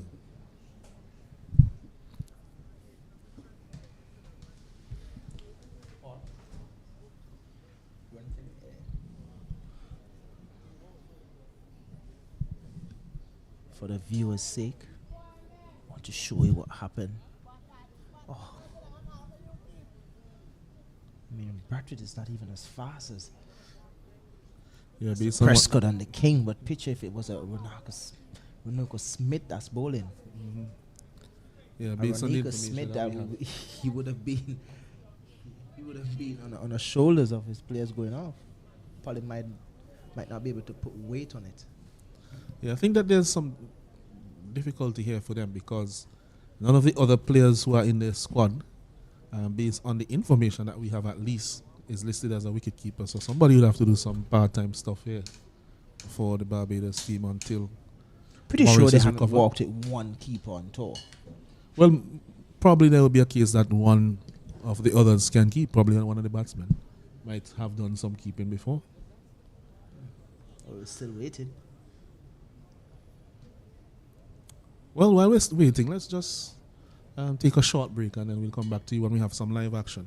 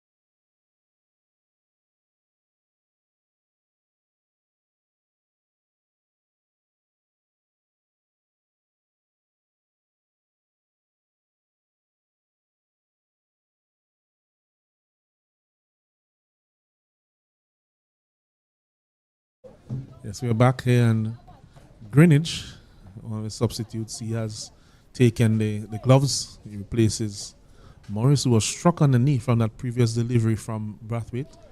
Pitch just short of him and struck him on the knee. So let's hope that he'll be all right after a bit of treatment from the physio.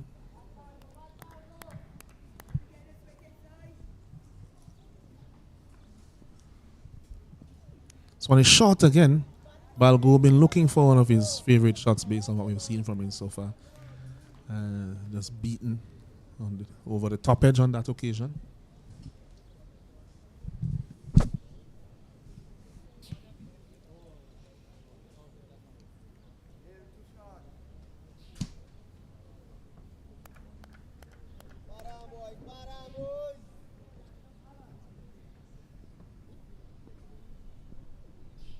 This one again quite wide.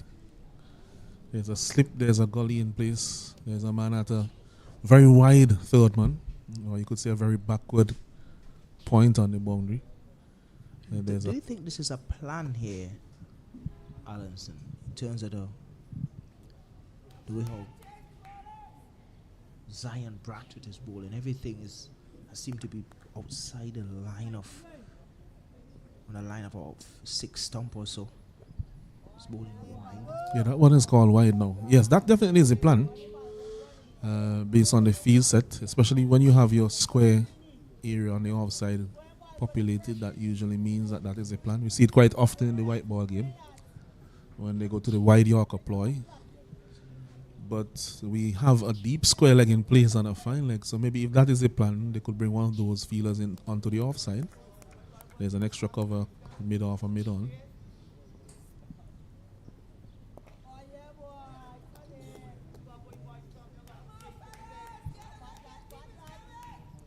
That's the end of the over. 138 for 5. Lead is now 37 for Guyana. 34 actually. The Guyanese team, this partnership, I think is quite important.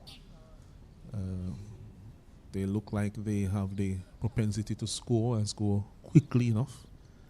So while they're there, I think they would put a bit of pressure on Barbados in terms of what they will have to chase later. Barbados do not have to win this game outright to qualify for the final. But they will definitely want to lose it.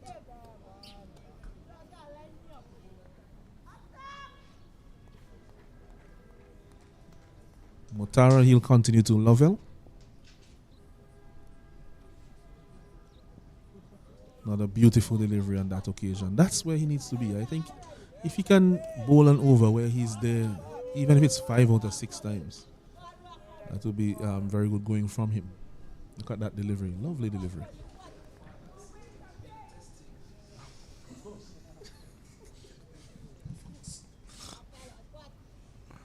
You're asking for a lot here, Allenson.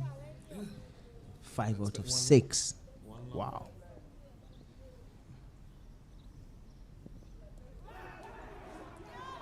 Loud appeal there. So he's there now 2 out of 2. Let's see if he can make that 5 out of 6. Let's see who's gonna win. I wanna back the youngster.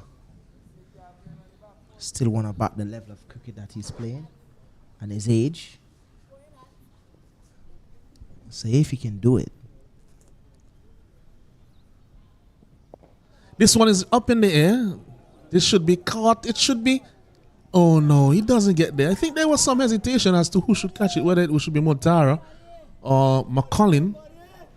But really, it should have been the man at mid-on's catch. But he never looked confident. He was close enough to it, but he never looked confident.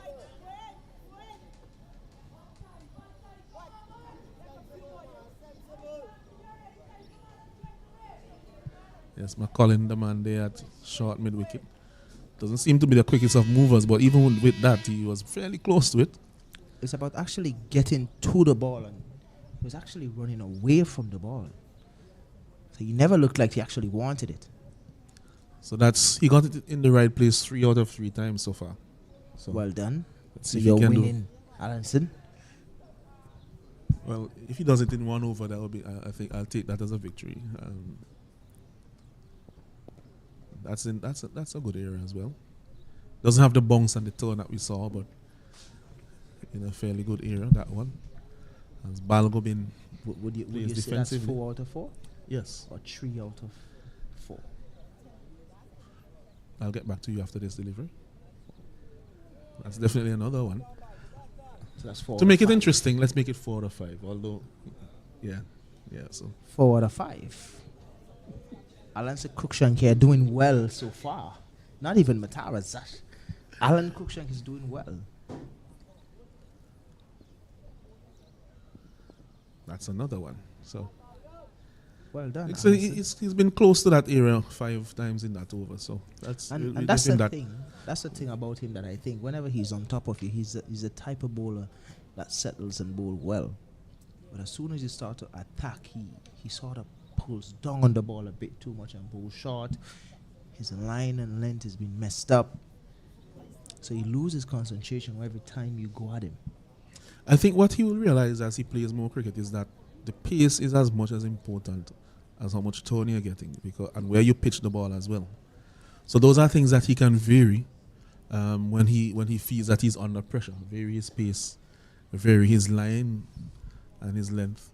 And those are things that can bring him the rewards that he's looking for, and also the containment that he may desire. He loses confidence as well because whenever he's being put under the pump, he doesn't bowl a slider as often, he doesn't bowl the googly as often. And this is something I think that a lot of spinners in this tournament don't do enough, is bowl their googlies. They can bowl their googlies, but I think it's a confidence thing when it comes to bowling your googlies. They just don't do it enough.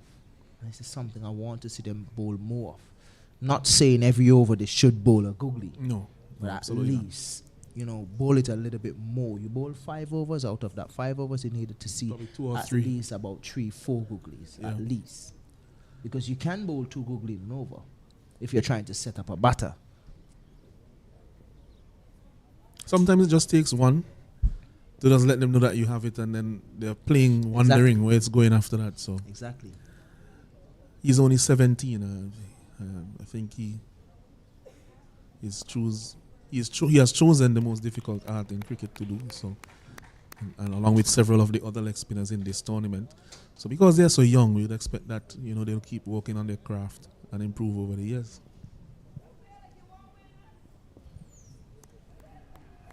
Sealy, a different type of bowler, flat bowler, left arm orthodox. You really think leg spinning is probably the most difficult art? I think it to bowl it's difficult. I'll back you.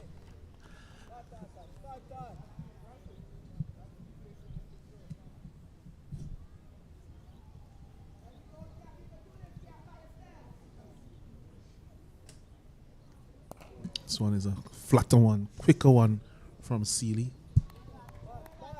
Had some pace on it, almost as quick as Greenwich. Not Greenwich, sorry, Brathwaite. Bowling from this end previously, so he replaces him. Greenwich I behind was the looking for stumps. Greenwich for a second there. Yeah, Greenwich behind the stumps. He has the man at mid-wicket and the man at long on to Lovell, who we know as soon as he gets anything with any air, he's going to swing over the leg side with it. That's the type of player that Lovell is. As long as it's in his area, he's going to score. End of the over, it's 139 for 5 after 33 overs. Guyana at this point, they lead by 35 runs, so they're effectively 35 for 5.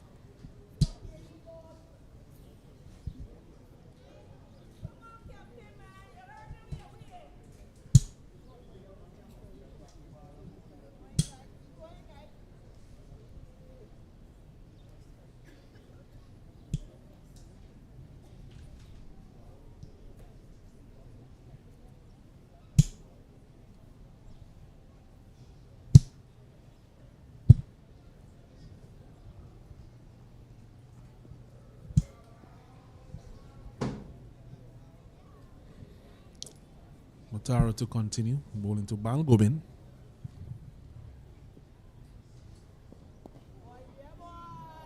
Plays calmly back down the pitch. There are two slips in place. Dawn and Seeley. There's a man at backward point.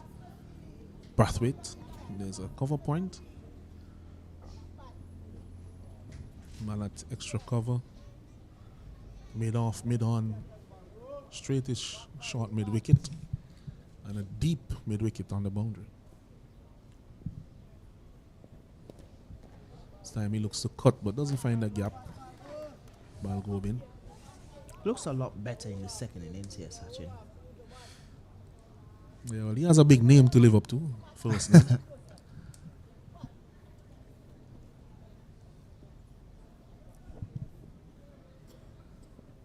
So when he's driving uppishly, this time it beats the man at extra cover. Time for one. Doesn't really carry to him either. So even if it was straight to him, there was an opportunity for a catch, but it was uppish for a while.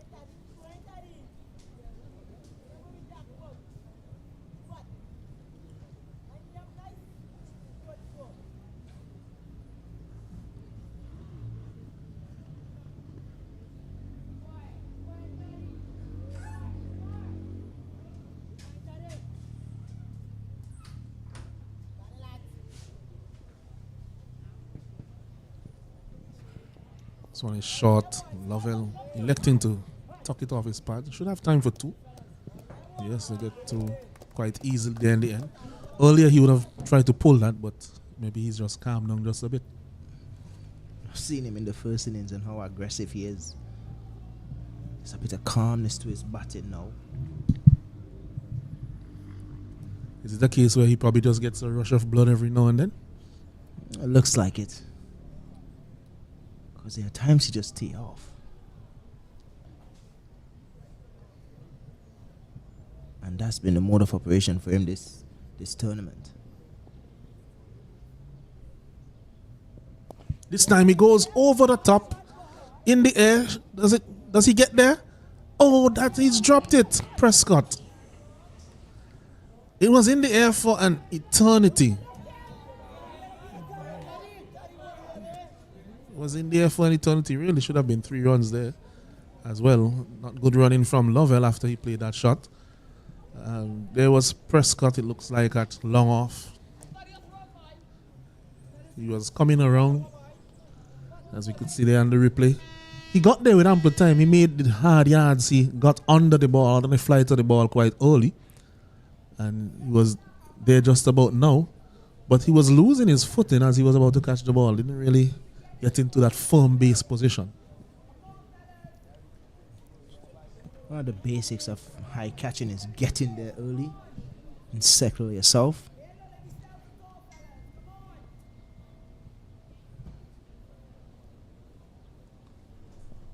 So when he plays back to the bowler, they call it the drop zone of that ball.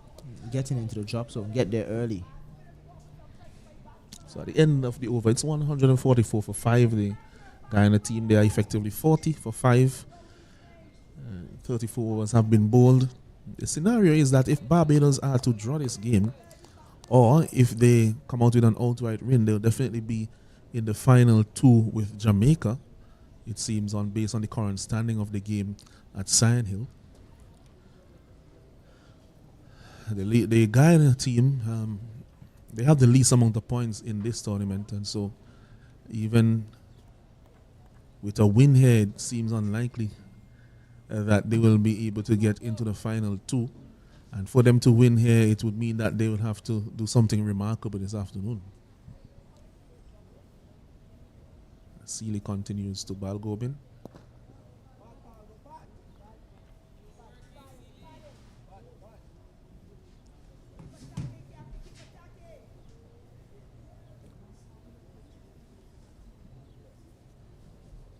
The last few overs we saw Seeley bowl in the first innings was really well bowled by him. Good flight. Put a little bit more revs behind it. Saw it spinning. He also used the pitch. Now he's back on the fuller side. And that is something that we mentioned a couple of times, him being too defensive when he bowls.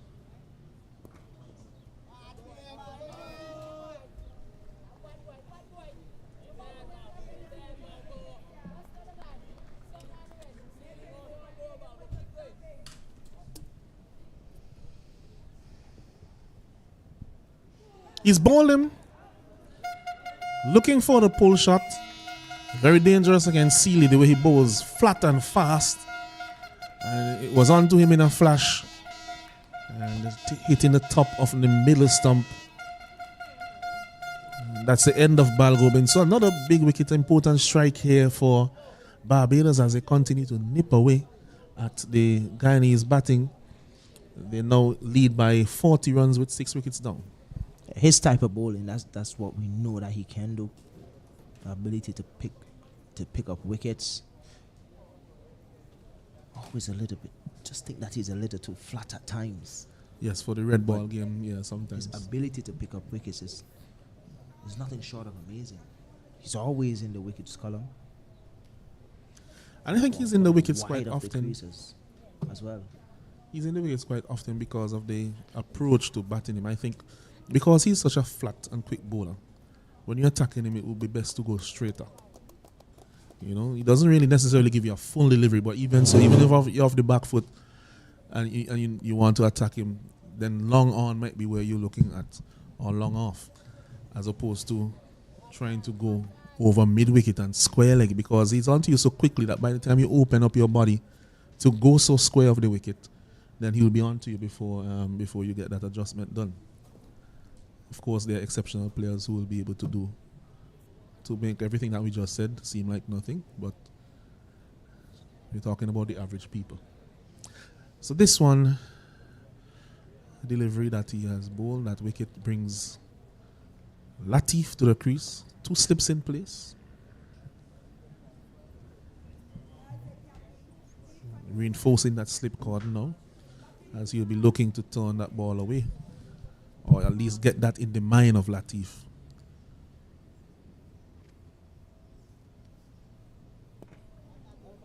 He's very full on that occasion. I think when he bowls a little slow, he gets the ball to turn, gets a little bit of grip from the pitch. We saw that in the first innings when he bowled in the latter part of the innings.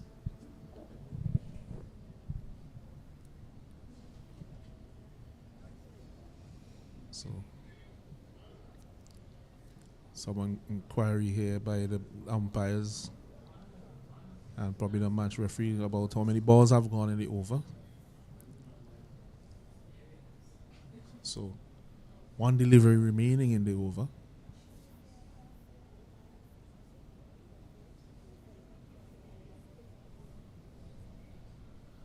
So everything seems to have been resolved now.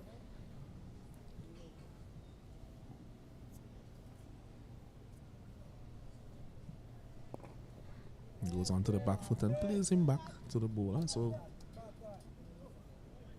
144 for 6. Successful over. Wicket maiden for Nathan Sealy, prizing out the wicket of Balgobin. And now Guyana 6 down with a lead of 40, as they look to probably set a target here for Barbados this afternoon.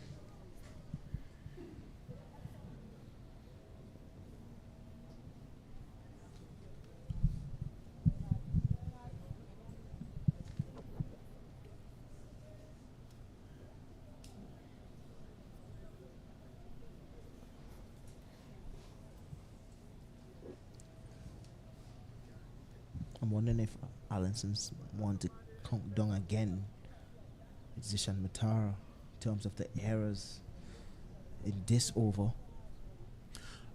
Let's see if we can keep I him think intact. if he's able to do it against Lovell, then that will show the approach that we'd want to see. Nobody is catching that one. That's not staying with us. That's 6 runs. And that's why I said if he does it against Lovell, because Lovell will put him under more pressure than Balgobin. And he's a strong lad.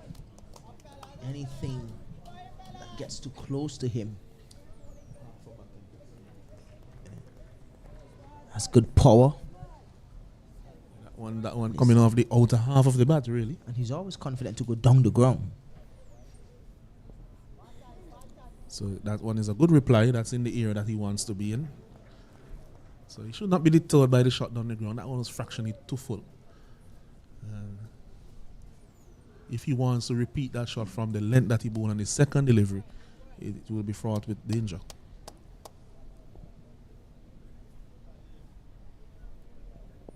It's another good delivery.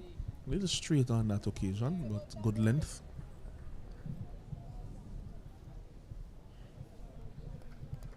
Doesn't really allow him to go through the line from that position and hit down the ground. Again, that's an excellent delivery, that one. Some bounce, some turn, some bite off the wicket. One is a little bit quicker as well. Could have seen the effort.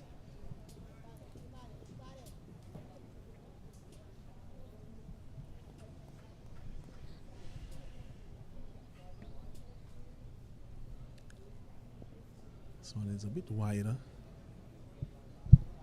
Maybe seeing if you stretch to reach that one.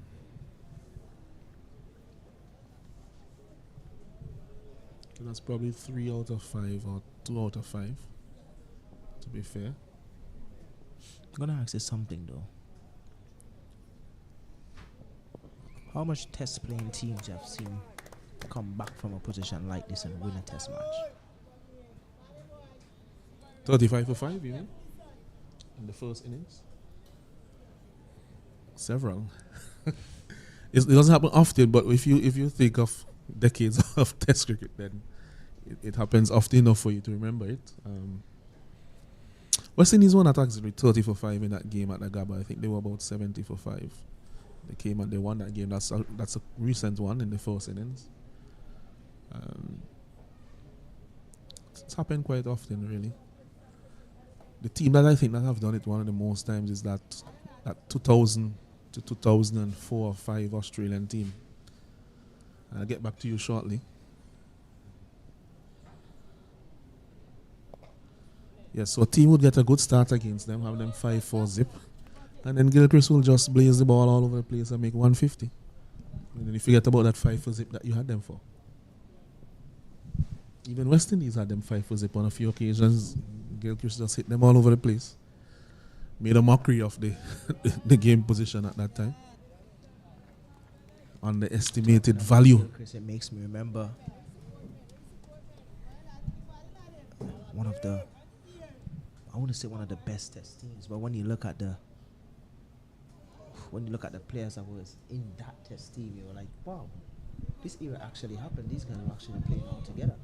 The South Africa team with the Graham Smith and they became chess champions at one point. Yeah. The Stain and the Amla, the ABD Villiers, the Petersons, and of course Morkel Philander. It's a serious test team there. Yeah.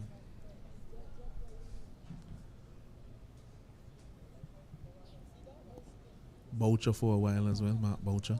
It's Graham Smith, Peterson, it's Amla, Callis, ABD Villiers, Rudolph, Dumini, Philinda, Stain, Morkel, and Imran Tahir in that team. Oh, that's some superstars there.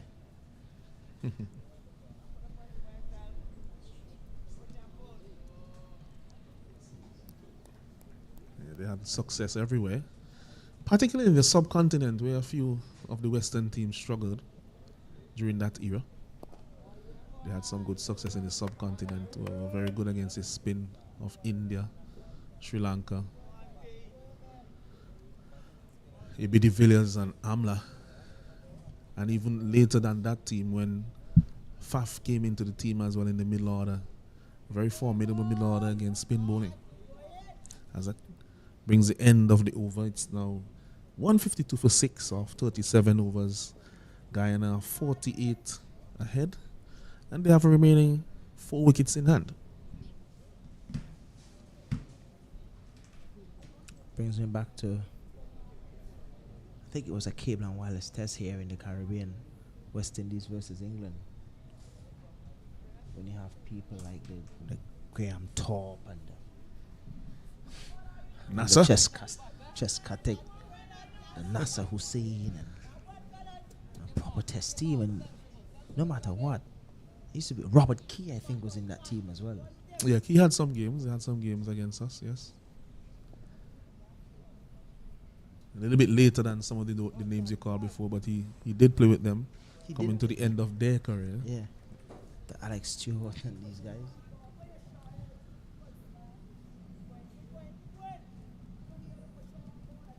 Can you remember the first game you looked at live?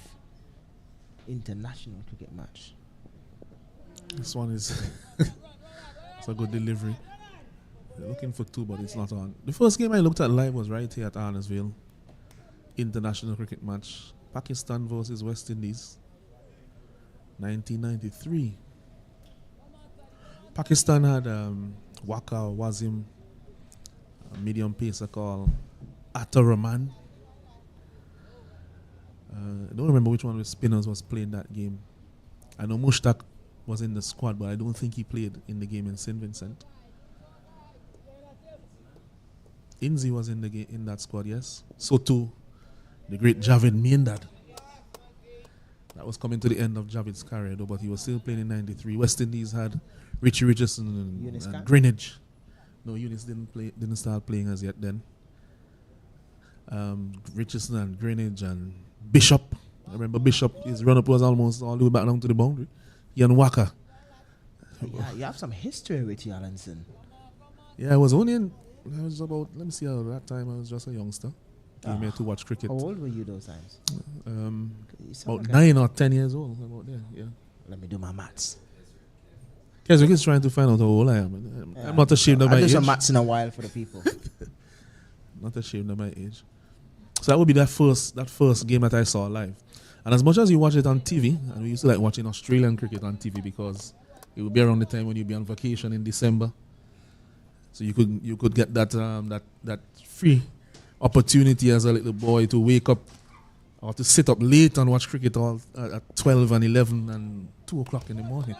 My first game here was at Arnesville, but I almost slept through that game because I didn't sleep the night because I was so anxious. I wanted to come to an international cricket game so bad. It was an England West Indies game. That would be 98. That would be it was no, it was too young. I think it was 95. I think 96, somewhere around there. We played England in 94. Yeah, I think it's 90, somewhere around. I can't remember the exact date, but Nixon played that game. No, well, it'll be 98 if it's Nixon. And Nixon then, got a good. I think Raw Lewis played in that game. Yes, that will be 98. They played 2 games there in 1998. Yeah, yes, it is. Yes, It was a Saturday, Sunday. I came to the Sunday game. I remember that. Phil was in that team, I think. Yes, well. Phil Simmons, Lara, Raw Lewis was in Raw that Lewis, team. Nixon was McLean, Dylan. Dylan was in that team. They were just Nixon England, and Dylan, and so they uniform were was just somewhat sky blue. yes, and white. and very light blue at that time. Yeah, Graham Holyoke was in that. they had the Holyoke brothers at that time. Yes, in that team. Yeah, Adam, I think, was the skipper of the white ball team at that time. Adam Holyoke. Ben, of course, died unfortunately not too long after that. So that was my first international. Robert Croft. Here. Yes, Robert Croft was there. Off spinner. Mark So Elam. I'm not as good when it comes to history in terms of, remembering the games here at Arnesville, but that one would always stick with me. I will never forget You that. can't I forget your remember first game. watching a Sri Lanka West Indies game here as well. 97. 97. That was the first and only test match at Arnesville, 1997 versus Sri Lanka. Ended in a draw. Had some rain interruptions. I think it was in a June month and it was in the rainy season. So the game was drawn. Although it was kind of interesting on the last day. Lara made 100 in that game. So Lara is the only person to have made a test 100 in St. Vincent and the Grenadines. So those who are interested in those type of details. Definitely have to check your age, Allenson.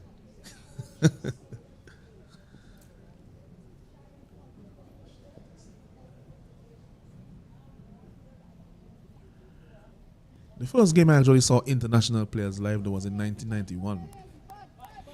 Australia were here. And I didn't remember much about the game because I was fairly young at the time, But I did remember David Boone and Mervyn Hughes. They were playing a President's 11 game here. Australia versus the President's 11. And of course, I always remember Boone and Hughes because as a little child, there were characters that you remembered in the game. Remember something around that time that when the drinks break came, I think that Marvin Hughes took about 3 different drinks and drank all of them together. The whole crowd was laughing at that. That was the type of person he was. So these guys were giant characters in the game. Not something that you see that often these days. People tend to be a bit more low-key.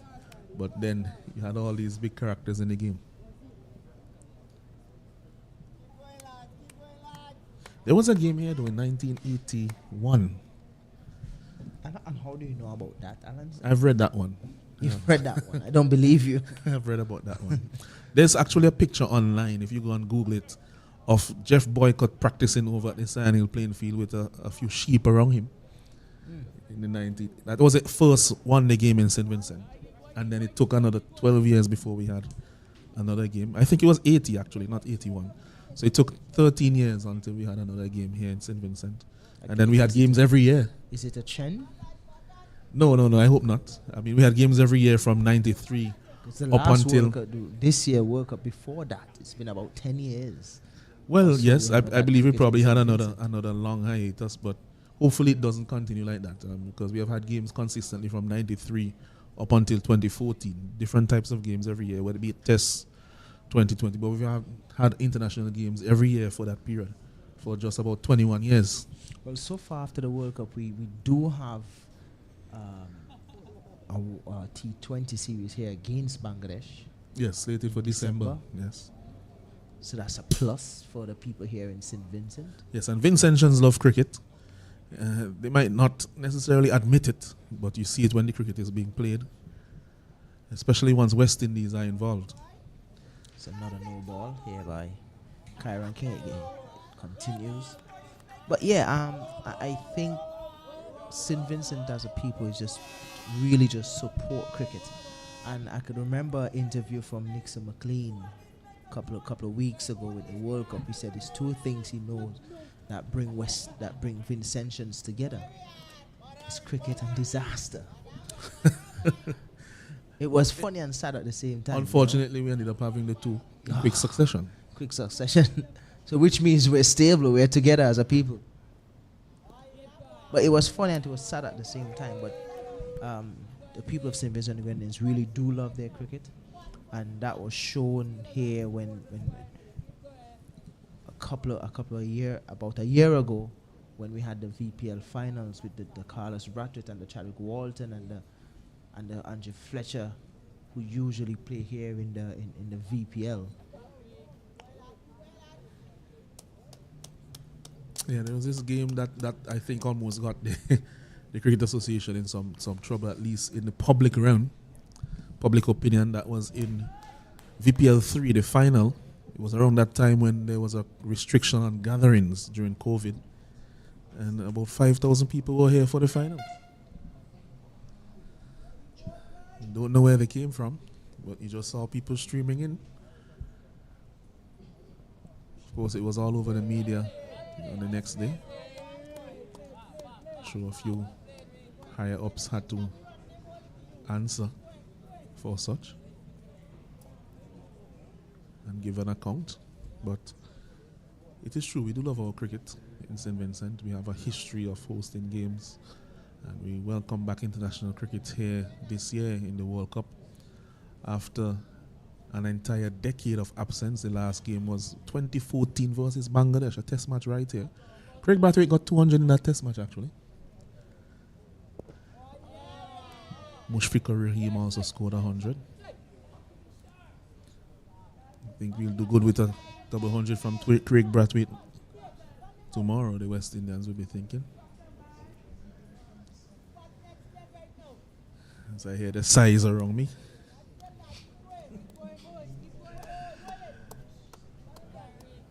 A lot of cricketing memories here for sure, as these 2 teams continue to battle.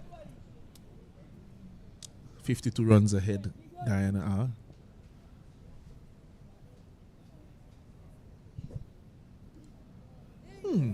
Into minds there at that delivery. Leaves it alone. It's going to go to the boundary. They're not going to pull it back. And since he was taking evasive action, it will be 4 no balls. So a no ball plus the 4. So that will be 5 extras. So these runs, you can't take them for granted. They will help. They will help. And they may just be enough to ensure that Guyana doesn't lose the game.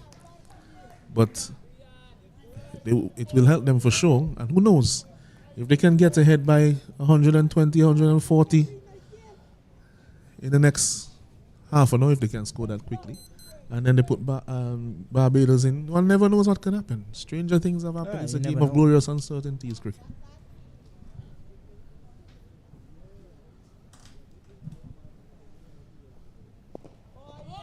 It's a nice looking shot there from batsman Latif. Takes two. Wristy shot.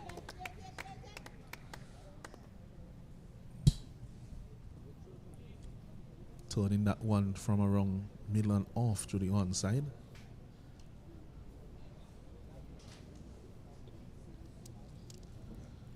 And King, he just keeps going. He's bowled 4.4 overs in this innings. Just keeps going and going.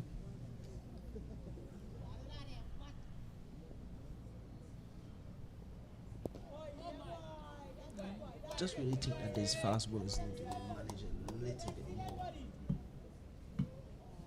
Fair enough, it's just 2-day cricket and they should be able to manage, but in terms of using them in these games. But if they're bringing back the fast bowler because they want to wrap up the innings quickly, what is the plan? Because it looks like everybody's just going through the motions. It doesn't look like there's a particular plan to dismiss a batsman other than waiting on him to make a mistake.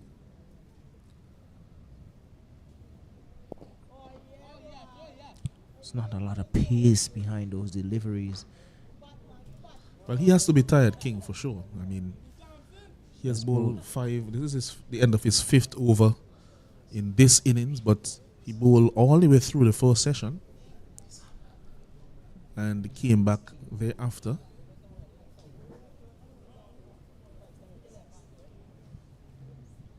So I think he has about 21 overs so far in the game. I think he has bowled the most overs for any bowler in this game so far. 21 overs also. That's a lot of overs in a 2-day match. Yeah, for a youngster. For a youngster. Yeah. I mean, yeah, you want these youngsters to develop. But you can't force develop them. Yeah, it takes time for them. It takes time, and you have to gradually develop them in terms of their workload. You have to gradually build them up to that kind of work that you want them to push out. Yeah, that incremental increase, a little over time, and then until they are accustomed to bowling for longer. Courtney Walsh, we know. I remember when he was captain. There were days he would bowl like 25 overs in one day. My question would be, before 3 weeks or so before this tournament, what was the loading like getting into this tournament for these fast bowlers who are now bowling up to 20, 25 overs or so in a match? I would think that it would not be many because, as I said before, we believe that some of these guys are still in school. So it depends on how many of them are in the first choice team for the weekend games, and if the weekend tournaments are happening now as well within the different countries, or if they have finished since earlier in the year, which tends to be the case. Because you look at Ronico Smith is now with a niggle. So it makes you wonder, would he be back for the next game? So Palmer as well in the last game, picking up a niggle. So you're wondering, are these fast bowlers managed properly? Would he be back for the next game bowling the way how we know that he can bowl?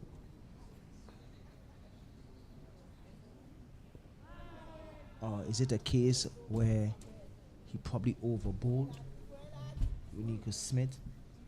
Because we could have seen, even walking back after bowling, you could have seen there's a little bit of a limp in his step.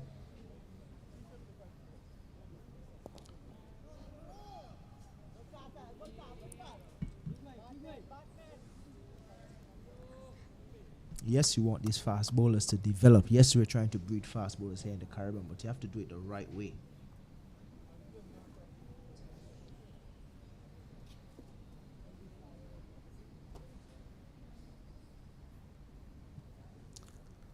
This one, this flighted turn into the onside, but no run there to Warrior, who is very quick over the ground. On as a substitute.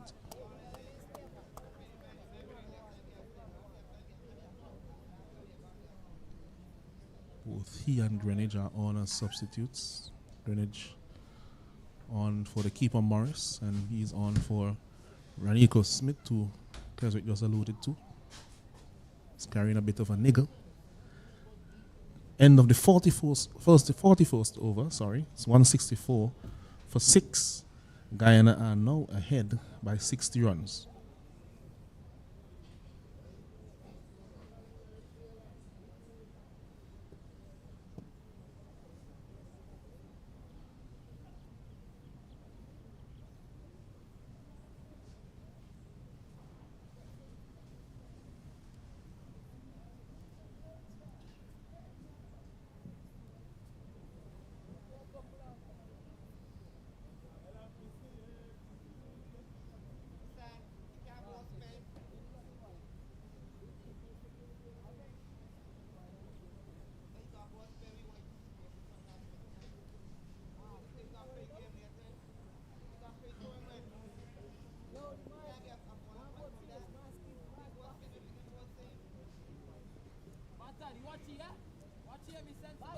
So there's now a slight change in the bowling. We're going to see Achilles Brown. I think he bowls some off spin. And I will tell you that Lovell will definitely be going after him once he sees something that he can hit. That's how he plays. Although he has been a bit more selective in this innings so far, he has offered an opportunity that really should have been caught.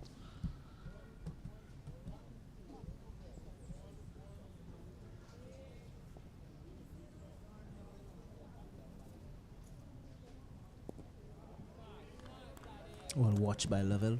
I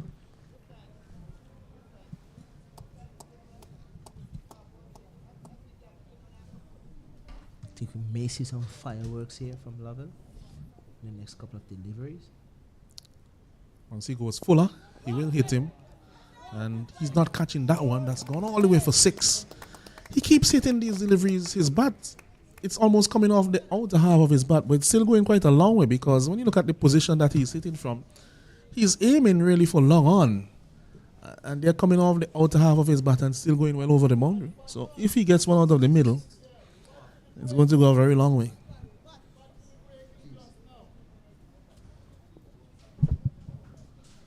You could see that his bat, his body and everything is going towards that long on area, even though his hands go through the line of the offside. So, single to him on the next delivery. So as I predicted, he will go after Achilles Brown once he's fuller. He's looking to go a little bit straighter, probably just over long on. He's always finding the edge of the bat. Yeah, we're coming off the outer half, and with his body position, he's still going for 6. That's what you call power. Yeah, he does have a lot of power, and he doesn't hold back. I mean, when he's swinging, he's going 100%. It's almost like if he misses, he might pull a muscle.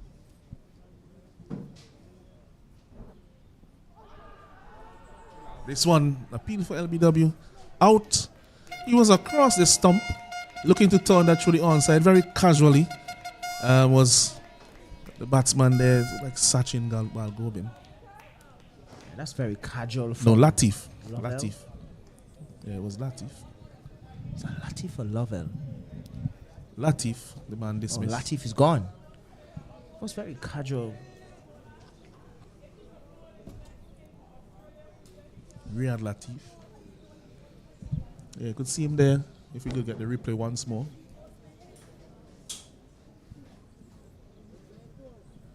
You could see he was across his stumps slightly. Look at him there. Yeah, right in front of his stumps. Trying to turn that one casually, and that's plumb. Yeah, it's a good decision.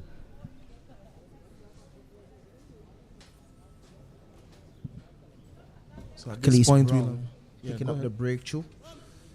Guyana 171 for 7. Losing the wicket of Latif. As we have a jinx break here now at the Annisville Cricket Stadium. We'll be back to continue this game here. Barbados versus Guyana.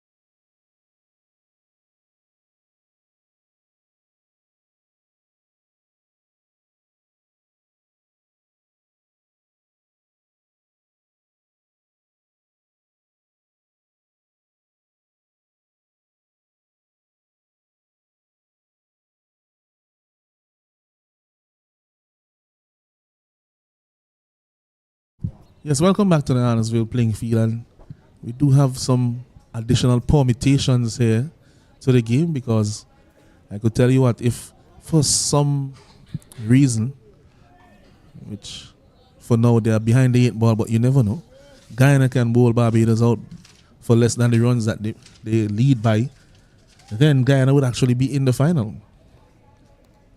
Because we have had so many games affected by rain, and outright rain, no matter who gets it, really puts you in a pole position. Good afternoon to Osnet, and good afternoon to all our viewers. Good afternoon. Good afternoon to you, Alanson. Interesting permutations there, Alanson. As you say, it's a difficult task for Guyana.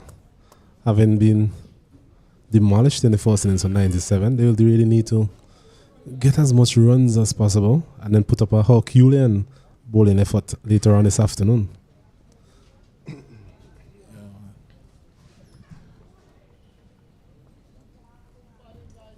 I think what Guyana has to be careful for is that if they are dismissed in this innings by Barbados, right, Barbados will get some bowling points. Currently, Barbados are 27.5 27.4, I think, 27.2. After having gotten the bowling points from the game so far. If Guyana are dismissed in this innings by Barbados, they will get some bowling points, which will put them more than that 27.2 for sure. And if Guyana are to win outright, they will get 12 points, which will only put them at 27.4. So for them to go through, they have to win and they cannot be bowled out in this innings. As Sealy continues.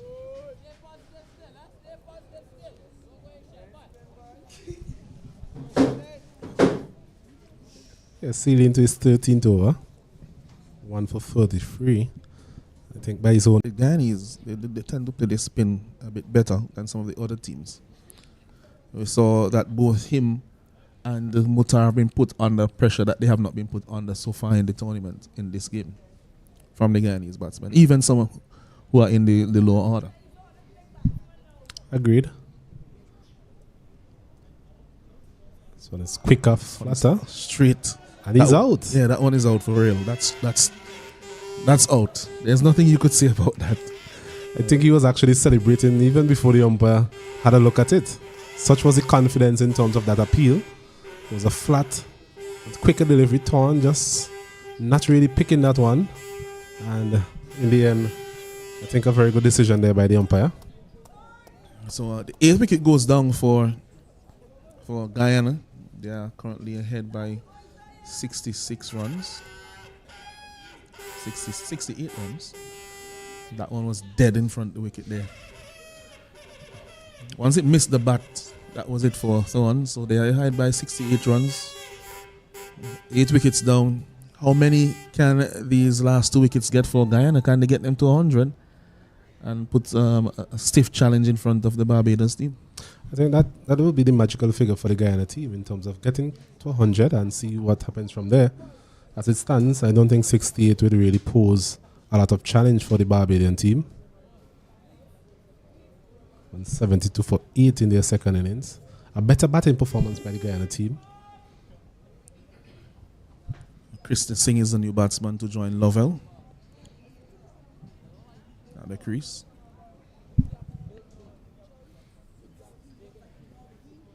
Sealy there with his second wicket. 2 for 34. Captain trying to take his team home here this afternoon. Singh in the first innings was peppered by the pace and got dismissed nicking one. Shorter one that lifted on him. He allows a spinner to face on this occasion, which doesn't necessarily mean he may not necessarily be dismissed, but at least there isn't that fear of personal injury or harm. Sealy comes into him. This one he's edging down to the man at backward square leg. Oh, and a direct hit would have gotten him there. Singh took a while to get down there. He seemed to be stuck in first gear. He's never really got out of that first gear. It was good awareness from the fielder, Mutara. They had a shortish third man. I don't think Singh was aware that he was actually throwing at his end. He was a bit lethargic in his approach there. Is it the case that he's just not quick? It can be that as well. Yeah, the direct hit would have gotten him there. But it brings Lovell back into strikes. Singh off the mark. Definitely will not be seeing Singh in that 100 meter at the Olympics later on this month. This one keeping low as Lovell was looking for that almighty swing over mid-wicket. That is where he'll be looking. And I know that Sealy knows that is where he's looking. Let's see how the battle ensues. Slower. Good ball that time from Sealy. Swinging through it and just getting off the bottom of the bat. And at the end of the over, it's 173 for 8. The lead is 69. Well, 174 for 8. The lead is 70 for Guyana. Yes, a successful over there for the captain, Sealy. Getting the wicket there of Thorn in that over, LBW. I think Lovell is going to be very critical here for the Guyanese team. We have seen that he has the power to clear any part of this ground. He's been relatively selective so far in terms of his approach.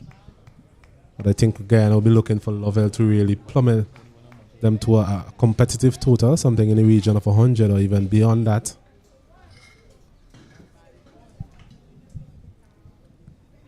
So Achilles Brown will continue, picking up a wicket in his only over.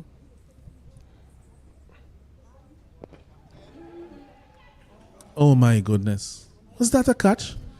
And if it was a catch, why didn't he dive forward to take it?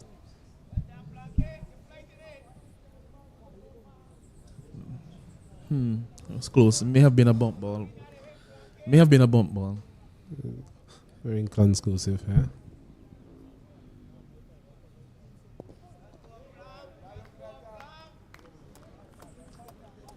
He's not flighting anymore to Lovell. After that first over, the 6 he conceded. Given what we've seen from Lovell so far, I don't think we'll see anything flighted up above his eye line. This one is looking to sweep, but he's mistimed it. It won't get to the fielder. He gets a single. He has been toying with, I wouldn't say toying, but luck has been on his side. I mean, he's hit several shots in the air that could have been out. 2 actually dropped, and a few have just fallen in no man's land between 2 and 3 fielders. So he's really living dangerously, but scoring runs too. Yes, living a charmed life there. Was always going to try and attack the off spinner coming into him, but that is the biggest side of the ground. Field out there with the sun in his eyes as well. Just wasn't able to effect a catch. What was that? It was a full toss. Ended up being a no ball as well. A high full toss, which was put away easily. Look at that. Maybe he was trying to give it some more flight. And remember, he's a part-time bowler, so you would have to take the good with the bad. He has taken a wicket for you. But how long do you want to persist with him after he's taken a wicket? Maybe after that delivery, the skipper might say, "Thank you very much for your services." I think this was a rewarding over for the wicket he got in his previous over. That was a juicy full toss there, and Singh really, his eyes lit up when he saw that one and made good use of it. I think if it was Lovell, it was going over the boundary. He will say, "Skipper, I'm getting some bounce and some turn. Should keep me on." He's actually a good option against the left-hander. There's a man in there at slip. Still getting the ball to turn a bit. We've seen turn all match. This time, he goes edge behind, and it's another wicket for the golden arm, Achilles Brown. And that might give him another over. And if he gets on a wicket, he'll get another over. And then he'll keep bowling forever. I just mentioned that he will be a very good option versus the left-hander. He's managed to get the ball to turn. And on this occasion, a nothing shot really. It was a shot of a man batting at number 10. Just hanging his bat out there, getting the outer portion of the bat. And the wicket keeper there, is it Morris? Morris back behind the stump. Yes, he is. A very good catch there from him. So 180 for the loss of 9 Guyana. So 76 for 9 Guyana in effect here. And you can see this delivery from Brown. Put some turn on it. Got some bounce. Slow turn. But really a nothing shot there. Just with the face open and the bat just falling with the turn. And that was the end of Singh, who will now be replaced by the last batsman, Gulcharan Chulai. And what we saw from Chulai in the first innings, we would say that he's batting in his rightful position. Yes, his stay in the first innings didn't really suggest a lot of permanence. A lot of delivery being played at from the leg stump or beyond the leg stump actually, especially against the seamers. A different proposition here now in terms of the spinner bowling to him. He's a spinner himself, so I think he might be a bit more comfortable against the slow bowling.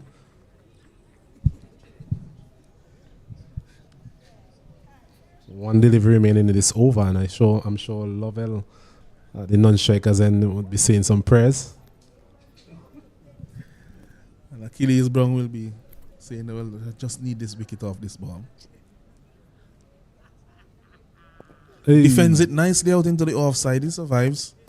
And that's the end of the over. Guyana are now 76 runs ahead. They have lost 9 wickets. And it's shaping up that it will be an interesting last session this afternoon. Well, thankfully for the onlookers here, even our viewers online, we have somewhat of a match on our hands. Guyana putting up an improved batting performance here in the second innings. 76 runs on the board. It's not the most runs you would ever see, but still it's something for them to bowl at. And hopefully a few lusty blows here from Lovell could even push them a bit further. Nathan Seeley, the captain, though, will have other ideas.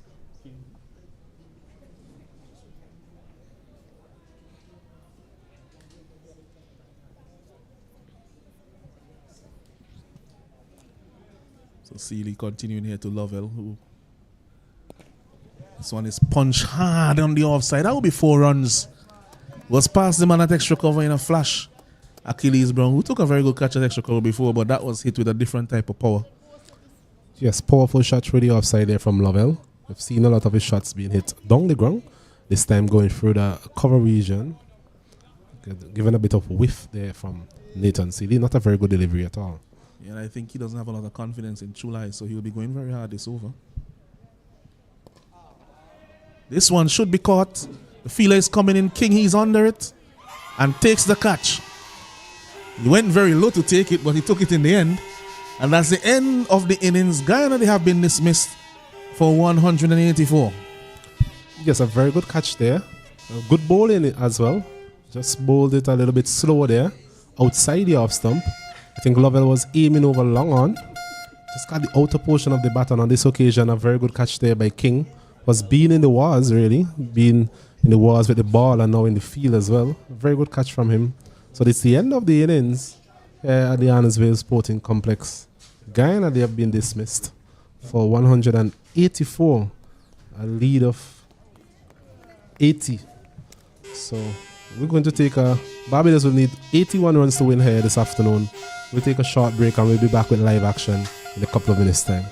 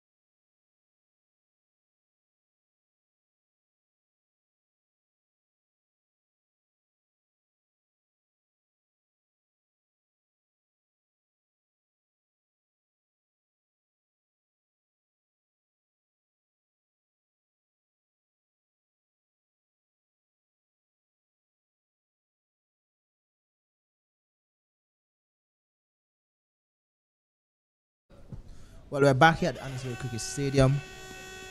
Barbados really in a good position here to win this game. They have 81 runs to win off just 22 overs here. Starting things off for Guyana, looks to me from this position, Thaddeus Lovell, the hard-hitting Thaddeus Lovell, bowled pretty well in the first few overs in the first innings. Pop just think that it was a tad too short sometimes, but opening things up here for Barbados is Zion Brathwaite and Kyle Jordan, the hard-hitting Kyle Jordan. We saw him in the second game against the Leewards in the second inning, scoring about 61 or so. Played some really good shot, was really aggressive. Zion Brathwaite, his partner. There's a little change. We have him opening in this innings instead of Achilles Brunger. Next to me is Mr. Cato. Pretty sure that he's very comfortable in his seat because I'm sure that we would be in for a ride this evening. Yes, good afternoon to you, Keswick. Good afternoon to all our viewers. And I'm hoping that we have a bit of entertainment here this afternoon. Small crowd gathered here. I'm sure they will look forward to such. This one is hit over cover. Chicken into the fence, is it? Or is it a brilliant stop out there? Looks to be the captain, Dindial, waiting for the umpire's signal. It's actually 4. So the first delivery short and wide. And there was Jordan. He mentioned his attacking prowess and showed evidence of that on that occasion. Well, immediately, Kyle Jordan showing what his intentions are. That one was slapped over cover for 4. Strongly built. Lovell trying to change his field positions here. I think the spectators in the stands are shouting to the umpire that it's not 4. It was good work by Singh out there on the boundary. So it's really 2. So it's good work on his cricket as well. Good work by the spectators as well. Know their cricket here at the Annisville playing field. Groundsman as well had a part to play in that. Situated just below the president's suite there, has another delivery there short of a length, punching it out to the man there at mid-off, another single. So Barbados up and running here, free without loss. No guessing what Kyle Jordan is going to do here this afternoon.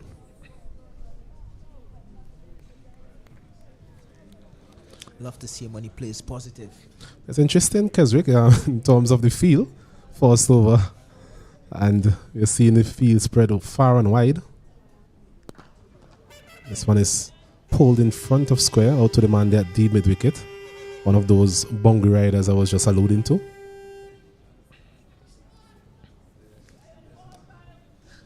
So there's a man at slip, there's a man there at cover, mid off, there's a deepish mid on, and then we have these boundary riders. We have a man at deep third man, a man at deep point, a man at deep mid wicket, deep square leg, deep fine leg. So I'm not too sure if there's milk and honey in the deep, but we're seeing a lot of feelers there, Keswick. I'm still confused as to the field. That they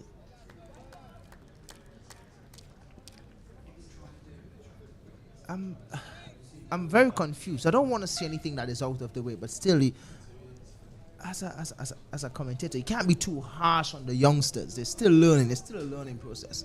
So you can't be too harsh. But sometimes you see certain things and you wonder, what's the plan? Is the plan here to...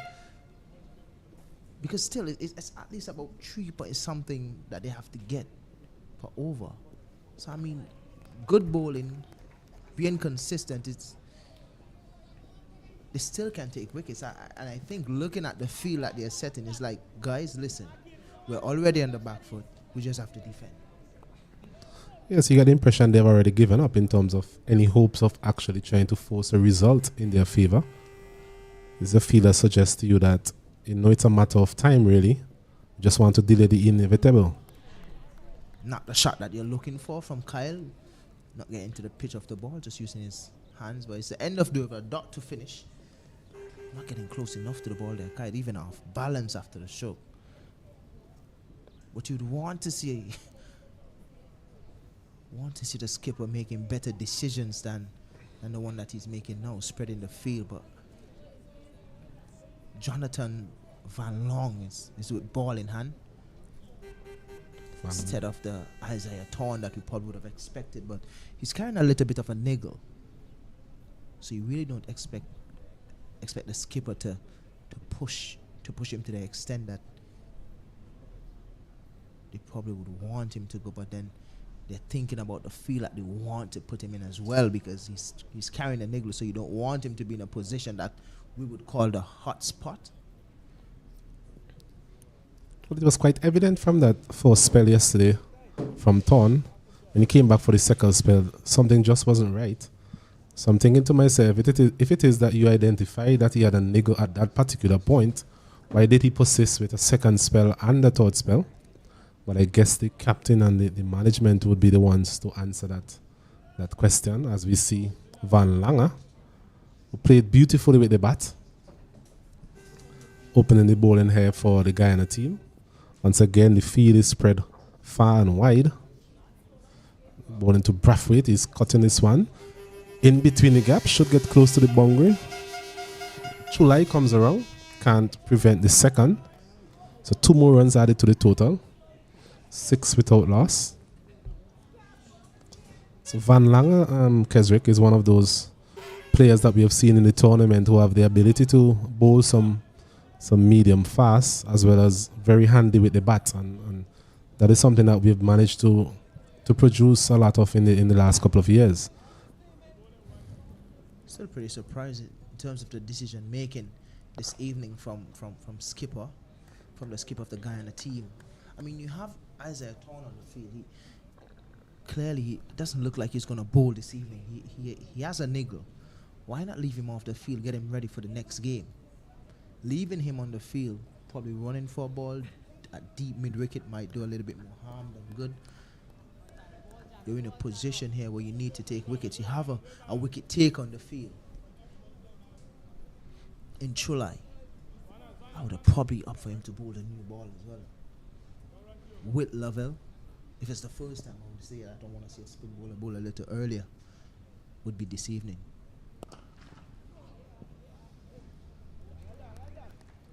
Just getting back to Thorne, I was just saying you have to question the decision to have him bowl that second and third spell yesterday. If it is that you knew he had a niggle, which we could have clearly seen, he was really not up to the pace that we usually see him. His action wasn't even repeated. So it was really always going to be a risk to have him bowl that amount of overs yesterday. This one is sliced off the edge of the bat, should get close to the boundary. It does. A powerful man, Jordan. Even the edges tend to fly when it comes to him. It's one of those players that doesn't look like he gets close to the ball or get close to the pitch of the ball. Use a lot of hands. 11 without loss, Barbados. Remember, they're chasing a total of 81. So for the 70 runs required, as the bowler, the captain, continues to marshal their troops.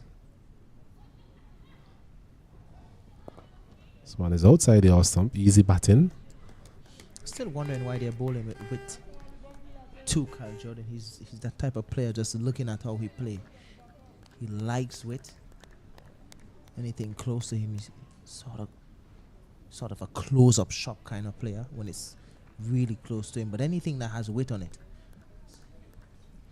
he's happy and invites himself.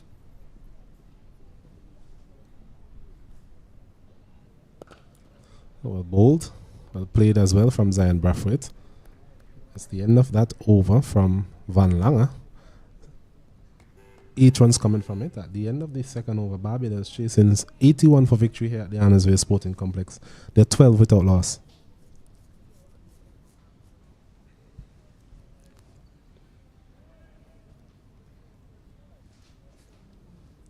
A current run rate of 6 runs per over. We mentioned before the required run rate being just around 3.8 runs required per over. So even with the field spread it far and wide, singles can even do it for the Barbadian team.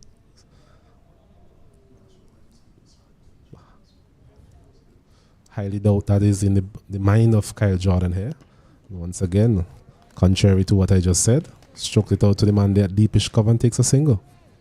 And that's the thing that I realized with Kyle is that anything that is pitched on the stump or to his body, it's a close-up shot. But anything with width, he invites himself, and they're still bowling the ball just outside the line of foot stump frame. Just think it's something that they just need to be more aware of. This one is down the leg side by Lovell, testing the middle of the pitch like he often does. Doesn't really have the pace to warrant that type of length. Still a young man. Sure, as he grows older, he will understand his game a bit more in terms of what is more effective for him if he is to succeed at the highest level. Short again, and Zion is putting this one in front of square. Field out there, comes around. Limits the batters to a single. 14 without loss.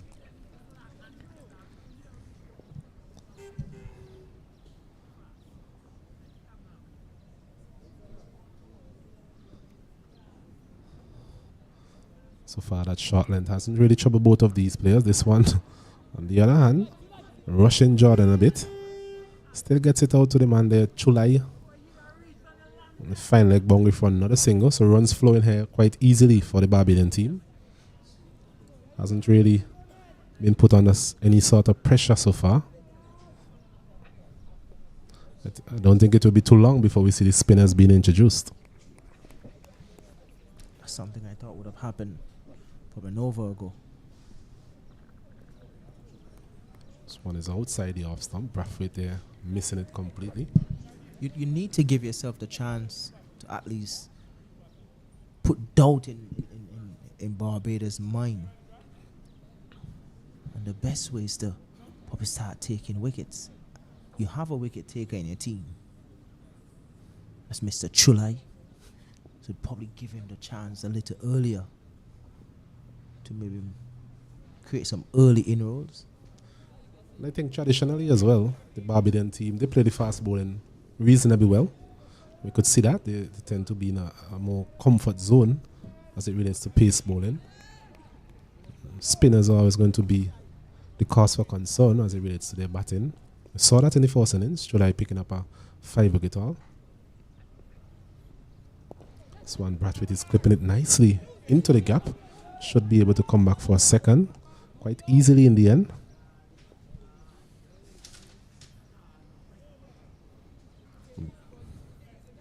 Fielder there, Dion Ryan, comes around. That's the end of another over. At the end of it, 3 overs completed. Barbados, they're 17 without loss, chasing a total of 81.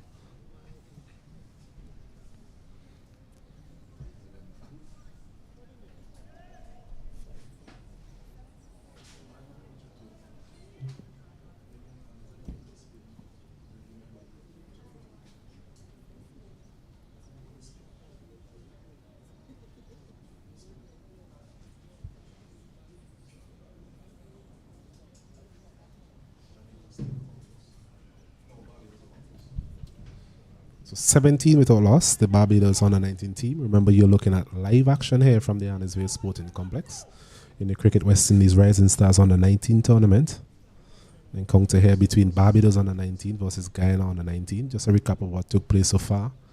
Yesterday, Guyana, they won the toss, selected to field. Barbados, they made 201 for the loss of 9, sorry. Guyana in the first innings, they were bowled out for 97, a disappointing batting performance. Barbados then forced the follow on. Guyana putting up an improved performance in the second innings, 184 all out, which left Barbados now with 81 runs to win. They're on their way 17 without loss.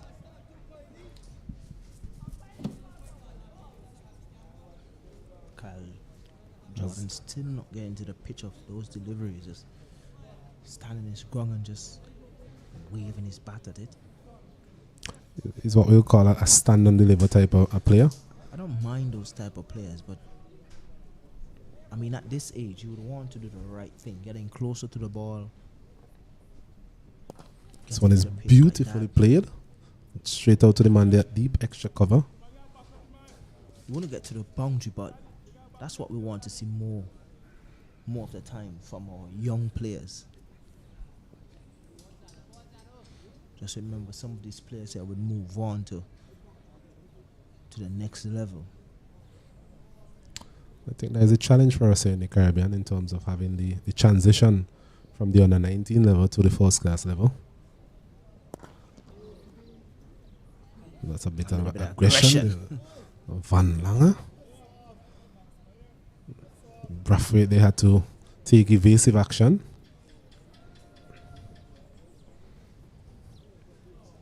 Yes, Keswick, I was saying that is a challenge for us here in the Caribbean in terms of the transition from the under 19 level to the international level. We have not been able to really bridge that gap over the years. I think more is being done now in terms of having the academy in place. We have 8-team tours. It's very important that we keep a pool of players that we want to invest in. Whether 40 or 50 or so of these players, and put developmental programs in place so that they're able to transition from these sort of levels in terms of under 19 to be in a place where they are actually pushing for a place on the senior West Indies side, as we see a wide here by Van Lange. Quite disappointing from him. We'll have to bowl that one again.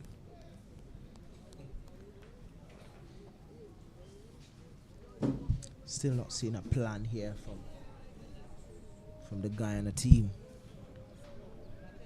But I think the plan, Keswick, is to just delay the victory for as long as possible. I think that is the plan we can clearly see from up here.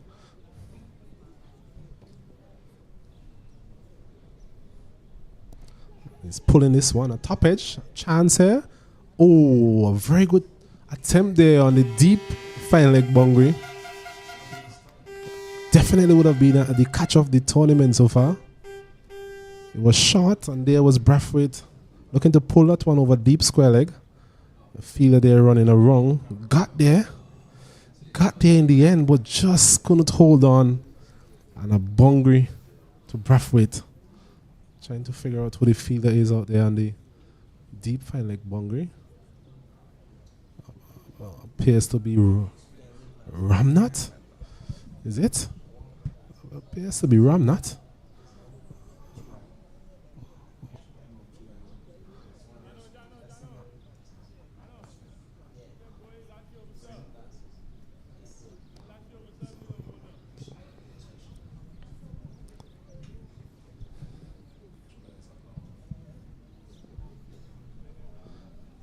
As we see Van Lange once again. They're outside the off stump. Brathwaite looking to force that one through the offside. One skidding through. So it's the end of another over. At the end of the fourth over, Barbados, they are 22 without loss. 23 actually, 23 without loss. Really and truly, just needs sensible batting. Nothing out of the way, nothing rash really. It's 23 or 4 overs as.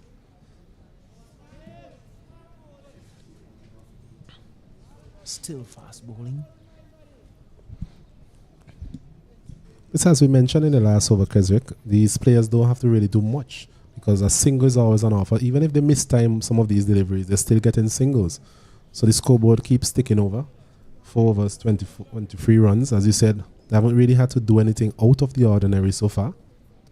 Seeing a packed offside field here. This one is hit high and handsome. Magnificent shot. Pakistan in danger. That's the thing, when he connects, he really do connect. Not a lot of foot movement behind of it, but hitting it on the up like that, mama.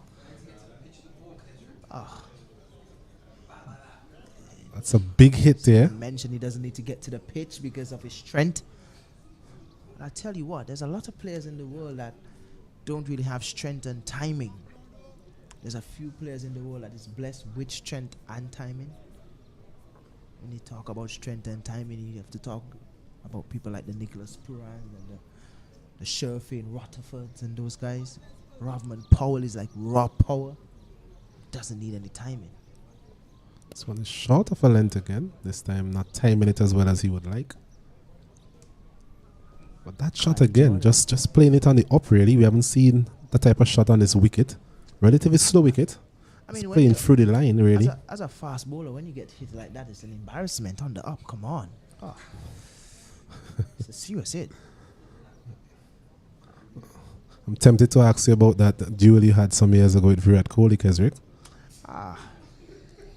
That's a never-ending story there. As we see Lovell getting this one down to third, man. Nicely played. 30 without loss. During the World Cup, when India won the World Cup, the amount of Virat Kohli pictures I've received with the trophy. Listen. Oh my God. This story about Kesrick Williams and Virat Kohli will never end. I don't know if I This one is slashed over point. Gets it out there to the man. Deep extra cover comes around. Can't prevent the two though. So 2 more runs added to the total there. Runs it's coming quite easily here for the Barbados team. 32 without loss. A friend of mine told me one time, every publicity is good publicity because you're in the media, but I'm not sure I want to be in the media with that one anymore. It's too much now. It's too much, Kato. But he had actually gotten him out in the previous a match. lot of times. This one is slammed, a chance there. Dropped by the man there at cover. Putting down a relatively difficult chance. He had to dive to his left. Just couldn't hold on. A lot of people might not remember, but the score is 2-1, huh? To me. It's for those Indian viewers out there. That's a reminder from Kesrick Williams. Yes, man, definitely. The score is 2-1 in favor of Kesrick Williams. The score here is 33 without loss. We're into over number 5. And the Barbados team definitely in the driver's seat here. They're the ones calling the shots. They're the one changing the gears here. None more so than Jordan. This one is punched out to the man there. Deep point for a single. Good looking shot there from Jordan as the over comes to an end. 5 overs completed. Barbados in pursuit of 81 for victory here at the Annesville Sporting Complex. They are 34 without loss. I mean, in this position now, Kato, I would have loved to see a Chulai with the ball. He's your wicket taker. You need to take wickets. Sometimes you wonder if you're gonna wait until it's too late. But he's given the chance now. Chulai is with ball in hand, having a conversation with skipper Dindiao, working on the plans with Isaiah Torn. Mainly the senior players of this team, I would say. So it's not bad going here from Barbados. They just need to continue from there. Speaking about continue, in the commentary box with me now to continue for the next 5 overs or so would be Alanson Cruikshank, the investigator. How are you? Yes, good afternoon, Kesrick. Good afternoon to our viewers. Interesting finish here ahead of us. Barbados have started like a train on fire, but the trump card is on now. Chulai.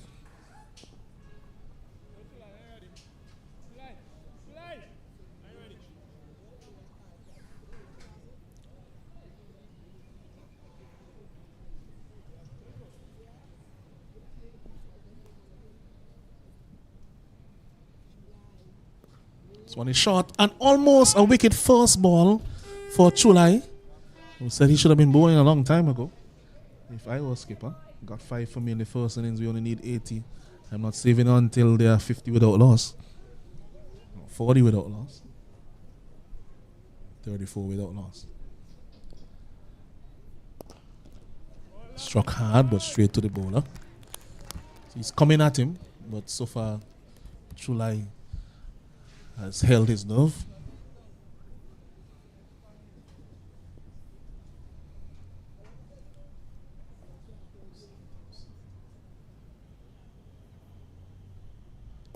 Caught. That's the wicket. Chulai immediately effective. And I said it was just a matter of time, really, because I knew that the spinner would cause some problems here. I mentioned it earlier. You need wickets. You need somebody that's going to take wickets for you. I mean, taking wickets, not saying that you're going to win. It's really a stretch to say you're going to win this game if you take these wickets or, stuff like that. But if you start taking wickets, obviously Barbados is going to think different. So you want to put a doubt in their mind. Yeah, first over, first wicket for Guyana. Yeah, Kyle Jordan has gone for 19. Yes, and they would be glad to see the back. Be glad to see his back. But as I was saying, if you don't take the wickets, then they will keep playing as if it's a T20. They'll keep swinging for the hills, and you will have no control over the innings. You'll just be there waiting. The other thing we saw from Guyana is that they had everybody back on the boundary at the beginning of the innings, when the required rate was 3.8 at the beginning of the innings. And of course, if everybody's on the boundary, when you want 3.8, you get 4 singles and over. That would be good night nurse. Even if you get 3 singles and over for about 10 overs or 12 overs, it's going to get you still fairly close enough for you to strike in the last few overs without much risk. So I think their only hope here is to attack as Joshua Dawn comes to the crease. Just see if you can continue to take wickets. That's the only way to go. And for you to take wickets, you have to have people in catching positions. I would have a slip first ball to Joshua Dawn. Chulai has taken 5 wickets in the game so far. Well, he's your wicket taker, so you need to give him the field to present that opportunity of another wicket.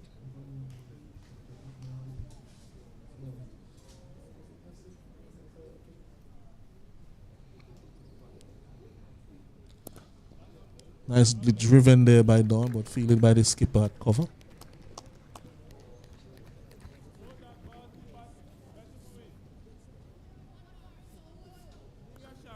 In this position, the only gain that Guyana could get is really to win the game. So they really should try to see how they can do so.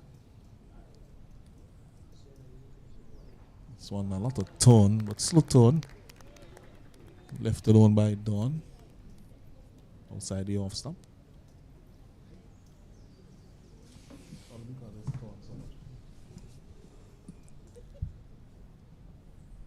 Again, just in that area outside the off stump. And a successful over to start from Chulai, a wicket maiden in his first over. Where has he been, Kesrick? He was at long off. That's where he was, at long off. I honestly think that he should have been given the ball early enough. Like, I probably would have started with him and Lovell. I mean, taking into consideration that you need someone to take wickets, and he's your main wicket taker. Probably have the most wickets for them in the tournament so far. Took 5 wickets in the first innings, so you want to give him that opportunity and give yourself that opportunity and the team. Yes, and there's going to be a double change. Singh is coming on to bowl. He was the one who was under that catch down at fine leg earlier of Zion Brathwaite, but now he's going to be bowling to him. He's off spinner. Again, there's no attacking fielder in terms of a catching position around the batsman. I think maybe more justifiable with the off spinner to the right hander, but definitely Chulai to the right handers needs to have a slip. That's my personal opinion.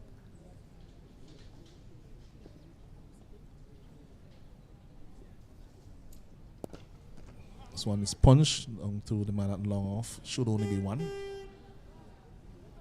Thorn. Big arm almost going over the keeper. Keeps it to 1 though.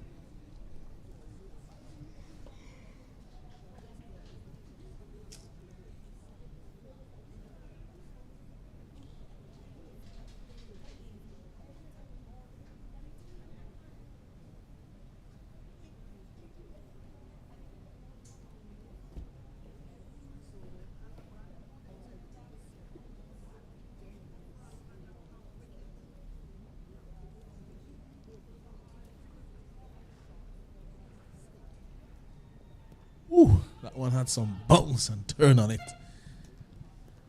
You said he would have wanted to see that maybe from in the first innings when he bowled.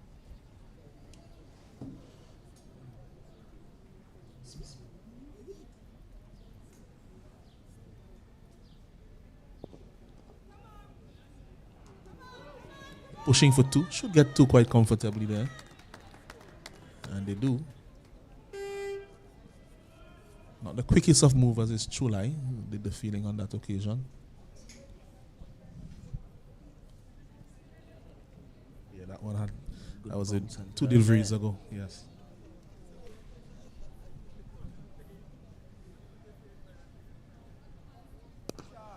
This one is pulled by Dawn in the gap. Single taken. That's really all I need to do now, Keswick. Just knock the ball around. 4 runs and over, 3 runs and over. That will get them over the line. That's easy pickings. I mean, just 44 runs left. And that's an excellent shot there from Brathwaite. Very good thinking. Gets him 4 runs. Some innovation. He just stepped across the crease and just paddled that one down to 5 leg for 4. Moved pretty early as well. It was outside the line of foul, so he have to readjust at the last minute to make sure that he put himself in a position to get it behind square leg. All in all, it's 4. That's the end result. Score moves on to 38. This one is in the air, but spectators catch went into the ground force. Have you ever had a spectator's catch, Alanson? If I have had one, as a spectator or as a player. As a spectator. Where you shout and then you realize, oh. No, I've always, every time I go to cricket, whether it's international cricket or even just local cricket, I always think about, you know, whether the ball will be coming to me as someone in the stand. Never did. For some reason it tends to follow some people around when they're in the stands. But it's the end of the day over here. We go to a little bit of a jinx break as we take a break here in the comebacks, and we'll be back to continue this game between Guyana and Barbados here at the Annisville Cricket Stadium.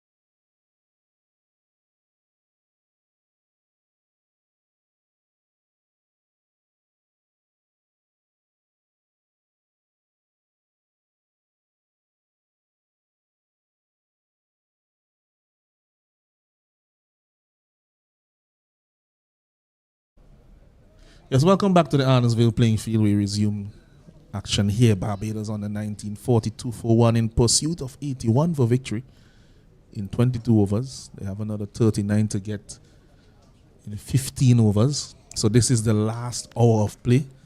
Of course, those of you familiar with Test cricket or any long form cricket, there's always that last hour on the final day. So this is the beginning of the last hour.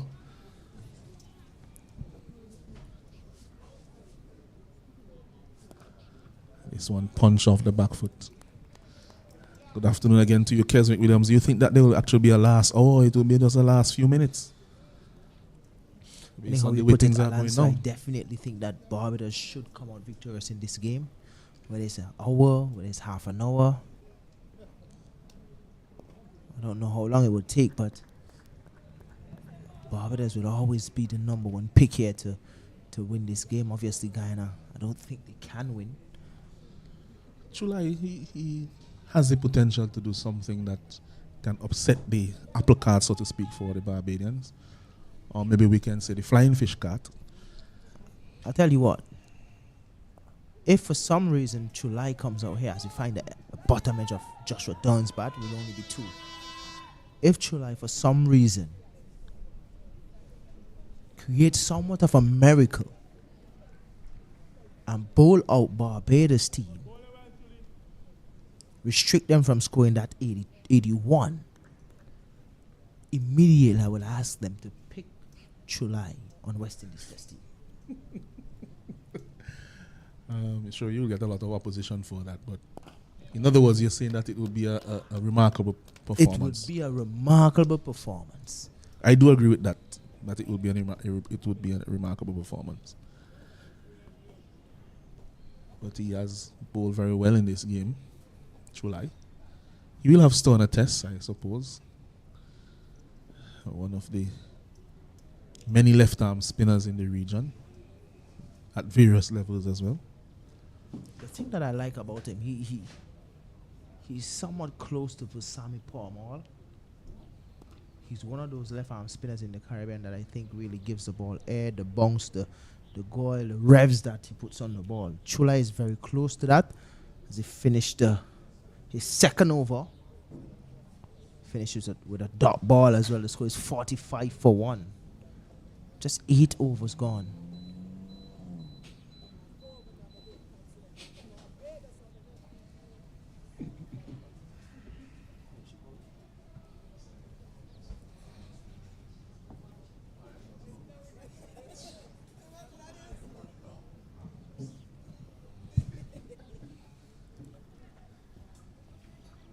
So Dindial introducing himself after that 1 over from Singh, Krishna Singh. So Dindial now will take up the bowling. Still no one in any catching position. So I guess their aim is just to delay the victory. They're not looking for wickets, except on the boundary maybe. So dot delivery.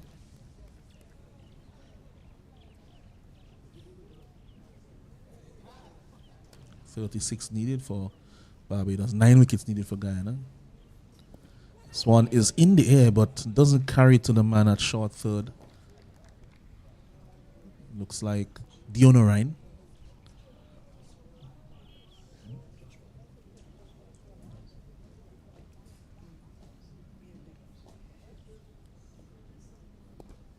And this one should challenge the man on the boundary there, but he gets around. Good feeling there by him. Van Langer, the big man, putting in the work.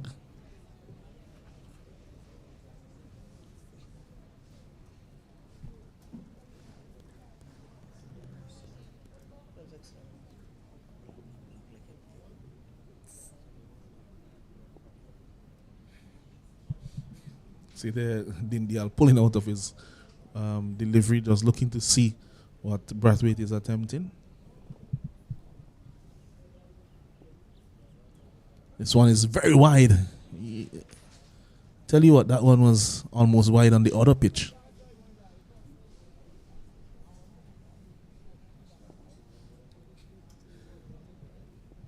Just cut away. Some debate in the commentary box as to whether it should be on the ball. It actually pitched on the strip, but went even further away. So I think the where it pitched just saved it, but it was very wide by the time it got to the keeper.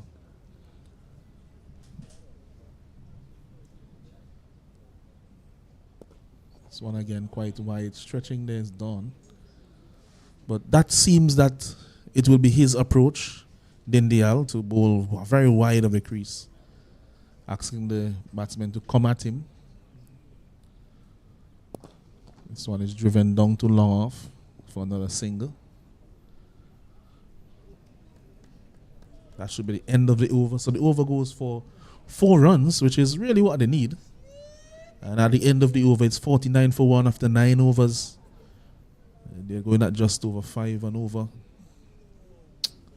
49 for 1. They need another 32 runs to win.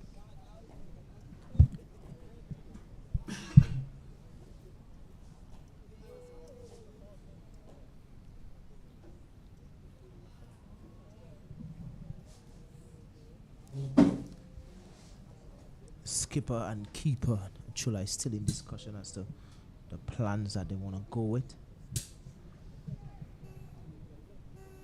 Still 32 runs. Wish I could hear the discussion here. Well, I think whatever plan they're discussing, they really need to discuss having a slip or 2, at least. And if they're looking to get an in-outfield, that's fine. But you need to have somebody who is looking to effect a dismissal in terms of the fielding position.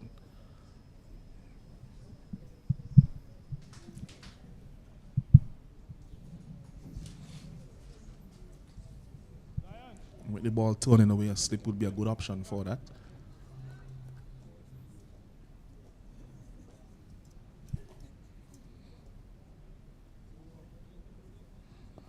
One is very full, played calmly back there by Dawn.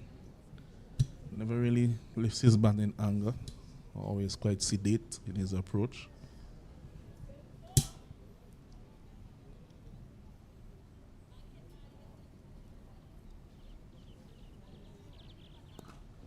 So when he drives into the gap, but straight to the man on the sweeper boundary, seeing the taken. Brings up the 50 for Barbados. 50 up after 9.2 overs. So they are going at just over 5 runs and over, which should take them to the target with several overs to spare if they continue in that vein. Oh my goodness. An outrageous reverse sweep attempted there. He was across very early. They complete 2 runs. He did something similar, but he didn't reverse it against Singh. But Chulai is a more experienced bowler. And I think Chulai saw him go down quite early and was aiming for that leg stump and just missed by a whisker. Probably way too early from Zion Bratton. Even in the reverse sweep that he played, the paddle that he played a couple of overs ago, it was a bit too early as well. That went for 4.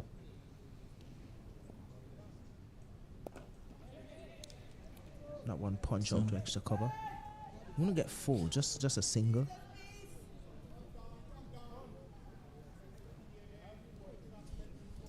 So that's all they really need. So far in the over, they have gotten 4 runs, 2 extras, and the 2 singles.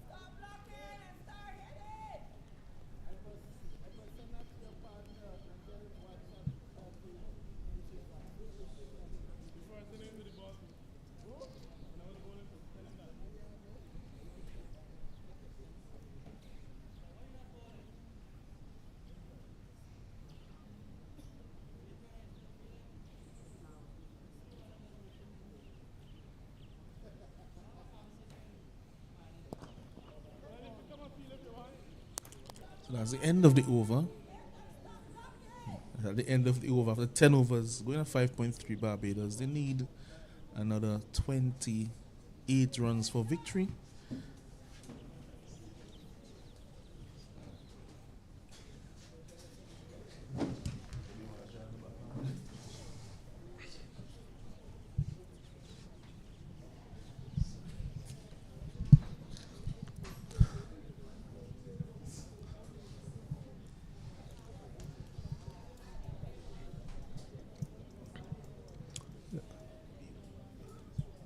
So 53 for 1 here, Barbados, in their quest for an outright victory, which will be the first of its kind in this tournament this year.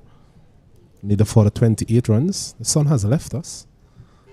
It's a bit dark, but still reasonable conditions really to get this for the 28 runs by the Barbados team. With Dindial, the captain, trying to lead from the front. Had quite an enterprising innings earlier.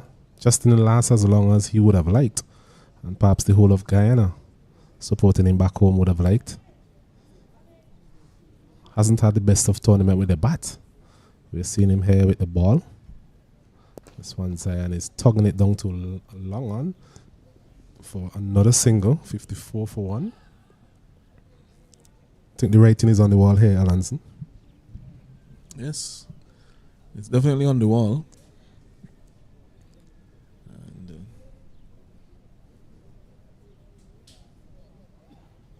Just a matter of time. This one is hit upishly over extra cover. Should be able to come back for a second. Joshua Dawn just coming forward and stroking that one over the infield. Mentioned that he doesn't really, he's not the attacking type player. He's more sedate in his approach. In the situation like just a matter of finding the gaps, getting the ball into the gaps. Zion Brathwaite seemed to be more of the aggressor in the partnership. He's on 22 from 22 deliveries. Yeah, they don't really need to go helter-skelter, so to speak. It's just about 26, 25 runs left. And they have several overs to get them, more than 11 overs. This one is full again, and he's striking this one into the gap. Once again, we'll get 2 runs. Got a run in between the wickets. Just staring over to my left, where some of the weather normally comes from. A bit of a dark cloud really gathering there. So that's something they need to be mindful of as well.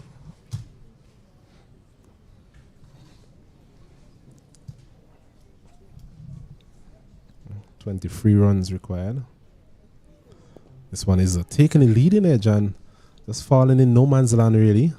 Dindial down on his knees, wondering what he has to do to get this wicket. Another single though to the Barbados team. They're up to 59 for 1. Into 11th over. We're already into that final hour of the day's play. Brathwaite is stroking this one comfortably. Down to the man there at long off. Isaiah Thorne comes in. Haven't seen him with the ball in the second innings. Understandably so.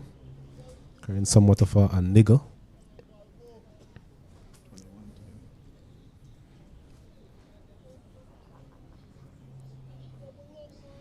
Guyana fielders here just waiting for something to happen really.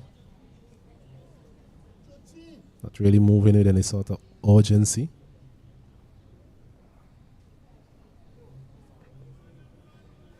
Packed offside field. There's 6 players on that offside. Dawn again looking to walk this one onto the onside. Taking somewhat of an edge. Falls safely in the end. 2 more runs added to the total. So 9 runs coming from that over.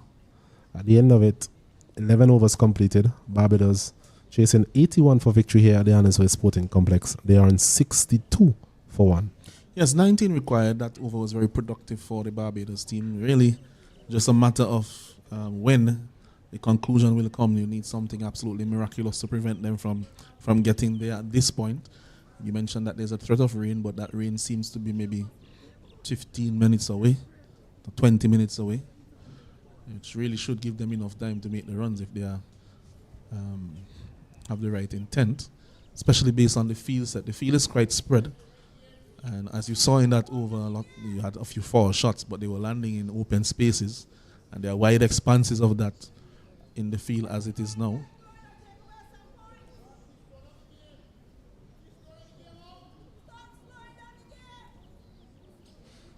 To show what the hold up is at this point in time, see Isaiah Thorne having a talk there with the umpire.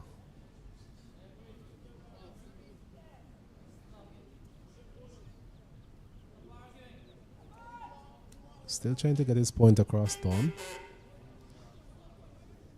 Making his way down to long on. As we see, Chulai continues. 3 overs, 1 for 5 so far. Very impressive again from the young man. Hasn't given a lot away. And looks as threatening as anybody else has been on this wicket. This one is a good looking shot here. Straight down the ground for 6. Magnificent there from Zion Brathwaite. Good use of the feet. And always presented a straight bat and got the just results there for him. 6 runs. Yeah, unlike the times when he played those premeditated paddles and the reverse sweeps, he left it late enough to leave his crease on that occasion. So there was no clue there from his pickup or anything like that to Chulai, and he was down the pitch, just shy of the pitch of the delivery, and was able then to loft it straight for a handsome 6. Very good shot there from Brathwaite. Use of the feet really did it for him. Got close to the pitch of the ball just before it started to turn away. This one again is driving down the ground for another single. Something that we have not seen a lot of in this tournament, Alance, in terms of batsmen being prepared to use their feet, get down the pitch. Yeah, it's an aspect of Caribbean batsmanship that probably has been lacking over the last decade or so, decade and a half. The generation just before them did it quite often. Those who have just retired. And of course the ones before then. Those who were from the 90s and so on. As he punches this one, Joshua down to long off. I think that was really vindicative of what we saw in the 90s in terms of cricketers. Not only West Indian cricketers, but cricketers all around the world being prepared to use their feet. Likes of Mahila, Jaiwa, and all these guys. Sangakkara, Sri Lanka, Vinda de Silva. These are men who played spin very well. Even Inziman, despite his weight, as this is a drop catch, Chulai there just not holding on to that one. It really hit back with any sort of ferocity. Just a matter of not really going to his weaker side as well. But definitely should have held on to that one. Yes, you call some good names there. We could call a few more. Yes, the list can go on and on. Yeah, the list could go on and on. For Pakistan, one of my favorite batsmen was Mohammed Yusuf, who was formerly Yusuf Yohana. Really classy at the wicket. Never seemed to be rushed or flustered in his stroke play. An appeal there. That's umpire not really answering in the affirmative. Yes, that's a very good name you call it, Alan. Yeah, just a couple of nights ago, I was looking at a couple of his innings in Australia. Actually scored some big hundreds in Australia. He wasn't afraid to take on the Aussie bowling at all, yes. Especially Shane Warne. Yes, dominated one as a matter of fact.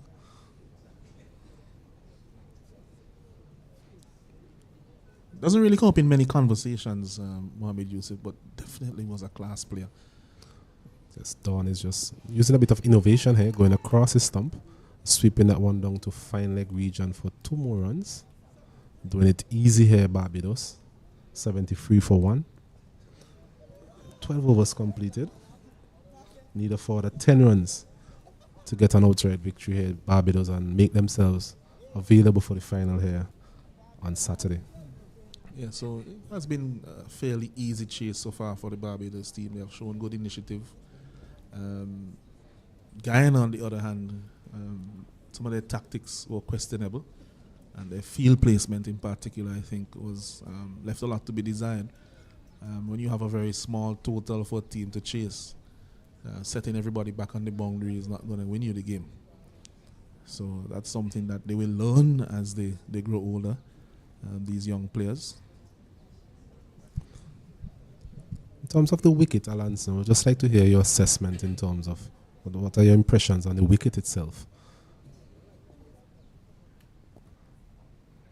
Brathwaite trying to force that one to the offside, not making the type of connection he wanted. Well, I've said it a few times, even in the first game, that these wickets have just been relayed. The soil has not come from here, so it would take some time for the subsurface and everything to settle. I think that after this tournament, playing constantly on it, there's VPL coming up as well, playing constantly on it.